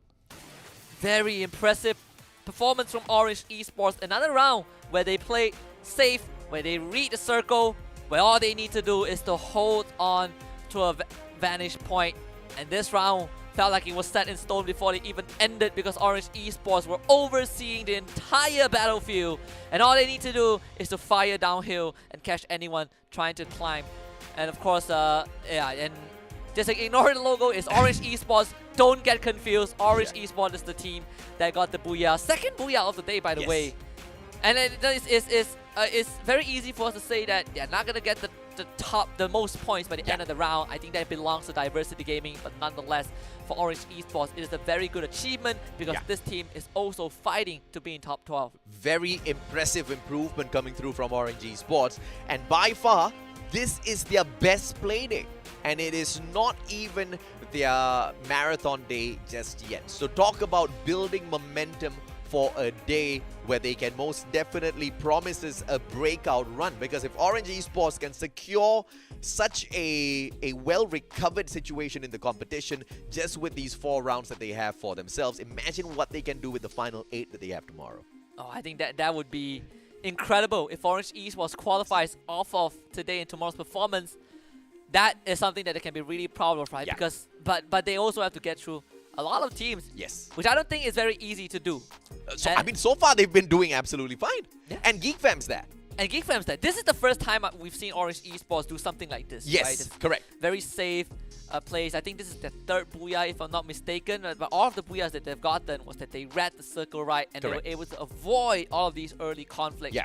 But how consistent can they do that? I think that's something that is really going to be put to the test tomorrow. Yeah. But so far in this 4 rounds that they have, they've done it 2 rounds in a row. Yeah, absolutely, man. I mean, I would love to get into a conversation with Orange Esports and just get behind their minds and understand exactly what happened in the first 2 weeks, because the kind of Orange Esports that we're seeing out there on the battlefield today is nowhere close compared to the underperforming Orange Esports that we've been spotting out there throughout day 1, 2, 3, as well as 4. The last time we saw them get the most number of points, that was 42 points on the day that they ran their marathon, where they played 8 rounds.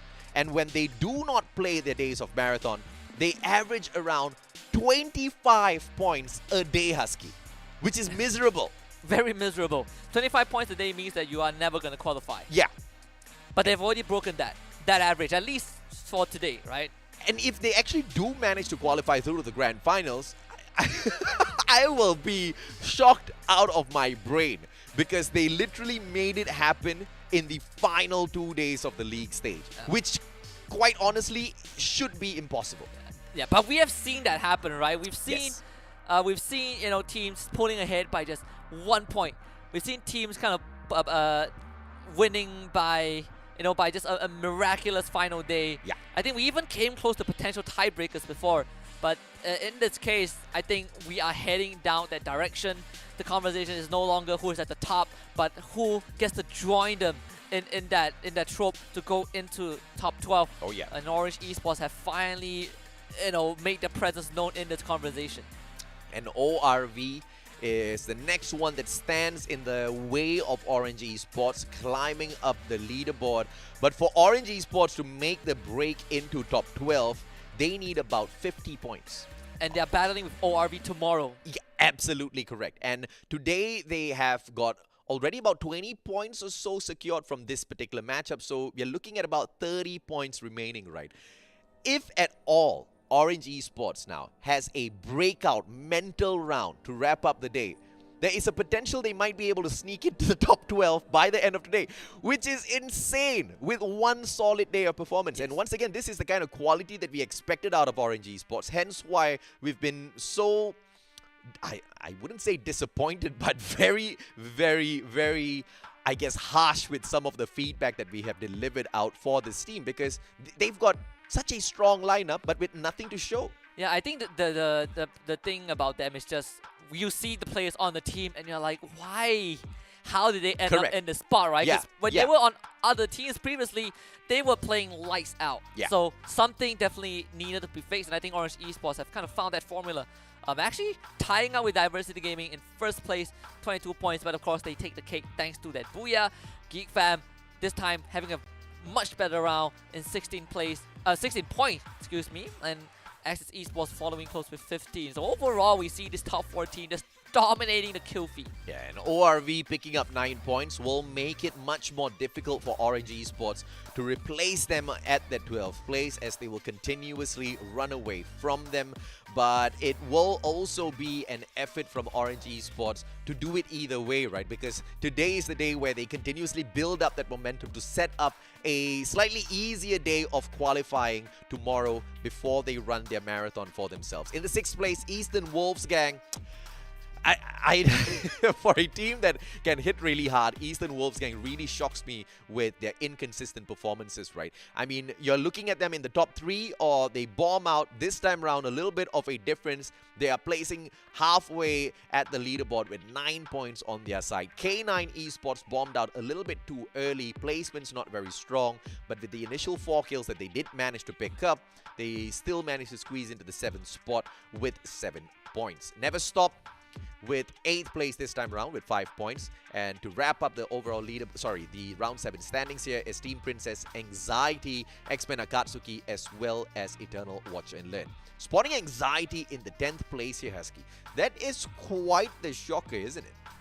Yeah, I think for Anxiety, it's one of those days where they remind me of K9 a bit. Some days they get really good performances, some days they are just falling off. They're just not showing up. But that's why we see the big difference between Diversity Gaming and X-Men Akatsuki. Yes. Off of this one round, Diversity Gaming has pulled ahead by by a pretty big margin. Yes. And also confirm that they are going to be in the top 12 at least by the end of today. Yeah. Now, the good thing for X-Men Akatsuki is that they temporarily overtake AQ Khmer simply because they get to play more rounds today. Yes. But who's to say AQ Khmer cannot catch up tomorrow, right? Correct, Now we gotta also worry about ORV and Orange Esports at the same time. Absolutely. AQ Khmer, they don't really have a breakout run in store for them anymore because they have already run their marathon, 8 rounds of opportunity. So they have to make the most out of their 4 rounds tomorrow. But looking at their performance in here today, I feel like they should be able to deliver. Right? Yeah. I think there's a good chance. They just need to clean up some of those acts, right? When we Correct, saw the drop on, I believe, Purgatory at Ski Lodge against Bloody Head. I think that kind of was a missed opportunity for AQ Khmer. But when they pop off, they absolutely do wonders, right? Again, Boyloy and Dooming Jun, these two members on their team, have shown us moments of brilliance. But we just need a bit more of that. Just one final push. Yeah, absolutely. And I feel like AQ Khmer will be able to go the distance tomorrow because this was the team that started off the competition a little slow. Oh, yes. They spent their time learning all of those rotations from the other teams. They tested their power a little bit first before going a little bit crazy out there on the battlefield. As opposed to Diversity Gaming that started off really hot and then kind of waned off in terms of their oppressive power. But now they're slowly making those adjustments, right? Thankfully, towards the end of the competition, we only have one final game to be played in here, ladies and gentlemen, boys and girls, at Alpine. And tomorrow is going to be the final day of our league stage, which also means the final few opportunities. Team Princess this time getting very aggressive at Fusion as they take the hot drop against Geek Fam here. The good thing about this is that Diversity Gaming, if they don't count their booyahs, they can be proud of themselves. Because they made top 3 times out of 8 rounds, out of 7 rounds. Which is a huge feat for a team like them. But for Team Princess, it seems like they had to stay at the bottom of the leaderboard for a bit longer. Especially when you drop Fusion into Geek Fam. And they will fuse you into the ground. As the initial kill comes through for Man04, the rest of Team Princess, I don't think they are in any position to fight. Yep, and Team Princess being dead last right now in the overall leaderboard. Clearly that engagement isn't going to do them any favors at all. ORV on the other hand, Diversity Gaming, the team that we were just talking about. Now Diversity needs to be able to win this, especially against ORV, a team that is trying to displace them from the 12th spot. So this is a huge engagement for ORV as they take out very quickly in succession 2 back-to-back players from the side of Diversity Gaming. But as you can see, one side from the side of Diversity Gaming, Kid running towards the revival platform, but changing his mind at that very final second. One team just got eliminated. I don't know. I'm not sure what team it was because we got the camera cut, so we're going to find out in a bit. But that team was wiped out by X-Men Akatsuki, a team that really needed a point to make up for their losses in the past 2 rounds. So whoever the team was, pretty unfortunate. A good start for X-Men Akatsuki. Oh yeah, absolutely right. And X-Men Akatsuki, the last time we checked, they were all equaled up in Diversity Gaming on the overall leaderboard. 201 points both of these teams had to their side. So if they want to make their break in towards the top 12 once again before we move into the final day of the league stage, yeah, this is a great time to do it, right? So good win for them, but they need to make it through the final circle as well as Eternal Watch and Learn keeps an eye on Axis Esports. Off screen, Geek Fam, Jiraiya has been found. The best player on the side of Team Princess taken out of the equation. Fikri with the right-hand side flank. Man04 straight from the front. And No Name has no choice. The game of numbers against him and Team Princess taken out of the equation. Geek Fam wrapping things up quick. Yeah, just swift and decisive. Classic Geek Fam fashion. Washington on the other side, up against Axis Esports. A solid team thus far. Axis kind of an up and down, and then they a mixed bag of very aggressive players like Vegeta that definitely needs ample support from the team to really function. But in this case, Watch and Learn have surrounded Axis Esports on all angles. They have that long range cover fire. They have Demon 76 in the forefront. Let's see how they're going to execute this against Axis.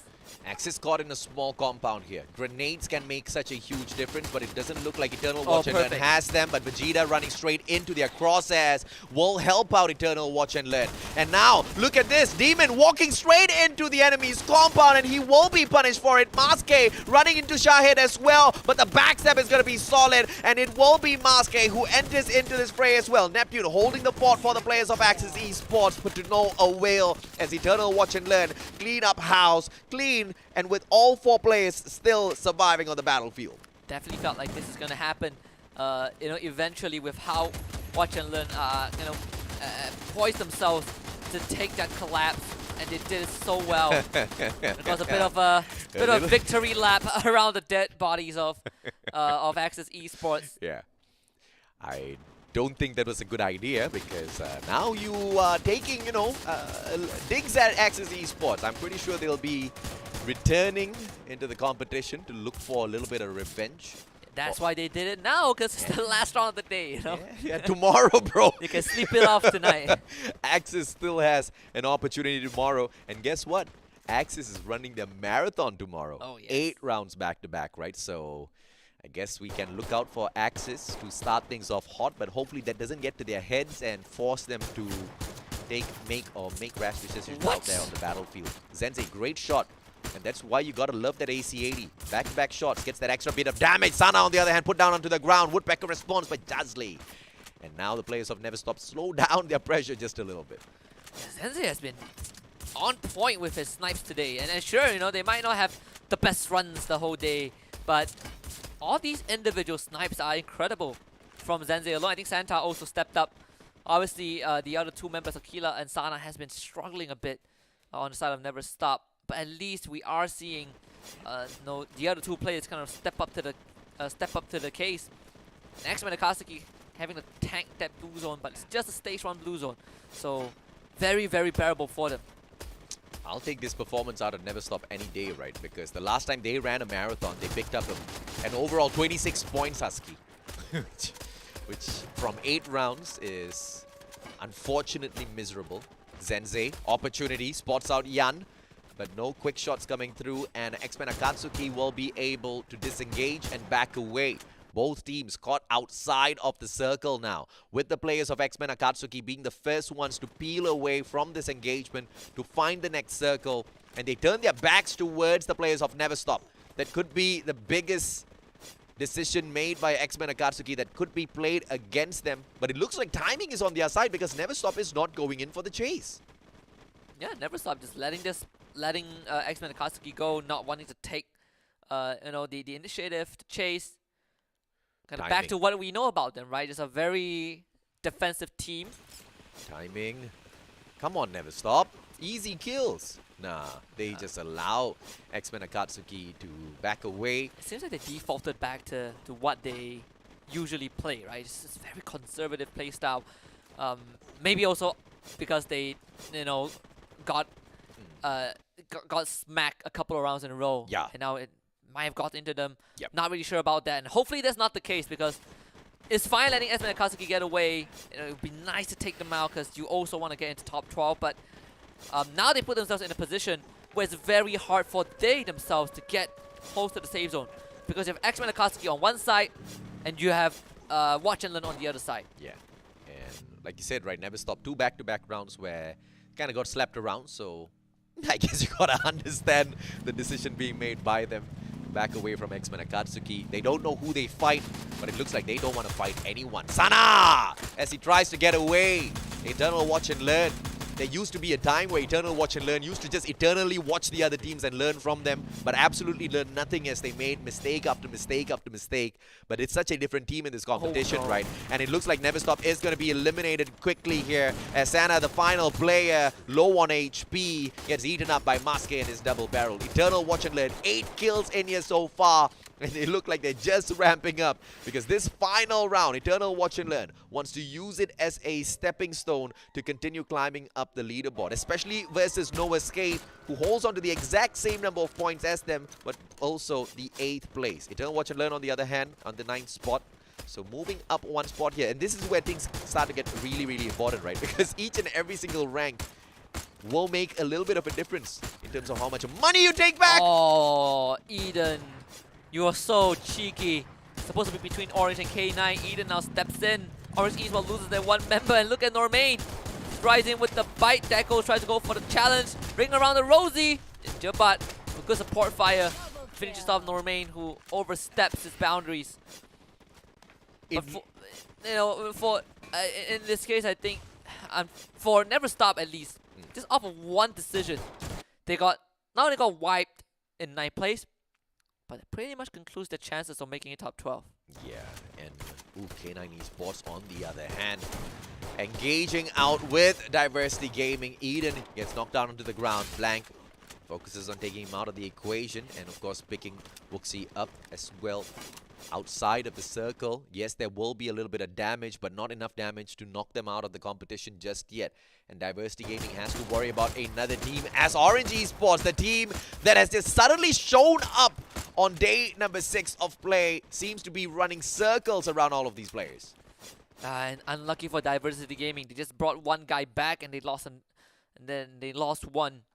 Felt like nothing changed, you know, still a 3-man team at the end of the day. And Orange Esports has something to say about that. Going in for the rush, they know that Diversity Gaming, at least we know that Diversity Gaming only have 2 functioning members.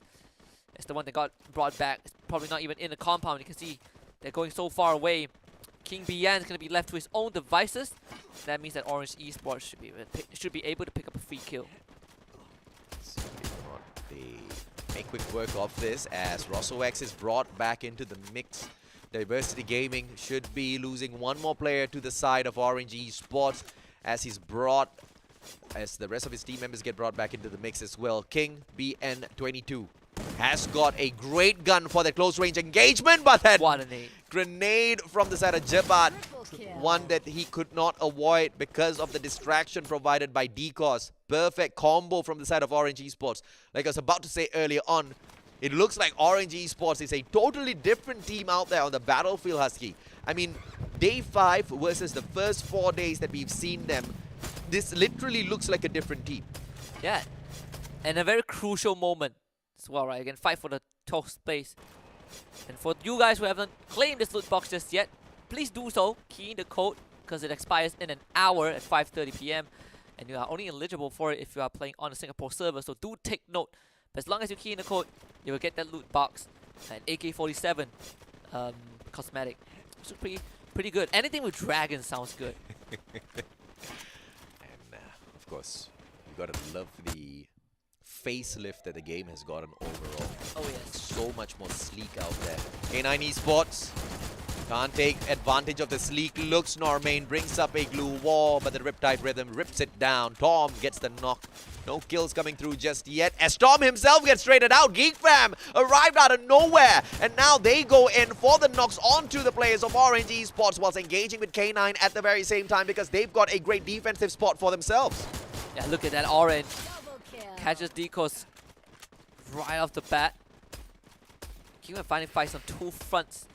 But most importantly, they cripple Orange Esports so much that Orange not only has 2 members left alive, and there's no way for them to get into the safe zone.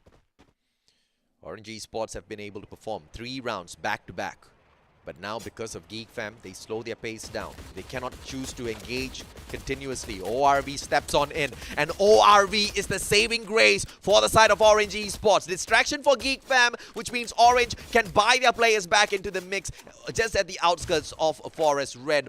But he has to be careful here, the player from the side of Orange, because time is running out. That circle catches up with him as well. As we can spot on the map, it's going to be Rosso X. And he doesn't really have much of an opportunity. And yes, he is at the buy point already. It is that play. Orange Esports will be able to catch Rosso X off guard as he tries to make that survival attempt later on. X-Men Akatsuki on the other hand, one by one, they chip away at Diversity Gaming, and Jasly takes triple from that engagement. Oh, and Man04 just get overwhelmed. Very well done for the members of Orange Esports, but it's enough though to end this one. Geek Fam still has 2 members left alive. Fikri and Orin trying to bring Man04 back up. Fikri providing support, and Orin brings out the big guns, the grenade launcher, to force ORV away. Oh! You see Neslu. Orin just blows him up. ORV losing control of this area. Geek Fam with a quad kill. for Oren. They stay alive in this round. And once again, the players of ORV, the perfect sacrifice for Orange Esports to get out of there. And X-Men Akatsuki now hopping on into battle as well. After going to town with the players of Diversity Gaming, they now want to take that backstab against the players of Geek Fam potentially before they make their way in towards the next circle. Splitting off into a buddy system here. 2 players on each side of that body of river. Geek Fam, they face a little bit of difficulty in that engagement because of the position that X-Men Akatsuki holds over them, attacking from 2 different angles. And as Geek Fam tries to make it into the circle later on, it will be a challenge, but Orange Esports gets taken out of the equation, and 3 rounds back-to-back they perform, but thanks to Geek Fam, all knocked out. We know who's going to be looking for a little bit of revenge on Day of Marathon tomorrow, Husky. Oh, absolutely. Orange Esports still has a chance to work with Barbara. Completely flashed. An immediate follow-up. Not enough to take him down though. Anxiety had the eyes on Blank. Gotta eliminate K9 Esports. Blanks, I believe, is the last man alive. More. Out in the open. Barbara delivers the killing blow. We're down to the last 5 teams. Geek Fam still in the mix. Fikri. And Fikri completely exposed, but the bullets are not landing. Finally, it connects. And Barbara makes sure that he makes it count. Eden! Also around the nave, flying, and it lands. Maske with a 3-pointer of a lob. And Eternal Watch and Learn manages to pick off 1 clean kill through the guy. Anxiety, on the other hand, flanking from the right-hand side. And now Geek Fam going to be in a lot of trouble. X-Men Akatsuki, the buddy system being executed to perfection by the players of X-Men Akatsuki. And that gives them the greatest vantage point over the players of Geek Fam as well. Visibility, but a grenade launcher pops one straight towards the players of X-Men Akatsuki. And they scramble for a little bit of a defensive spot. And look at Barba as he catches off Oren. Nobody else there for the save as Man04 runs in straight towards Oren. He makes it through with a great glue wall played, and Fikri provides the suppressive fire, making sure Anxiety does not continue to pressure their players. Fikri with a masterful snipe, and this should be between Anxiety or Geek Fam, but X-Men Akatsuki staying away from all of those engagement, Husky. One of the best possible situations for X-Men Akatsuki to be in. It's all about getting those points and keeping themselves within touching distance of that 12th spot. And don't let Diversity Gaming run away with the lead, and Jasly will make sure that that happens. He actually still hiding. And for now, finally snuffed out. 3rd place finish, not too bad. Orange, grenade launcher. Now, Anxiety, the best round so far against Geek Fam. Yeah. Both eyeing for that Booyah. Orange grenade launcher out. Doesn't explode. A nade from afar. Orange dodges it. And another grenade launcher just lobbed down left, right, and center. That one connects onto Toby. Skanoho drops the glue wall. Another nade coming out from Oren. And he's landing all those nades left, right, and center. Fikri still alive. Oren peeks on the corner. Nails that one. And it's going to be the end for Geek Fam. And Anxiety puts a stop to their rampage. A booyah for them to close out the day. Great play from the side of Anxiety. Today has most definitely been a day that it's not the best for the side of Anxiety. The best that we have seen from them in here today has been the 15 points that they brought out at round number 6. Couldn't secure the booyah for themselves, but this time around, they pick up those solid kills. They run to that final circle. They keep their positions, and this is what I like to see from Anxiety that we did not see out of Diversity. Diversity always finds a way to get their hands onto those grenade launches, but prematurely uses it before getting into that final circle. Anxiety, on the other hand, makes sure they use that grenade launcher to secure that booyah. One bit of a difference, but it makes such a huge one in terms of points. Yeah, and unfortunately this time Orion was not able to land his grenade launcher shots, right? Because those cartridges, if one lands, that round is done for. And Anxiety just have a very good defense towards the very end. Not as much kills though. I believe 6 total kills by the end of the round. Giffen probably has more than that. But if you're Anxiety, you should be delighted that you got those points anyways. Yeah, absolutely. But a team that deserves some focus, definitely X-Men Akatsuki, the best possible scenario for them to keep their toes behind Diversity Gaming. Yeah, absolutely right. And X-Men Akatsuki just managing to play that a lot by the positioning that they found out there on the battlefield, peeling away from all of those engagements. It was a highlight earlier on in terms of the point made for X-Men Akatsuki. They are desperately trying to make it into the top 12. And I feel like this great play from their side has been enough to just nudge them into the top 12, right? Diversity Gaming, they did perform tremendously well at that round 7, so that could be the only outlier in terms of holding back the players of X-Men Akatsuki, replacing them in that 12th spot. Oh yeah, and I think, you know, the race is definitely not over just yet, right? Diversity Gaming, we said that they had an amazing day, at least on average, right? This is probably one of the better days for them, but X-Men Akatsuki also showed us that they can keep up with the pack. And it really comes down to tomorrow. Both teams have 4 rounds to prove themselves, and that is not including ORV, Orange, who are running their marathon to also break into top 12. It can be anyone's game. We might see Cambodian teams in the finals or none at all. And it's quite surprising to see how cheeky Geek Fam is and how their confidence just shines through, right? When they know that they really have to go out there and chug out and put out a great performance, that's when we see them hitting those high numbers. And we're talking about, like, you know, numbers past 70 picked up within 1 day of play. And Geek Fam today, on the other hand, hasn't been able to play such masterful pressure, but managed to bounce back in that very final opportunity. 15 kills, 9 points from placement. Even though anxiety hits the booyah, Geek Fam snatches away that #1 spot. A great way to start that momentum to build into tomorrow. And we found out who was the first team that got knocked out. EWG. Started the day was pretty well, but ended on a very low note. Nonetheless, though, for EWG, a marathon day that I think is worth looking back at, because they did have a couple of good rounds that they can be proud of. Obviously, this is not the ending that they want to look for, but in the greater scheme of things, I think EWG did fine. Yeah, I mean, out of 8 rounds, you saw them pick up the #1 spot once and the top 3 twice, right? So overall, it's an all-right performance from the side of Eastern Wolfsgang. The most important point being they're nowhere near to getting relegated from the top 12. So, you know, I guess even if the only thing that they might care about is just picking up an extra few US dollars in terms of the overall prize pool that's available at the league stages.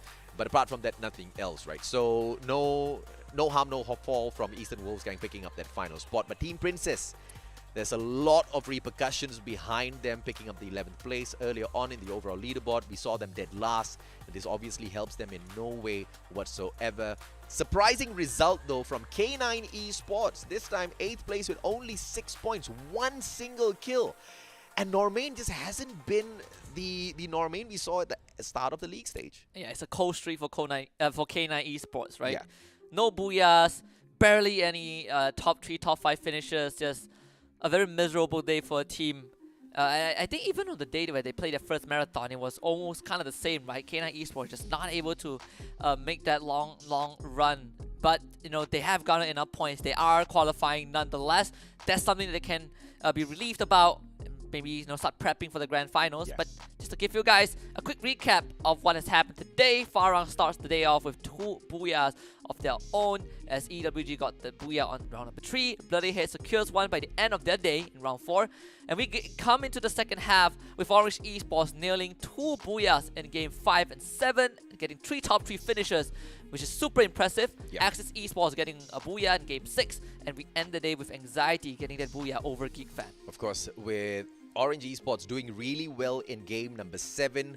I want to see exactly how far that's launched them up the leaderboard, right? Because we're once again talking about a team that started off last. They've been in the bottom 3 for throughout the whole of the league stages, as a matter of fact.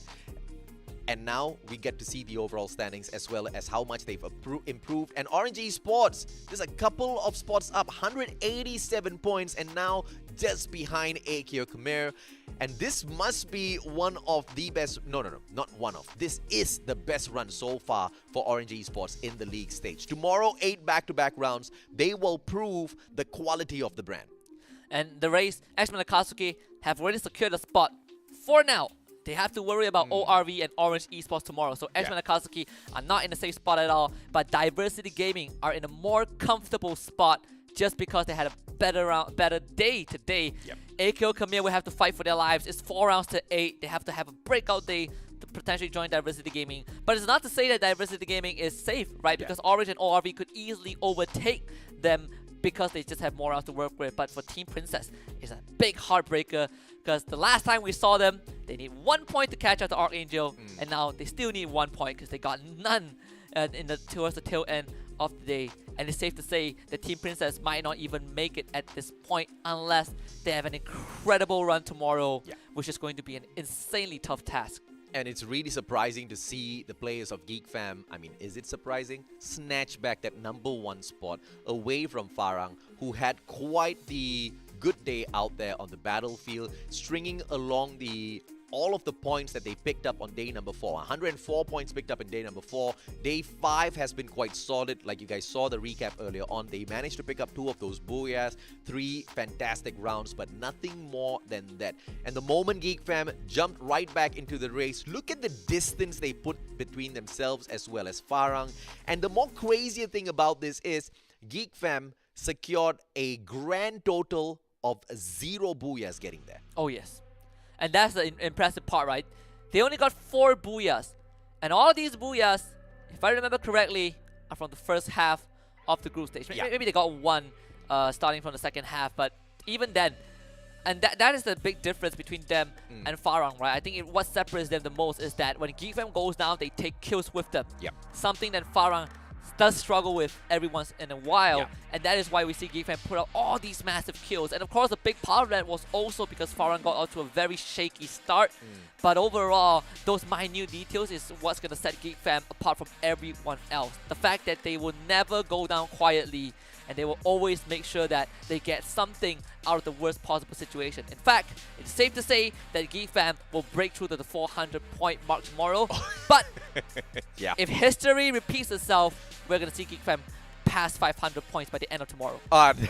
And that would actually be absolutely insane, right? For Geek Fam to surpass the 500-point mark, it requires them to hit more than 100 points. But like you said, if history repeats itself, once again, this is a team that managed to pick up 151 points the last time they ran a marathon. And Geek Fam should be able to show all of the other teams out there on the battlefield exactly who is the most dominant out there on the battlefield. Even Anxiety, who runs the marathon with them tomorrow, will have a hard time catching up. We are looking at about 100 points in terms of a difference between Anxiety as well as Geek Fam.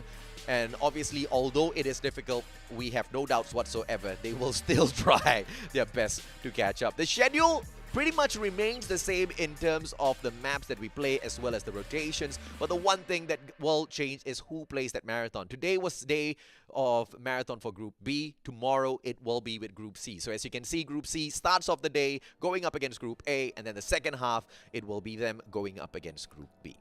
And it could not have been a better way to close out a chapter of our group stage. The fact that the race for 12th spot all comes down to tomorrow, and the teams that need these 8 matches are all in Group C, and we'll only find out who qualifies if Cambodia's pride is on the line. We know that Sri Lanka probably would not make it, which is very unfortunate, but Cambodia still has a chance, and it lies in the hands of Diversity Gaming themselves. And it also comes down to whether ORV and Orange can make that incredible run to qualify themselves into the top 12.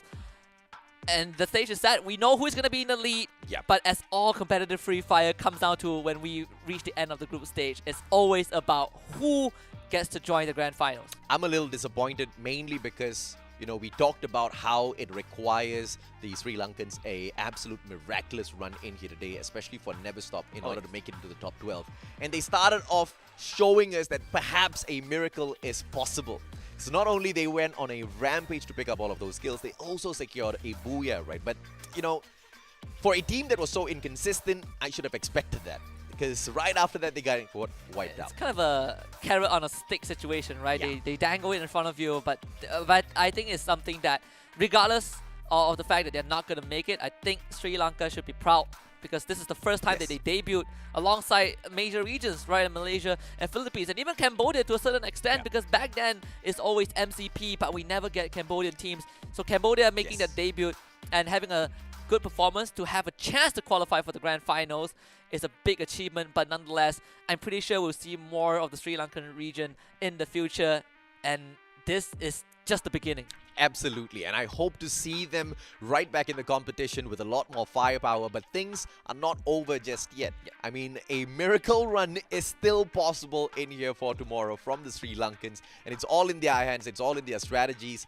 But of course, some of those eventual encounters out there on the battlefield will be decided by mechanical capability, and they've shown us so far that although they do have what it takes to overcome some of those situations, some of those teams out there on the battlefield, they haven't really been able to bring those plays back to back, which is going to be quite the concern. So, a miracle run tomorrow for the Sri Lankans. Let us know exactly what you think. Is it going to be possible in the comments section, ladies and gentlemen, boys and girls? We think it's possible.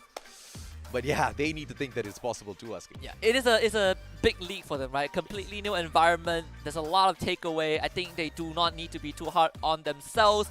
But we also have, the replay of this the entire day, which I think is completely insane. That some of these teams have shown us so much. I mean, Farang, Orange Esports, EWG to a certain extent, and also GateFam just showing us that they do not need the booyah. Booyah do not define you. Right, it's like, you don't have to wear branded clothes to look fancy. I mean, GeekFam has proven that, right? They come in with socks and sandals, and they still smack the competition and keep themselves in first place. But Diversity Gaming also had an amazing breakout day. Took them a while. They had some rocky runs, but overall, they still were able to not only break into top 12, but to keep themselves at arms, not within arm's reach of a team like X-Men Akatsuki. Yeah, very impressive run coming through from the side of Diversity Gaming. And it's, even though quite inconsistent, they are able to still hang with the best out there on the battlefield. And like you said, managing to do just enough to kind of break into the top 12 and hopefully stay in there for the rest of the competition as well overall. Tomorrow will be a day where they are tested once again, and the Cambodians have shown us thus far that they can go the distance. Hopefully tomorrow's the same case. Yeah, and that's all for the quick fact that X-Men Akatsuki bombed out two rounds with nothing, right? But also, Lifeline was given by Diversity Gaming. Yes. Fate works in a very strange way, but Destiny will show us who makes it to top 12 tomorrow, or at least at the second half of the leaderboard. We're gonna close out the day for now, but do remember, the group stage still has one last day, and it's Group C's time to shine tomorrow. The race to top 12 continues tomorrow at the same time. We will see you then. My name is Husky. He is the Mustachio AJ. We'll see you guys tomorrow. On behalf of everyone, have a good Saturday. We'll catch you guys for day 6 on Sunday. Peranan saya dalam tim ni adalah sebagai leader pasukan dan support dalam in-game.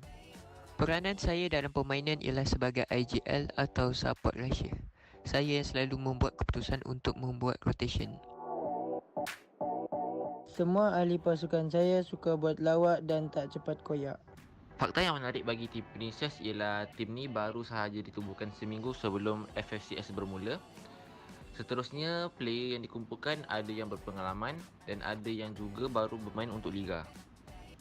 Bagi player yang berpengalaman ialah TP Jiraya, iaitu Farang Pablo yang pernah mewakili Malaysia untuk Free Fire World Series 2022 dan sekarang bermain untuk tim Princess. Cabaran utama yang kami hadapi adalah mencari chemistry sesama kami kerana kami merupakan tim yang baru ditubuhkan untuk FFCS kali ini. Cabaran yang saya hadapi ialah ketika bermain di handphone kentang dan lain selalu problem. Tim yang kita orang akan hapuskan ialah WNL dan Tim Princess. Tim yang kami tak sabar untuk lawan ialah Tim X-Men, WNL dan Todak. Bagi kami, tim ni adalah agak mencabar sebab mereka mempunyai potensi masing-masing dalam FFCS kali ni. Pesanan saya untuk tim-tim lawan, good luck dan Tim Malaysia boleh. Tahniah kepada tim yang lepas liga dan Tim Princess, jangan suka sangat. Offset kita orang punya. Orange Esport boleh. Orange Esport boleh. Up and down, we are together.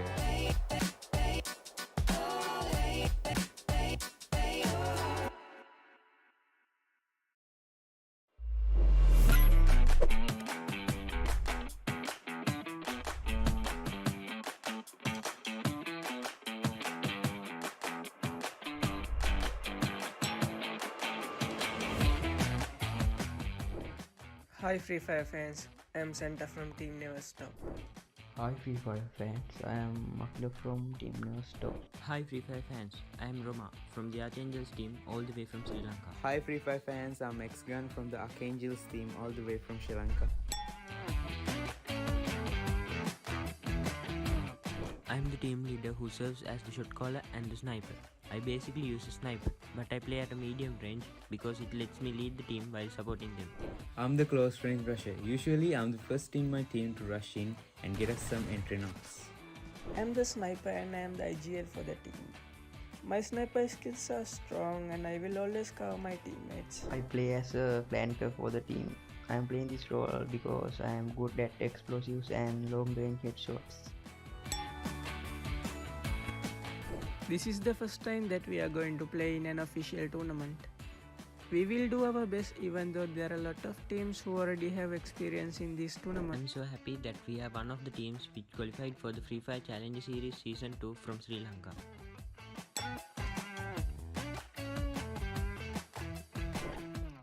Sensei always want to play sniper, even though he's a rusher. Let me think, Sana always like to play with female players than his team. Specifically the Auto Knockout team. It is one of the most famed and the most experienced teams we are facing in this tournament. We are looking forward to meeting Team Todak in battle. We wish them to do their best in the league stage. This is going to be our first experience in an official Free Fire event. So the other teams better watch out because we are coming for the win.